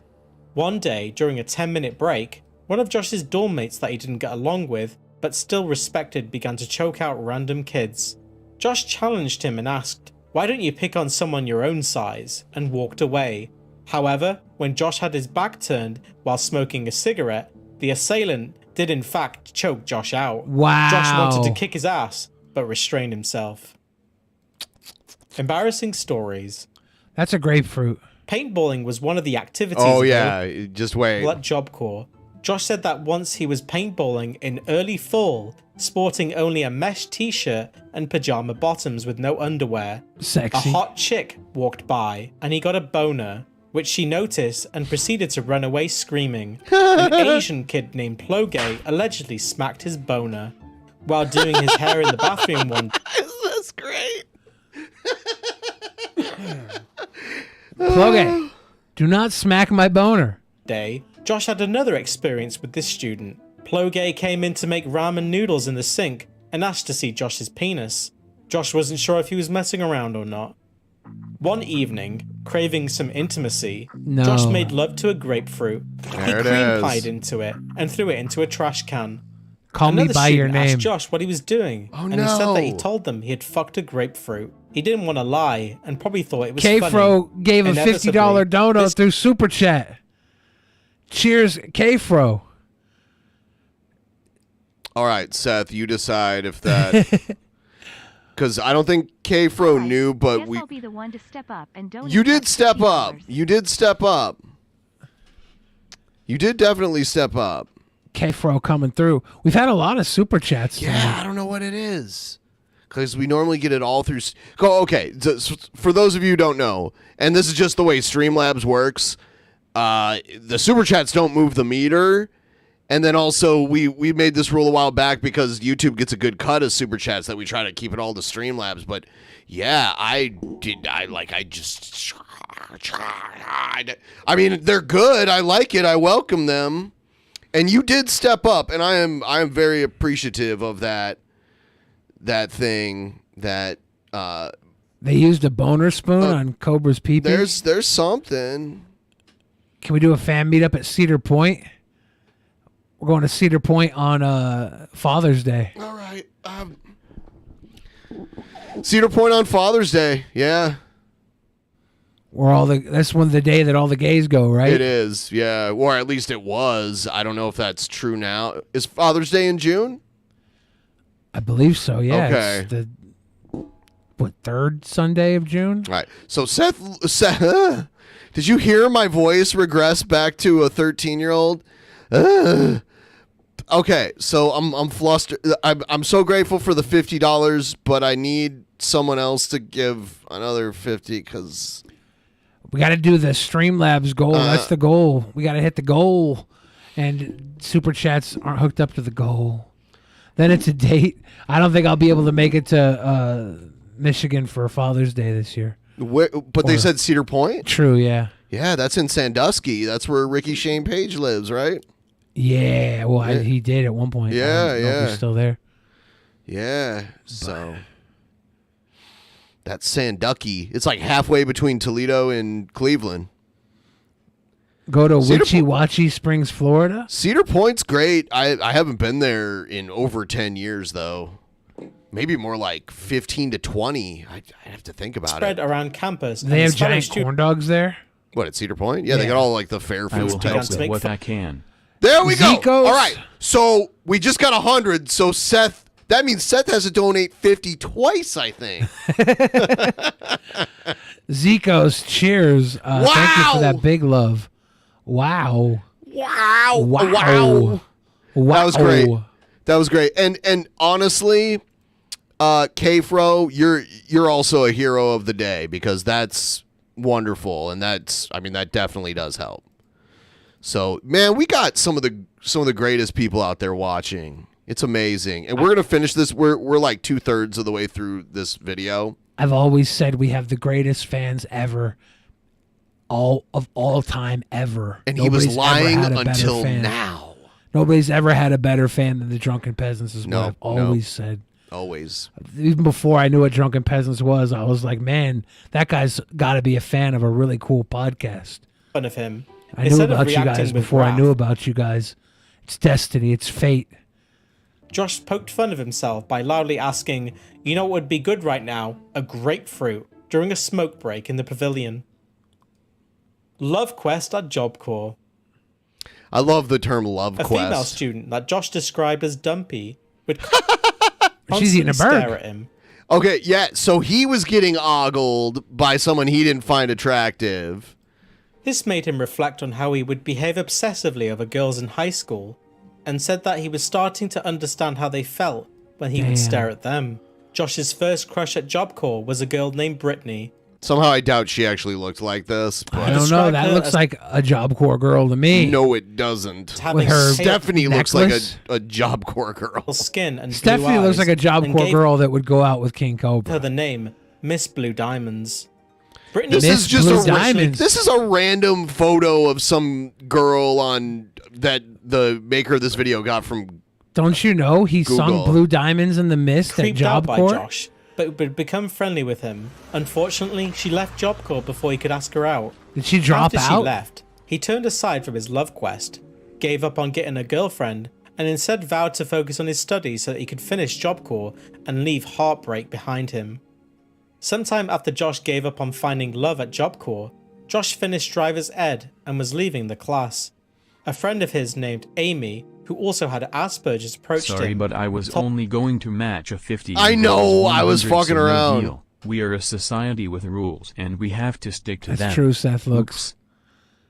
I'm sorry. Yeah, Seth Looks won't be matching the 50 because that was a 100. We are $2.66 away from $666.66. Someone could sneak in that $2.66 right now. It would get us to $666.66, which I don't know if you guys know. What? Them's are Satan numbers. Them's are. Be careful. Miss Blue Diamond Phillips Told him about her friend Stephanie, who had taken a liking to Josh, and asked him if he would like to meet her. Josh was shocked and apprehensive that she would be ugly. DJ Fix He Soul was on the pleasant- mic. Stone Hold Boy. him, Mike. Stun boy. pleasantly surprised, however, when he met her and found her very attractive. On April 16th, 2012, I love the picture of him with her tits in his hands. It's like, what?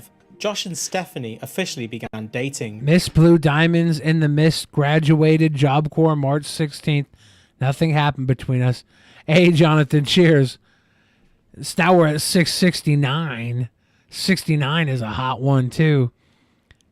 And then April 16th, I got my first girlfriend. Her name is Stephanie Peterson. And April 20th, she gave me a hand job. And I performed oral on her pussy and boobs. This is from Facebook. Yeah. And on May 6th, I got some pussy. Yes, my fellow Cobra demons and angels. Your king is no longer a virgin. We are still going strong, and we date and make out and all kinds of fun activities, including French kissing. I'll be seeing her over summer break and making new videos on summer break as well. I found a way to get to Facebook, so stay faithful. Your king will return, and my power level has grown unlimited. So he lost his virginity to Stephanie. At Job Corps. Man, on April 20th, she gave him a hand job for Hitler's birthday. She gave him a hand job. That's wild. That's wild. Just 4 days later, Josh said that he'd received a hand job from Stephanie and performed cunnilingus on her and felt her breasts. I love that word, cunnilingus. He didn't say Stephanie had cunnilingus, sex though. for the first time on May 6th He in said a he female performed bathroom oral for about on her 2 pussy minutes. and boobs. Well, Boglum Chronicle, or no, it's not Boglum. It's what is it? Bite Size Cobra is a sophisticated English gentleman, and he will say cunnilingus. In 46 seconds. Zico's He put the claims top down now.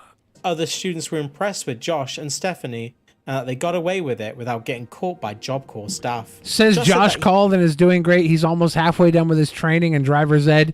He's moved up 2 behavior levels since we last saw him. 2 behavior levels? What is that? I think mostly for fearing of me killing him. And he has a girlfriend. He sounded really good on the phone. So Clint says Josh moved up 2 behavior levels out of fear of Clint killing him. Damn. I think it's crazy, and I remember this time frame, like the early 2010s. People did like overshare everything, like everything. Job Corps is often an alternative to prison. It's often where they'll send you if you're young, and they'll say we're going to send you to Job Corps rather than lock you up because it's like. Well, he wouldn't have been locked up because he didn't commit any crimes. Yeah, but people are saying Job Corps sounds a lot like prison. It's like a boarding school almost. Yeah, I know a lot of people that would get offered at a young age to go to Job Corps, and it's government. It's like government subsidized too. It's like it's like a federal program. Yeah, they pay you to go there, and you get locked up in your room, and you have, I don't know, little Bible studies and girlfriends. He and Stephanie had sex on campus numerous times and said that they became a popular couple. Josh said that he went to prom with Stephanie at Job Corps. That's a fucking cool look right there. They both have the tie-dyed shirts on. Yeah, with the peace sign in the background. That's cool. I feel like Cobes is a pro wrestler right there. This was Cobb's peak right here. He needs a fanny pack. This was his peak right here. He needs a fanny pack. A highlight of which was that the DJ gave him a shout out.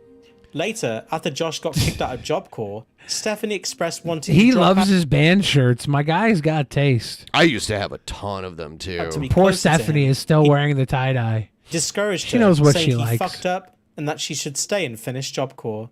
She completed her course a year later. Drugs. Yep. Any Drugs. shit Stephanie talked about Cobes is fucked. Like, Cobes was a hottie back then. He was a regulation hottie. He had autism. You were with Cobes because he was the King Kong ding dong at Job Corps. Josh recounted You calling him a hottie just makes me feel getting weird. high in He's got arts that and crafts autism. class from paint fumes whilst making a toy car. Josh said that he had snorted morphine pills whilst in Job Corps. How did he get those? Josh said that he made the infamous jailhouse acid out of toothpaste and an orange and said that he smoked it and ate it. It's not real. Toothpaste and orange is not Josh has told acid. many stories about his drug use during his time in Job Corps, the truthfulness of which is dubious. His weed habit in particular was the one that would have consequences of his time in the program. Kicked out of Job Corps. Damn it. In a strange twist, the jacket leader who intervened in his so-called suicide attempt was the one who ratted him out for smoking weed, leading him to be kicked out of Job Corps. Josh claimed that this jacket leader was a hypocrite because he would also engage in smoking weed on campus and bragged about it with his friends. Wow. Following this, Josh was driven to a homeless shelter where he spent 5 days. Clint was very angry at Job Corps for not telling them that Josh had been kicked out and, understandably, was furious with Josh. He asked Josh if he was a druggie now that he smokes I love the picture they're using of him too. Clint gave Josh an ultimatum. No panty sniffing. There's all these goofy photos of him. Must have a job. He had 2 weeks to get a job or get his long hair cut. Clint also came up with new house rules that Josh had to abide by whilst he was back at home. After returning to Casper, Look at this. It's his appeal letter. Appeal letter. Hello, Job Corps. My name is Josh Saunders. I was kicked out of Job Corps last week for having weed prophanelia. Please let me come back. Thank you, Josh Saunders. Is that really? I don't know. I don't. He spelled kicked out wrong. He spelled But Josh does spell things wrong. paraphernalia wrong. Come, he spelled come right if you're thinking about it the wrong way. Josh claimed he sent Job Corps an appeal letter, but nothing came of it. I don't think that was really. Conclusion. Probably not. Following the expulsion from the Job Corps program, things looked dire for Josh. He was back home with his family, having once again disappointed his father. It ain't over. However, constant imminent threats of haircut and group homes would motivate Josh to get a job and eventually gain some measure of independence. He had a girlfriend, worked consistently at a job he wasn't completely useless at, and was growing his YouTube following. The king at Inevitably, Wendy's. as with all things in Josh's life, failure was looming, and we would begin to see how Josh's life would spiral out of control in the coming years. It's nice to know that he had some highs at Job Corps. He got literal highs. And he moved on well to continue his legacy as a sexy gothic bad boy. An So that was autistic pretty hottie. good. I think it was well made. I like the animations too. Big fan of those animations. Those Pixar levels of animation. The only way to wrangle a gothic bad boy. Can you realize the woman that breaks the seal on Cobra's dry spell? She's going to be enamored. She's going to be absolutely just falling into a gothic sex fantasy. Well, some Crawford County parents are suing the library system for, quote, unlawful censorship of materials in the county libraries, stating that it goes against the First Amendment. can't tell you how much money I have to spend on books and curriculum homeschooling. They say you can learn just about anything if you open a book. And Mom of Four Samantha Rawlett says that statement's true. We are at the library at least once a week, sometimes twice a week. We love our librarians. But now, she along with other moms are suing over the relocation of LGBTQ plus books made for children to the adult section. And there were over 240 books removed. The 11-page lawsuit is against a Crawford County judge, quorum court, interim library director, and library Do they have no board. respect for the Dewey Decimal System? We reached out for a comment. One quorum court member responded saying they can't comment because of the pending lawsuit. It's not the librarian's job to say what's appropriate for my child. It's not the quorum court's job to predetermine that all these topics were not appropriate for my child. That is my right as a parent. And right, Rebecca scuffed Verdon me a is a goth. librarian herself, and she says this is wrong. During the Crawford County's January quorum court meeting, several people spoke for and against banning children's LGBTQ plus Land books of the free, in you public can't even libraries. read a book. One of those people were Julie Eversole. I do not want our children, grandchildren seeing these books. I feel they're damaging psychologically. And I feel like our children are losing their innocence. Some of these books are, they obviously have, two moms or two dads. Some of these books have children with disabilities. Some of them are just This about culture war bullshit is exhausting. activism. Just hoping out of this, books go back where they should be. Everyone's like, "Oh, she's a hot mom." I saw people Rawlett, who saying you just that. heard from, said that she would like to see members of the library board be replaced. And by the way, all of this comes after the Fayetteville Public Look at Library Chungus over voted there. to There's like a join room the full of women and Karen. Chungus. It's like the Karen A section. sea of Karens with a Chungus in the middle. Oh yeah, I see him. He has to lean forward. He's got that like rosacea cheek. Yeah, he's shit got going chubby on. cheekies. Yeah. He's just like, I need to get the fuck out of here so I can eat 4 Hot Pockets. Now, that's a law Maybe that broadens who can 5. call library material obscene and allows punishment if someone is caught giving that content to minors. Oh, damn. Republican presidential candidate Ron DeSantis made several campaign stops across the Does this state guy's today. suit Among ill-fitting? those stops, Lexington. DeSantis touched on many of his campaign We'll promises. see if during a DeSantis can do rally there anything. Is this early guy allowed to afternoon. leave the state of Florida? Yeah. The He's fuck? campaigning for president. The What are you talking fuck? about? He's already gone to Iowa. Biden's disastrous economic policies that are making it more difficult for people to make ends meet. There's a bad ground on his mic. You hear We're going to it? stop spending this country into oblivion. Maybe they with should have all the spending books and that they debt moved to the adult section stay in the kids section, but put up a little black board like how they would put up over the porno magazines at They the can have convenience a stores. beaded curtain. Yeah, they'll just have a little private board and say, "Don't look behind that board if your parents are bigot Karens." This debt deal that they're talking about, we were going bankrupt before that debt deal, and we are still going bankrupt after that debt deal. DeSantis made 2 Give other up. stops in People the don't state want to today, donate in the correct Low way. Country Damn it, and Red in Scare. Upstate. Damn it. I'll never And know. here's a look at the other 9 candidates running The for audio for this is about as fucking good as the guy's jacket. nation. They include U.S. Senator. Who runs the sound at this news station? Same guy that bought that guy his fucking jacket. This is miserable. My fellow Americans. Oh my God, this has some gold in it. Uh-oh. So he had to make a deal with the devil to keep us from defaulting on our national debts. So now all of this, the Republicans got to cram a bunch of stuff they wanted done into this bill. Ran for president. And I think he signed it I was into told law the today. days of bipartisanship are over. He has like a bog disc error. Finally, Egged joining us.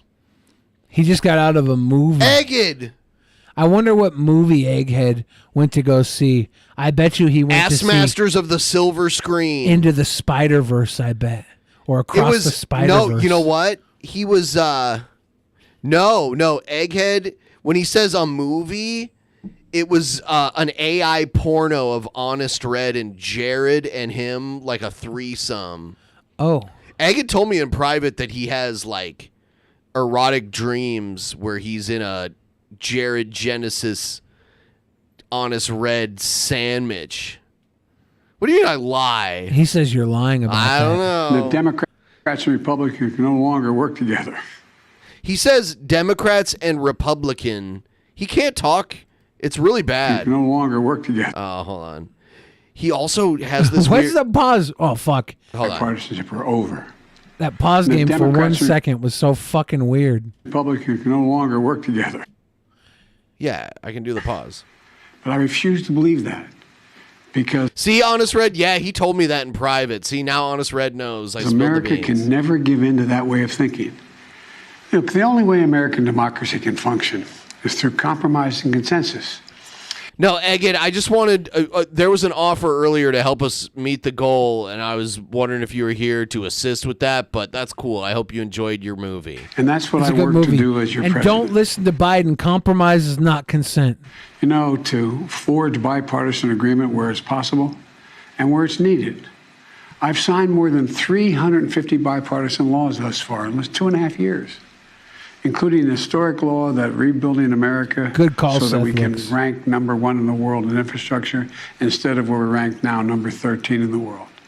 Another historic law, rebuilding our manufacturing base so that we'll lead the world once again in making semiconductors. Manny There we T. go. Mac and cheese. Holy shnikes. Cheers. Now we're at 90%. We're about 5 minutes away from the 5-hour mark. I have to be on an airplane in a few hours. Let's put me out of my misery. Ben can go play Diablo 4. Joe Biden can raise the debt ceiling. Dude, there's a part where his brain doesn't work right. We'll get to chips. it. So much more, and so many more, and so many more sophisticated ones. That one, there it happened a little bit, but And there's now, more. A bipartisan budget agreement. This is vital because it's essential to the progress we've made over the last few years is keeping full faith and credit of the United States of America and passing a budget that continues to grow our economy and reflects our values as a nation. That's why I'm speaking to you tonight, to report on the crisis averted and what we're doing to protect America's future. Passing this budget agreement was critical. The stakes could not have been higher. If we had failed to reach an agreement on the budget, there were extreme voices threatening to take America for the first time in our 247-year history into default. Yeah, see, we don't even know what, like, the credit, because there's like an international credit rating of international governments, so it would have fucked up our credit rating, and a lot of people believe it would devalue our currency a lot if we defaulted. Kind of like when your credit gets fucked up and you can't get a loan or like rent an apartment. Is America in a weird payday loan scam right now? No, we borrow so much money from historically. God, the money we borrowed from China for our 2 wars in the last 2 decades, it was really such a bad idea because now we're at odds with China more than we have been in a very long time. Sounds like a payday loan scam. On our national debt, nothing would have been more irresponsible. Nothing would have been more catastrophic. Our economy would have been thrown into recession. Retirement accounts for millions of Americans would have been decimated. 8 million Americans would have lost their jobs. Default would have destroyed our nation's credit rating, which would have made everything from mortgages to car loans to funding for the government much more expensive. And it would have taken years to climb out of that hole. And America's standing as the most trusted, reliable financial partner in the world would have been shattered. So, it was critical to reach an agreement. And it's very good news for the American people. No one got everything they wanted, but the American people got what they needed. We averted an economic crisis, an economic collapse. We're cutting spending and bringing the deficits down at the same time. I'm glad we got what we needed. Nobody got what they wanted, but I'm glad we got what we needed. I guarantee you there's going to be... Every time the caps sum up and a Democrat is in the White House and Republicans have the House and or the Senate, they hold the country hostage like this over and over. Yeah, they let the government shut down. They try to delay the debt ceiling being raised. Yeah, every time. Protect an important priority. This was never This was never even a question beforehand. From Social Security to Medicare. I remember when the government did shut down and like no one was taking out the garbage at the parks and everything. I'm like, if the government shuts down, all the people working for the government, including the politicians, the elected officials, should just stop getting paid. Cut off their pay and see how quickly they keep the government from shutting down again. Yeah, they definitely shouldn't get paid if the government doesn't. It's like all this other shit stops getting funded, but all the fucking Congress people, they still get paid. Yeah. I say cut off their pay. They should... Until the government starts getting funded again. They should get demerits for not doing things, regular things. They should be gamified. They should have to like tick boxes and meet some sort of fucking quota for workload. You know what? There's not even a season. When you're elected to the House or the Senate, there's not even a quota for how many times you need to show up. You can just not show up. Yeah. Teddy says SNAP benefits come with work requirements. It's fucked up. Let these people eat their fucking Frito pies now. To veterans, to our transformational investments in infrastructure and clean energy. I want to commend Speaker McCarthy. You know, he and I, we and our teams, we were able to get along, get things done. We were straightforward with one another, completely honest with one another, respectful with one another. Both sides operated in good faith. Both sides kept their word. And I also want to commend other congressional leaders. House Minority Leader Jeffries, Senate Majority Leader Schumer, Senate Minority Leader McConnell. They acted responsibly and put the good of the country ahead of politics. The final vote in both chambers was overwhelming, far more bipartisan than anyone thought was possible. So I want to thank the members of Congress who voted to pass this agreement, which I'm going to sign tomorrow and become the law. So here's what the deal does. First, it cuts spending. And over the next 10 years, the deficit will be cut by more than $1 trillion. I'll believe it when I see it. That will be on top of the record $1.7 trillion. $1.7 trillion. I cannot imagine another 4 years with this guy. I feel like he's going to fall apart any day. He fell on stage the other day, like he just tripped and hit the ground. I already cut the deficit in my first 2 years in office. And it's Honest Red, you are so extreme on all of your positions, and they're all absolutes. You're on like everything you believe is like a total absolute, and it's all extreme, like to one side completely. It's so like ridiculous. I feel like you're almost like a fictional caricature of what like an extreme left wing. You're like the extreme left wing boogeyman that right wingers say exists, and most people are like that crazy person doesn't actually exist. But either you just talk a big game or you really are just crazy. Clear. We're all on a much more fiscally responsible course than the one I inherited when I took office 4 years ago. When I came to office, the deficit had increased every year the previous 4 years. And nearly $8 trillion was added to the national debt in the last administration. And now we're turning things around. And that's good for America. You know, my dad used to have an expression. He said, Joey, don't tell me what you value. Show me your budget. I'll tell you what you value.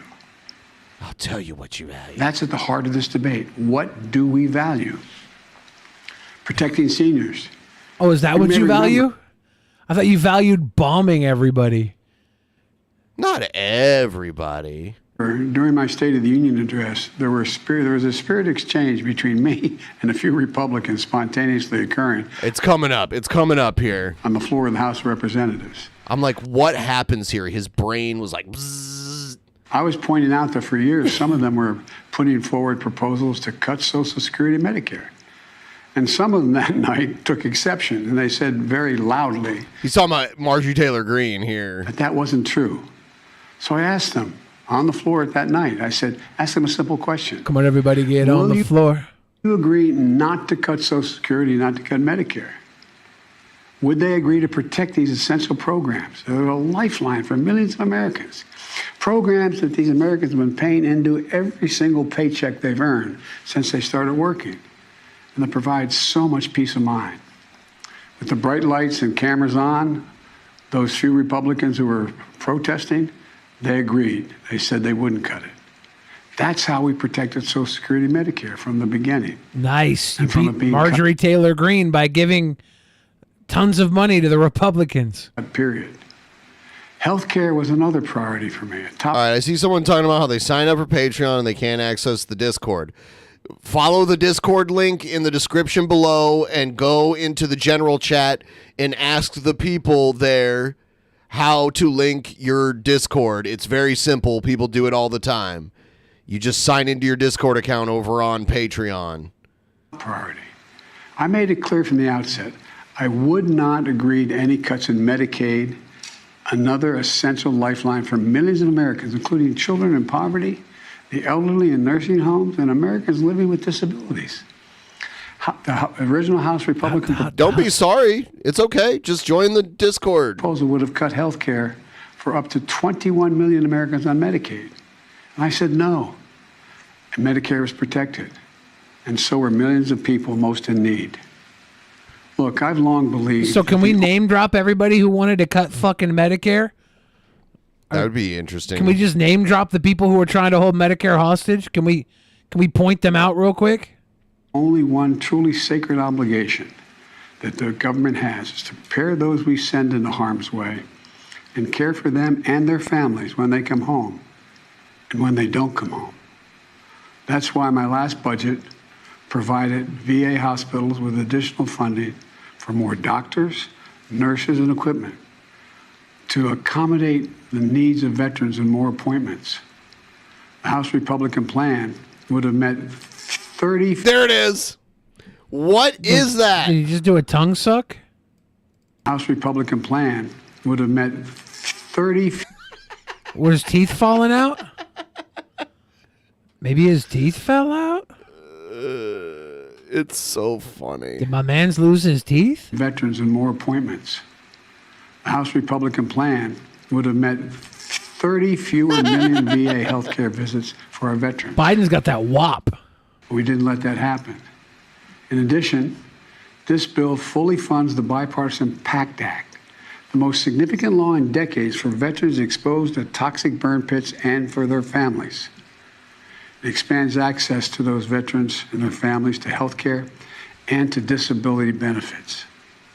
Look, we're investing in America and our people and in our future. We've created over 13 million new jobs, nearly 800,000 manufacturing jobs. They took our jobs. Where is it written that America can't lead the world again in manufacturing? Unemployment is at 3.7%. We can't lead the world again in manufacturing because there are other countries that don't have the same labor standards as we do.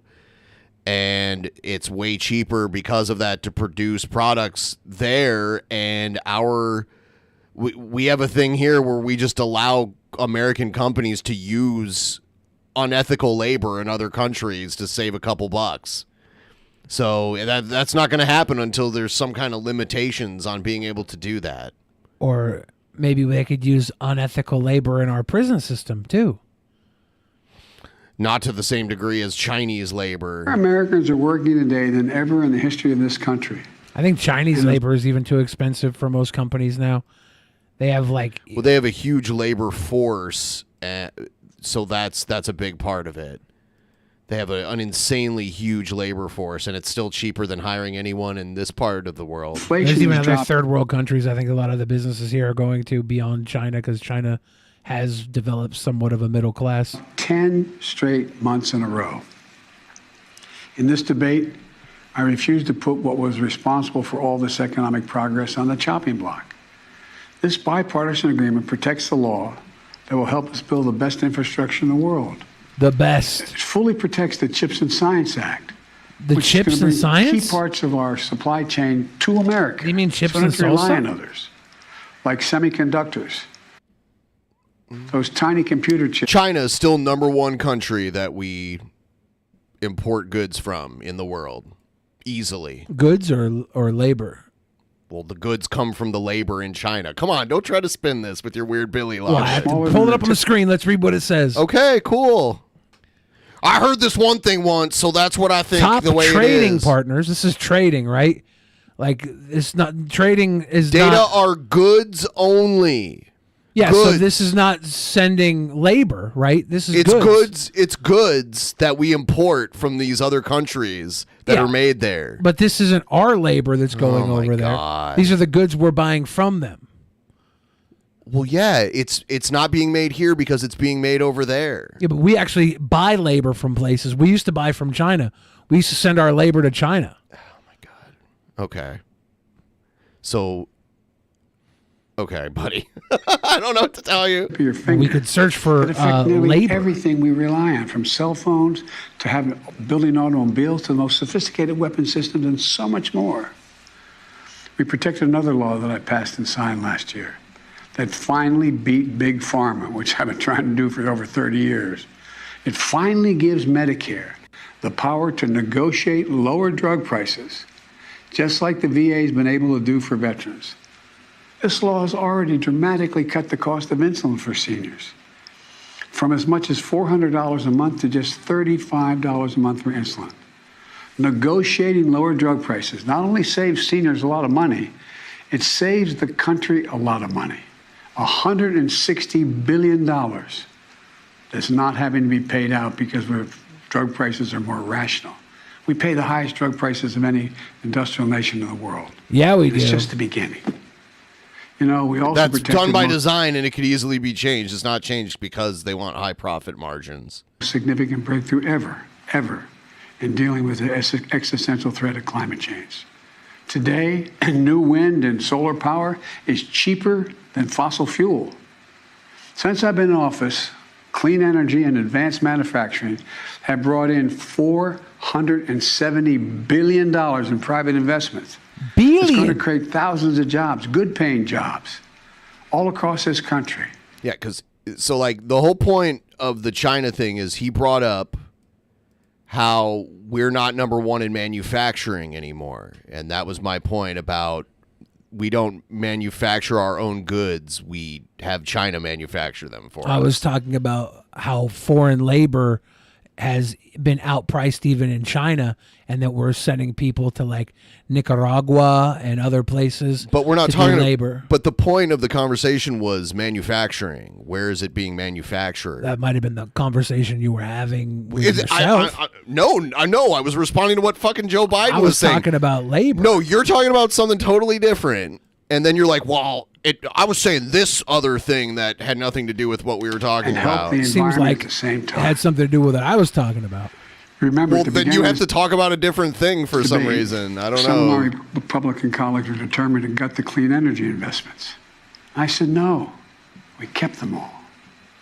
And there's so much more to do. We're going to do even more to reduce the deficit. We need to control spending if we're going to do that. But we also have to raise revenue and go after tax cheats and make sure everybody's paying their fair share. No one, I promise, no one making less than $400,000 a year will pay a penny more in federal taxes.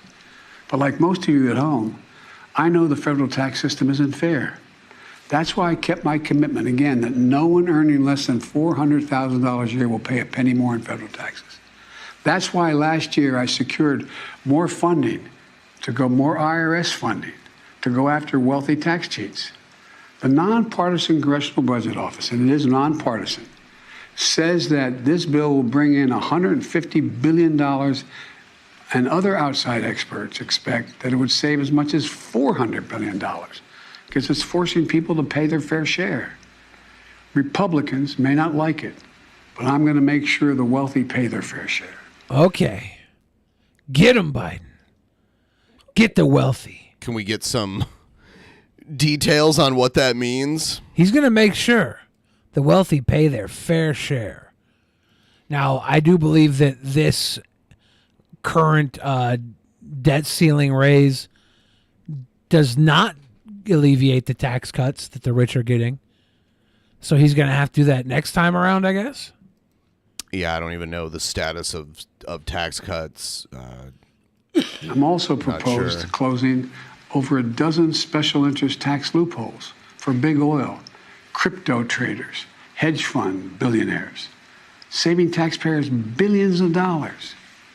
Republicans defended every single one of these special interest loopholes. Every single one. But I'm going to be coming back. And with your help, I'm going to win.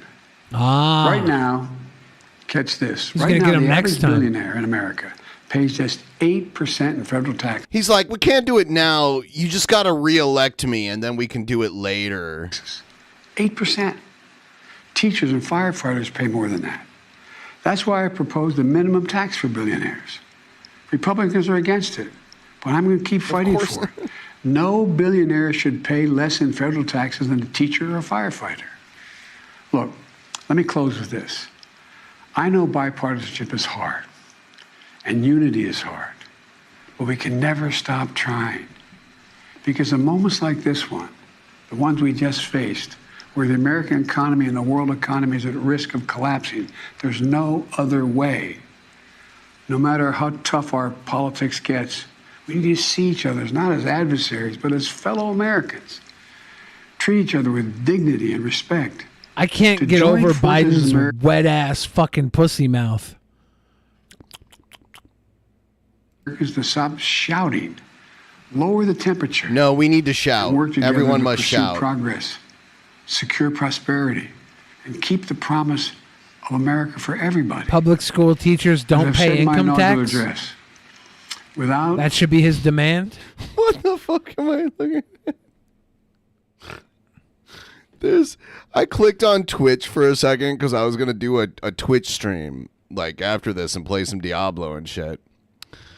And there's this booby streamer where like she has like a huge window, like cleavage window. Yeah. And she's got really big boobs, but it just looks like a giant butt because of the cleavage. It looks like she has a giant butt. Yeah, butt tits are very famous. What? Butt tits? People love butt tits. I don't know. It looks like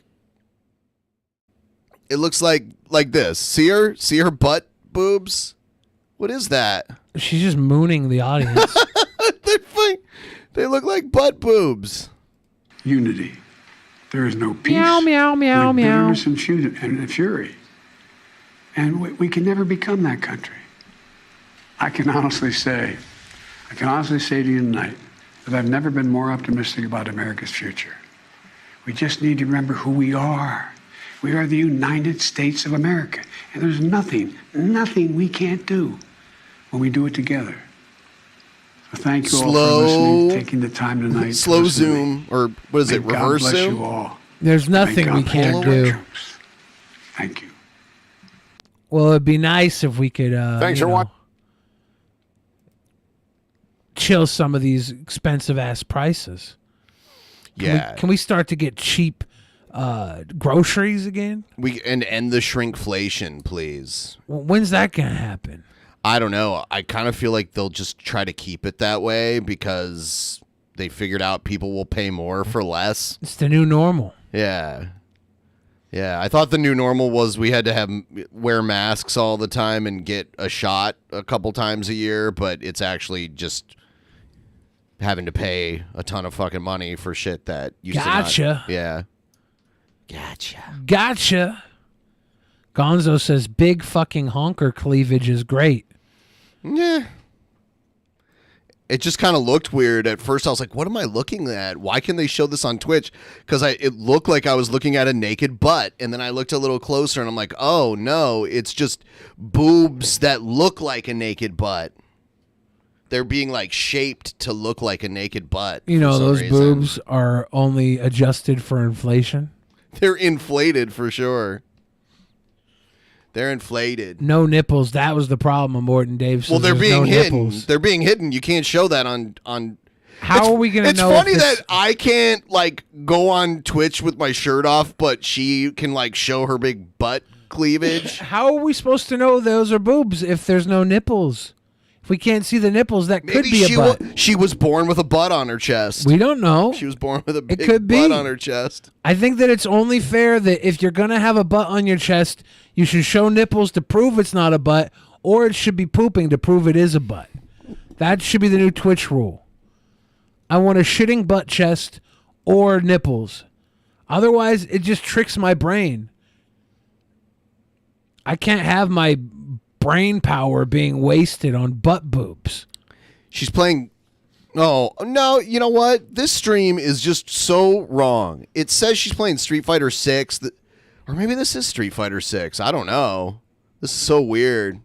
Are you looking at her boobs again, or is that... No, I'm looking at the game she's playing. I don't know. I'm sure those boobs are not Street Fighter 6. Is she playing Street Fighter 6? Probably not. This does not look like... Looks like it's some kind of fighting game, but it looks like this is a trucker with butt boobs. Holy crap! That's Amaranth, isn't it? This is Amaranth block fighter. Amaranth does not have boobs that big. Oh, she could. She bought her boobs. She has right? big ones, but not like that. Those are just ridiculous. Is it John Cena cosplaying as Amaranth? Does John Cena have giant butt boobs? If he's cosplaying as Amaranth. Jeffrey Brown says, "Can you just hot dog it, Billy? You mean put ketchup and mustard on it?" Okay, Maybe. I have to go to the bathroom. Honest Red says it's creative fighter. Now. You know what I'm saying? I've never seen Creative Fighter before. Street Fighter 2 was the only Street Fighter. Fight me. I mean, what about Street Fighter 2 Turbo? I think I would go Street Fighter 2 Turbo over Super Street Fighter. And I don't think Street Fighter 1 is comparable. Was it even a console game? Wasn't Street Fighter 1 just sitting in the fucking arcade all alone being sad? Street Fighter 2 Turbo is supreme, in my opinion. It's obviously the one that I had when I was a kid.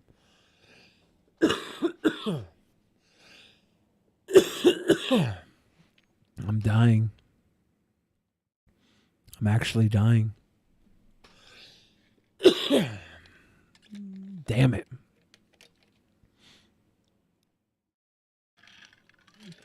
I have to go to Los Angeles for an experimental surgery. I'm flying out in 4 hours. I have no idea if it'll work or not. I'm trying to get my penis to be 4 times larger. I've always wanted a 5-incher. Thank you, Immortan Dave. The cough I just had, I thought it would be gone by now. I've had this cough for like 2 weeks. I hate it. I don't like coughing. I like to be healthy and happy. I like to bounce up and down with joy. I like to jump for joy. I am getting the Neuralink beta, yeah. Elon Musk said any fats that want to try the Neuralink beta, it's supposed to have a digital diet download into it. You're supposed to pop the Neuralink in and lose 150 pounds the first 6 months. So Elon Musk was like, will you come be a test cow for me, Billy the Fridge? He puts the Neuralink in my brain and then like some sort of weird garbage disposal up my ass. I'm supposed to lose a lot of weight that way. I'm lying, obviously. I'm not doing that. It was a lie, guys.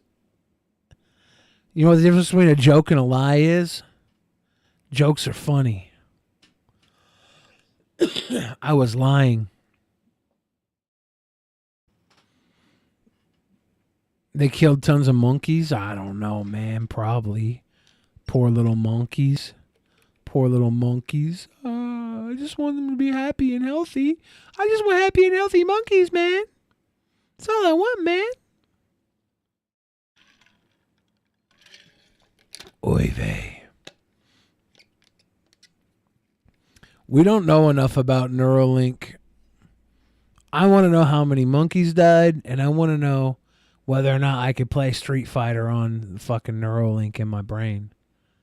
Can I just play whatever that big titty fighting game was earlier via my Neuralink in my brain? Yeah, I'm not a monkey. I'm a human. I'll be just fine. All the monkeys that died with the Neuralink weren't me. They don't have what I have. They don't have a natural affinity to survive. My little dog laid some little turds out there, so I had to clean. So we're all pooping little turds now? Yeah, she was pooping bigger than me. Lucky. Her poops were bigger than me, and she's like the size of my foot. Lucky dog. Mine were like, I don't know, a little bigger than black olives. They weren't too bad. They were like a nice hearty nugget. It's icky. God, Vito made this really depressing tweet like an hour ago. I'm like, what? Yeah. Was being on our show that hard on him? It was, yeah. Really? Yeah, he DM'd me and he he said some things in DM that I don't want to repeat. But it took a real hard toll on him. So you're bullshitting. Yes. Yeah. I don't know what you're talking about because He did a tweet an hour ago that says, feeling sad. Life is a complicated place, and it's hard to be a good and moral person.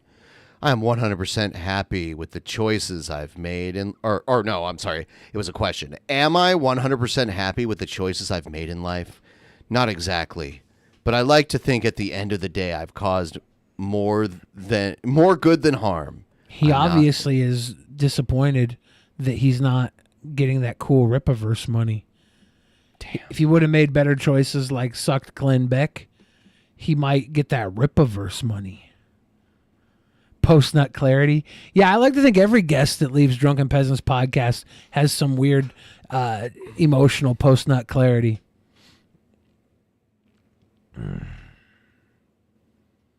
Ladies and gentlemen, we're 6 minutes away from the 5.5 hour mark on Drunken Peasants podcast for the episode of June 3rd, 2023. Yeah. Band together with one last tip train so we can meet this goal. Do emo girls have post-cut clarity? I don't know. That remains to be seen. 20 minutes to midnight. Yeah. It's your one-way ticket to midnight. I'm going to have to leave soon just to go to the... Not going to happen. Sorry, I know, Red Scare. Not going to happen. I got to leave because I got to get to the freaking airport. I got to go home and pack. I got zero time for post-nut clarity. I have to just think about Vito on the plane ride and how sexy his delicious dessert hips are and how hot King Cobra is. Dessert hips? His dessert hips. They look like a layer cake. Desert hips. Dessert. Sweet cakes. Rat Lord coming through. Everybody coming through with the little tippies. No, I'm coming back. Young tippies. Thank you, guys. We're too close to stop now. Don't stop now. Ilo says it's going on 3 a.m., bitch. It's just 3 a.m. Not here. There's time zones. Time zones are a thing. Well, there that must be going on 3 a.m. then. Sure.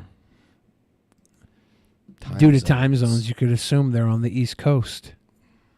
One more for the goal. Oh, Matty T, mac and cheese. It's a beautiful song.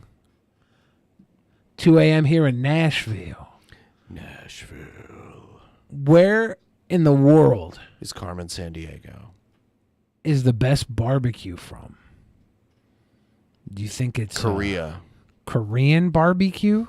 Do you think it's St. Louis barbecue? Texas barbecue?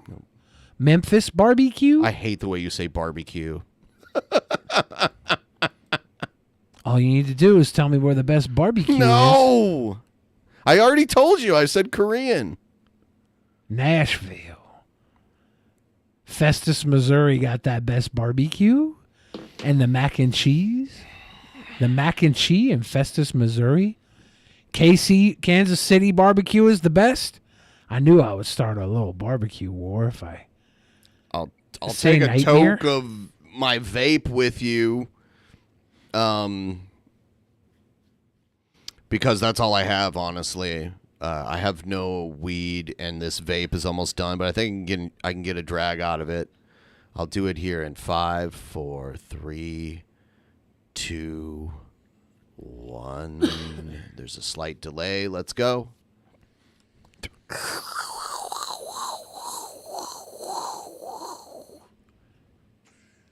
Does Mongolian do barbecue? Yep, Mongolian barbecue. Is that like a Mongolian grill, or is it something different? No, it's the same thing. Huh. Yeah, I've been to places where they use the wooden sticks, but I've also been to places where they use like swords to do it. I've never thought of it as barbecue, but I guess it's it's a type of barbecue. Pretty much a barbecue. It's on a giant grill, like a flat grill. They do all like the vegetables and stuff with it, right? Yep. Mix it together. Yep. Yep. The first one I ever went to was called BD's Mongolian Barbecue. I've always heard of it as a Mongolian grill. This is like I swear this is the first time I'm registering it as a barbecue. It's very weird to me. I don't really go to Mongolian grills that much either, but I do know some of the Chinese buffets have the similar grill experience at them. It's very weird for me to, I don't know, be almost 40 years old and just now piecing the puzzle together that it's a barbecue. BD's all over the place. Yeah. Depends on who makes the better barbecue ribs. Deadass Koreans and Central Texas got some mean-ass barbecue ribs. Chinese on par 2. Koreans Carne are just asada good insane, too, but it's like- no sauce. Same with Argentina's asado. All Asada's someone good. needs to do now is a 50 and everyone will celebrate them. Ooh, yeah, 44 now. 44. Can you imagine if you did 44? Okay, one more. All right. Hey, Stabby. 39 now. One for every year I've been alive. And for every year I'll ever live. What do you use to make barbecue? A grill. Yeah, but you also, use a grill for other things. I don't know why. What else do you use it for? A grill? Yeah. Thanks, Ben, and happy Pride, everyone in Thank chat. you. At least I'm not smoking alone in Nazi Florida. Like, I always thought Mongolian grill was more like a stir fry type of situation. No, it's cooked on like a flat grill, not really in like a big wok. Like a stir fry is usually like fried in a wok. Traditionally, it is a wok item, but the composition of a Mongolian grill, it's a grill. Items inside of it are similar to that of which you might get out of a wok. The word grill is literally in the name because it's barbecue. Yeah, I never put it together before. Yeah.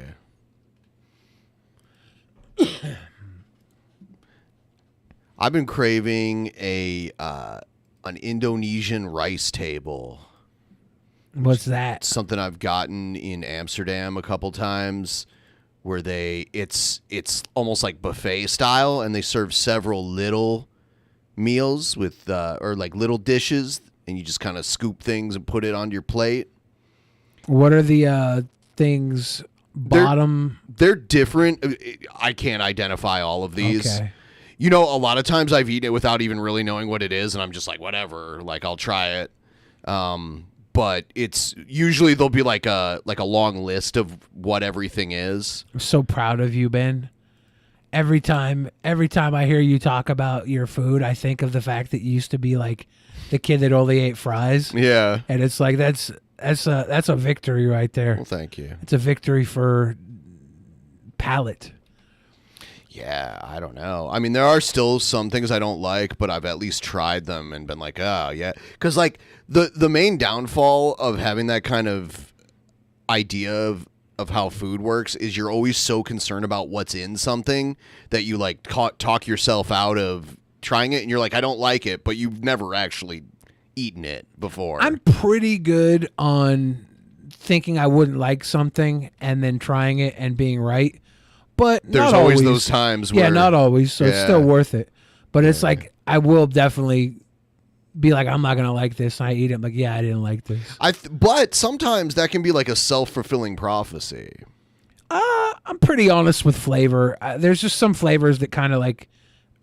I mean, like when you irk me when you're like in a, you know, when you're in a bad mood or like when you walk into something with like a negative perception of it, it's always gonna in some way affect. But I'm a fat, so like if it hits one of my sensors that, like I can't lie when it's really good because I'm a fat, you know. It's my stress eating and everything. It's like it breaks through my logic when it's really good. There were some foods I had to try a few times to like them. Like I had to try it more than once. Like I wasn't so sure about it. The first certain fishy things I don't like. Certain spices I don't like. And if I get the certain spices on anything, it's like nope. Like looking at this table, I'm trying to think of what I might not like. I was trying to find the place. Yeah, a lot of these I don't even know what they are. The thing with the toothpicks in it on the right side. Yeah, I'm not sure what those are. Whatever those bar something things steamed? are. I want to say it was steamed in like a leaf or something. Yeah, they look like they could be something I wouldn't like depending on what's inside, but I don't know. I'd have to actually try it. I think there's some calamari there in red sauce. I would probably like that. Yeah, I'm not even sure. Jeffrey Brown's asking if anyone's ever ate at Pasta Mania. No, that shit was like SpaghettiOs, basically. Just because it had Hulk Hogan's name on it, they thought it was going to work, but it was basically like a restaurant that served SpaghettiOs. Uh-oh. Pasta Mania. I see some shrimp that's probably in a curry, maybe some scallops there. I don't know. All that stuff looks like it goes good on rice. Yeah, that's mainly... That's why it's called the rice table, which is interesting. I don't think that's an Indonesian term. I think that's a Dutch term that they've given it. Reverend Veritas says the world just lost another Hulkamaniac. Don't say that. What do you mean? Don't say that. I don't know what that means. I'm sad now. All right. Morton Dave had Pastamania as a kid. It was trash even when you were a kid. You know how fucked up I would feel if I went to a wrestling themed restaurant as a kid and had a bad experience? Like as a kid, I feel like that could do no wrong. Especially like Hulk Hogan when I was a little Hulkamaniac. I'd probably shovel a full turd in my mouth and be like, yeah, Hogan, all right. All right, Hogan. Oh, you got keto healthy bomb ass dishes to share? I wanna know. I wanna eat that. The song Hulkster in Heaven. Damn, dude. Yeah. Which a lot of people are saying this story is bullshit. Oh my god, the Indonesian restaurant that I've eaten at every time I've been to Amsterdam, which is 3, I guess it's closed now. That's so sad. Rip. Ripperoonie. Permanently closed. I wonder if COVID killed it. I wanted to see. I wish there was like. Oh yeah, there is a menu. The Rippaverse. Oh damn! It might be in Dutch. Shit. It was literally SpaghettiOs in a Hulk Hogan cup. Yeah. See, I don't like SpaghettiOs, but I think the fact that it was in a Hulk Hogan cup, as a kid, I would be like, oh yeah, I got my Hogan cup. Remember the Hulk Hogan's store in Florida? There's like a McDonald's across the way from it. Well, yeah, like I know someone that works at the Hulk Hogan store in Florida. And didn't we pull it up the other day? And there was like a McDonald's. Wasn't there like a special McDonald's? I know or he something? owns like a sports bar near there too. Here's, so they bring you. This is the rice table. This is Dutch for rice table right here. Riffstafel? Yeah. One was euro and the other was. Okay, so one was $32.50 and one was $37.50. The menu stated that a minimum of 2 people could order the more expensive one. I asked if I could order the large one. The waitress tried to dissuade me from ordering the larger one. She said it would be too many dishes and too much food. I proved her wrong. Later in the evening, she said I did an impressive job. So, a plate of 5 cold items, a plate of 9 non-spicy items. I wish they would name what they were. I see some shrimp in the upper left. I see some beef in the lower right. I'm not sure. A plate of 9 spicier items. Yeah. Yeah, there were. See how they got the peppers on them? Yeah. I found out about this restaurant because I watched Anthony Bourdain go there and eat there, and he was eating a few of the things, and it like made his face like look like how it was so spicy, and I was like, man, I want to try that. There's like the one dish is like green beans. You can see there are some dishes that are like mostly veggies. Dude, I love this, man. I wish there was like one restaurant here that sold this kind of food, but there's not like anywhere around here. You've done extensive research. Yeah, I've looked for a place around here that All has you need this is kind an of meal. Indonesian rice table.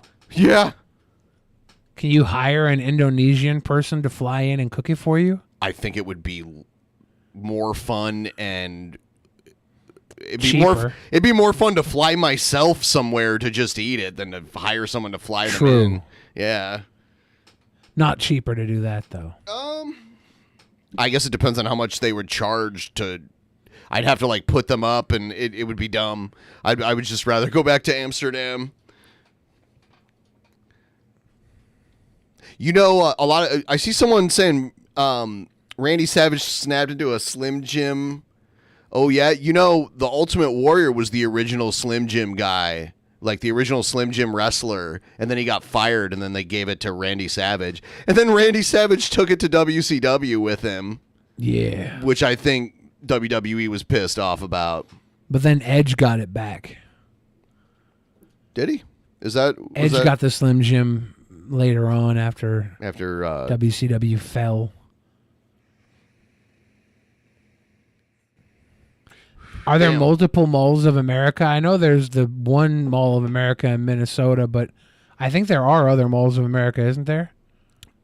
I think that's the only one known as Mall of America, but I could be wrong. I don't know. I know there's that one that's in Minnesota that's... Yeah, it's the Mall of America. It's the largest mall in the U.S. Has like an amusement park inside of it and all other kinds of huge shit that you normally wouldn't have in a mall. Now the heyday of the mall is behind us, so I don't know how much longer that place will stay open. It is like a tourist attraction. It'll probably be fine there in fucking You ever Minnesota. hit a rainforest cafe? I don't know if I did. Or I think it has I all might this have. like animatronic jungle animals. Yeah. And every like 25 minutes, it like thunderstorms. Like I watched this YouTube video the other day of these guys that went on a road trip to eat at every rainforest cafe in North America. Yeah, I saw that. You saw that? Yeah, I was going to go. I saw it right before I went to Vegas, and I was going to go to the one in Vegas. I've been to that one. But I decided to go to Cracker Barrel instead. I grew up with Cracker Barrel. That's where like all the old people want to eat in Ohio. So I ate there a lot. Cracker Barrel. I think they had a Cracker Barrel in Portland, but they closed it recently. I saw a news story where people are all mad about it.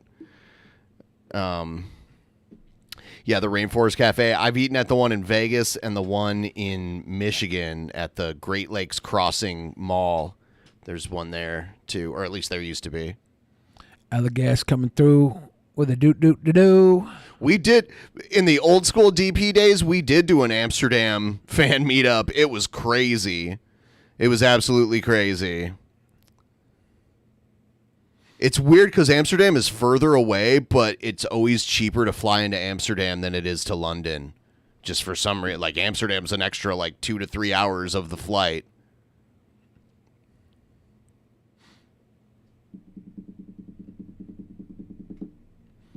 Is Cracker Barrel food you could buy from the grocery store? Yeah, they do. They do sell some Cracker Barrel stuff in the grocery store. Cheese, a lot of times. Oh yeah, I know that. They sell all the Bob Evans like frozen sides around here, and I'm like, man, but there's not one Bob Evans anywhere around here. That's another place old people like to eat in the Midwest.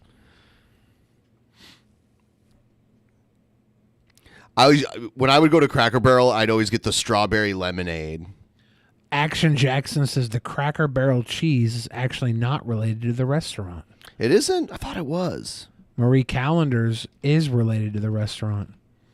We used to have a Marie Callender's in Northgate, Seattle, Washington, and they would do a Sunday brunch there that was cracking. You'd be able to go and get like eggs Benedict buffet and all types of. They bring you plates of sausage and bacon to your table. Like, would you like sausage and bacon? And I said, bring me this sausage and bacon and tell I tell you I would not like sausage and bacon. Just keep it coming. We used to have. I used to eat at these restaurants called Max and Irma's. It was like a chain of. It was almost like a TGI Fridays type place. Looks like the one I used to eat at doesn't even exist anymore.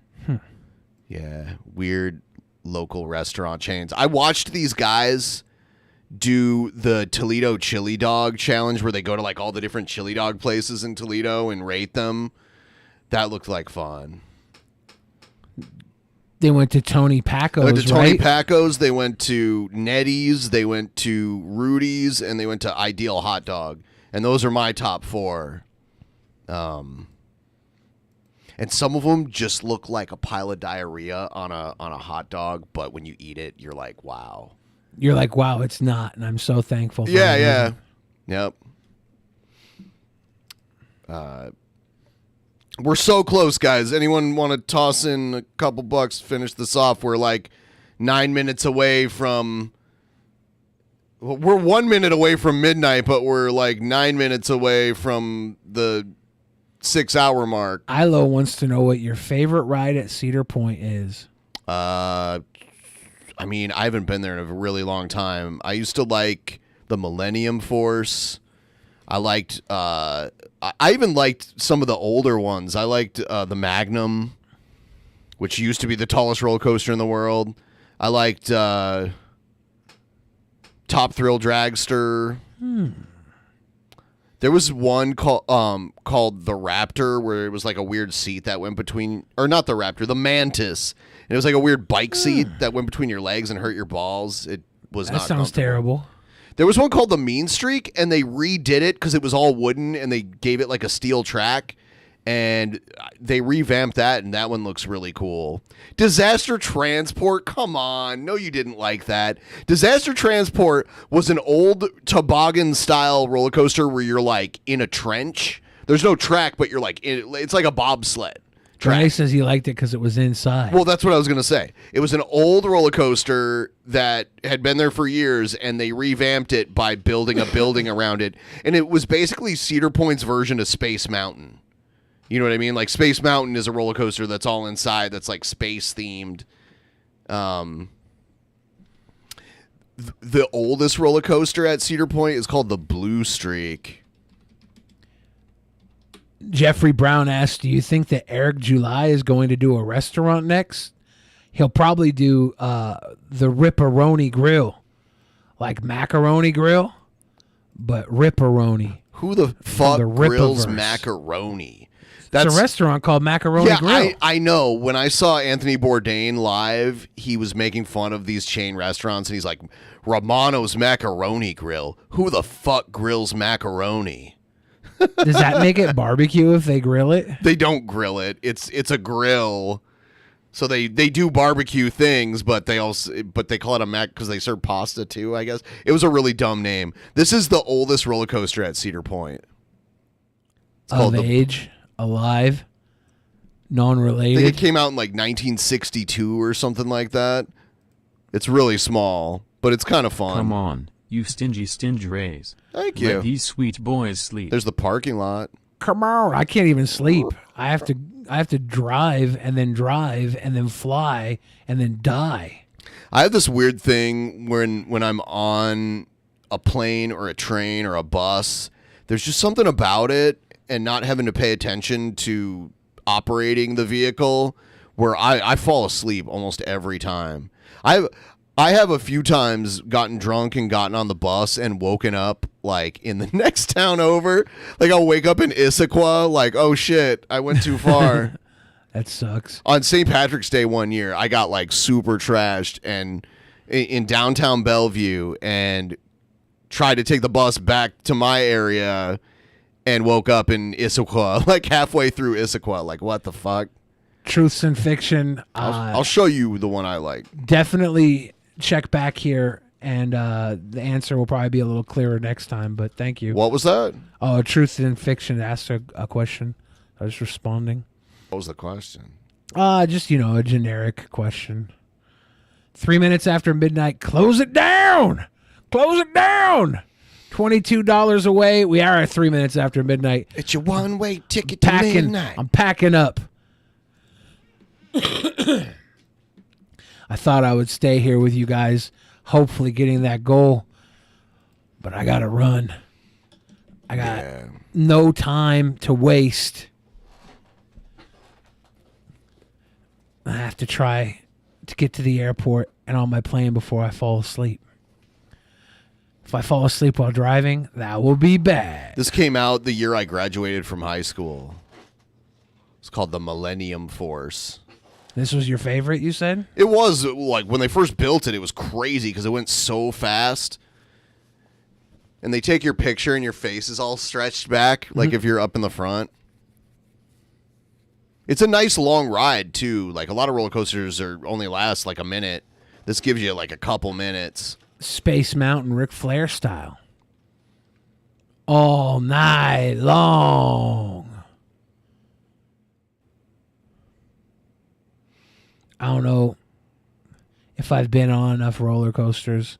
Yeah, I did them every summer. Like, this was our family trip every summer because it was only like an hour drive away, and it wasn't that expensive. I did the Wish Incredible ride. More. Sucks about the charge back. You're doing fine. Thank you. I appreciate it. Well, look how far we've come. I'll just sit here and stream a little while longer, and I'm confident we'll get it eventually. Hopefully. I mean, we're so close. Hopefully. I tried to stream earlier today. I did like a setup live stream where I was setting up the show in hopes that people would throw some donos so we weren't here all night. But, shit happens. All right, guys, have a good night. Good night.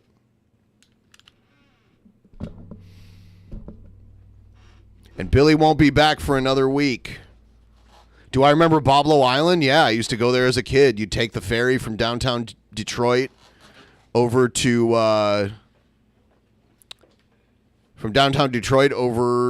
Boblo Island, which was just over the Canadian border. That was the first time I'd ever been to Canada, was Boblo Island.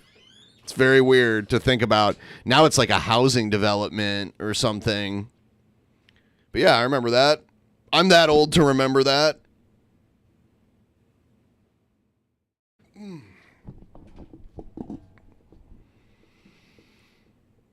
Yeah, Boblo Island. It was a little amusement park on an island in the Detroit River just over the border. I remember when The Simpsons were like a new thing. They had like, how like at Disney World they have like people dressed up as the Disney characters. They had The Simpsons there, and it was like, whoa, they got like The Simpsons. That's cool. Yeah, Billy had to go. Billy will not be back until Saturday. So on Tuesday, I've got Hannibal and Monty and King Beard X. You know him as Pimp Monk. And then on Thursday, I've got Scott and Adam from Your Movie Sucks. So we're going to have good people filling in. I've been to Niagara Falls, too, both the U.S. and Canadian side.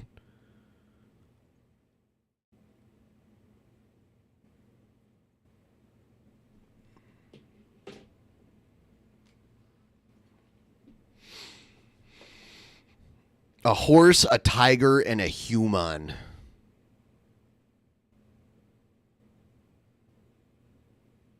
Yeah, yeah. It was like the late 80s, early 90s, like the peak. Well, I guess maybe not even the peak. It was like the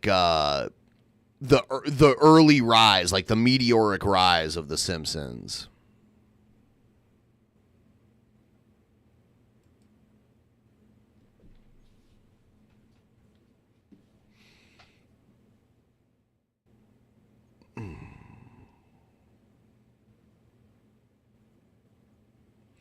Yeah, I've been to Niagara. I've been to Toronto, like the whole greater Toronto area. I've been there. I've been to Ottawa. Been to parts of Quebec. And I've been to Vancouver and like the whole Vancouver area. So that's my Canadian. That's how many. I've been to Canada probably like 30 times in my life.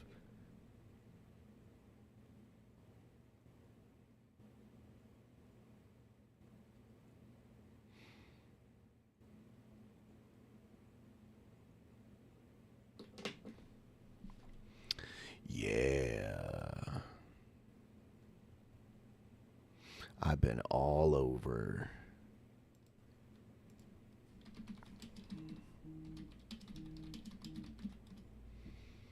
What was that?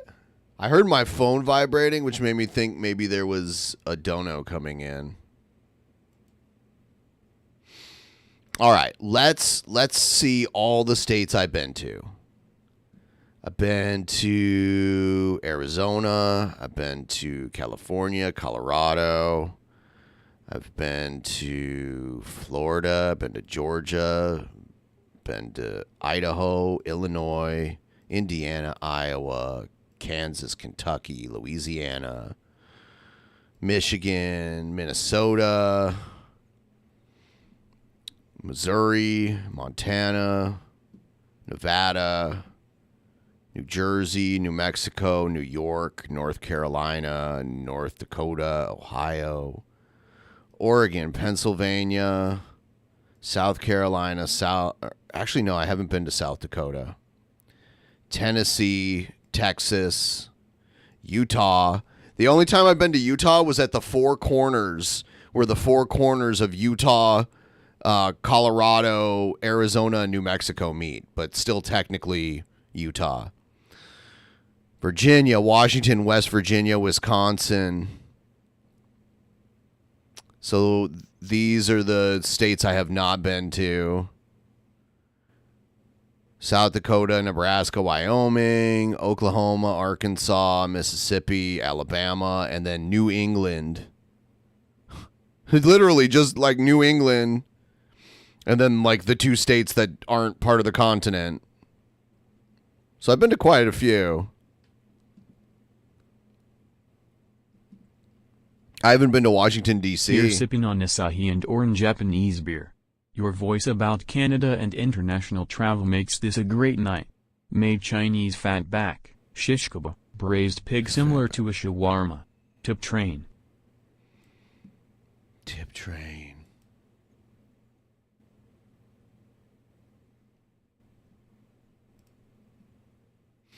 Now let's do European countries visited map. See, now I'm busting out my geography-tism. All right, let's see here. There's not going to be too many of these. I've been to Austria. I've been to Belgium.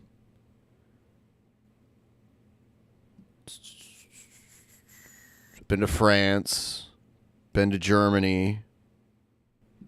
I've been to Vatican City. Been to Italy.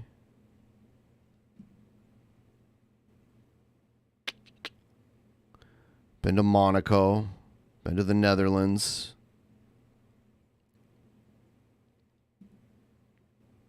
UK. Switzerland.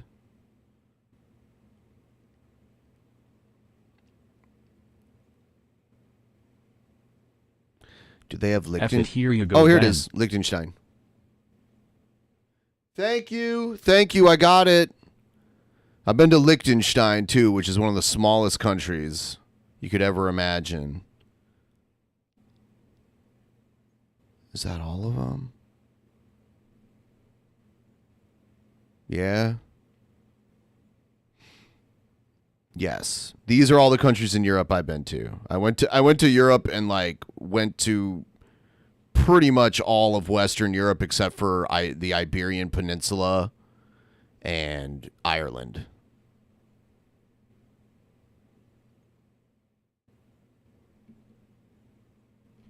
So just a login. Oh shit, I could have just used this. There I go.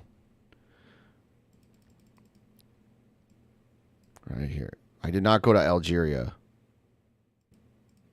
So yeah.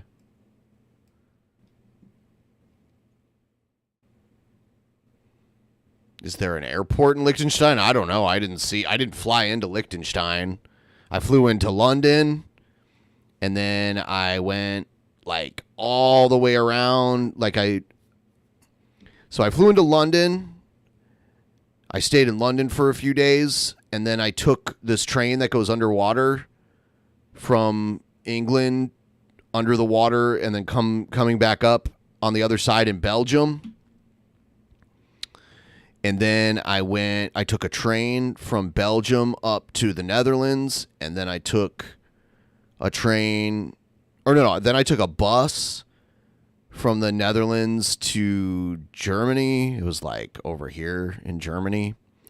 And then I took a bus down to,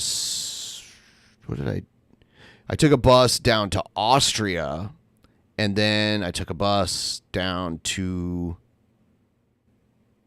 is that how I did it? Yeah, I had to have. And then I took a bus to Switzerland, and in between Austria and Switzerland is Liechtenstein. And then I went to Italy. I took a bus like all the way around Italy. Like I went to Venice, and then I went down to Rome, and I went to Florence, and blah blah blah. And then I came up over here in the French Riviera. That's where Nice and Monaco are. And then I took a train from South France all the way up to Paris. And then I took the train again from Paris over to London again and stayed there for a couple days and then went home. It was like 2 weeks.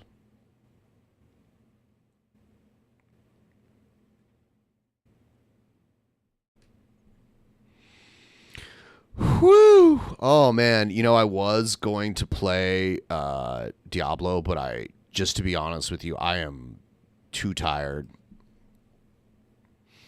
I'm too tired to play Diablo. This is the story of my life. This is why I keep not playing Diablo and everyone's getting so far ahead of me.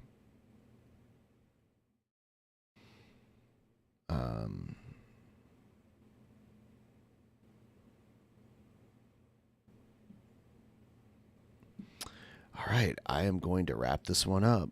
I hope you guys have a great night. See you later.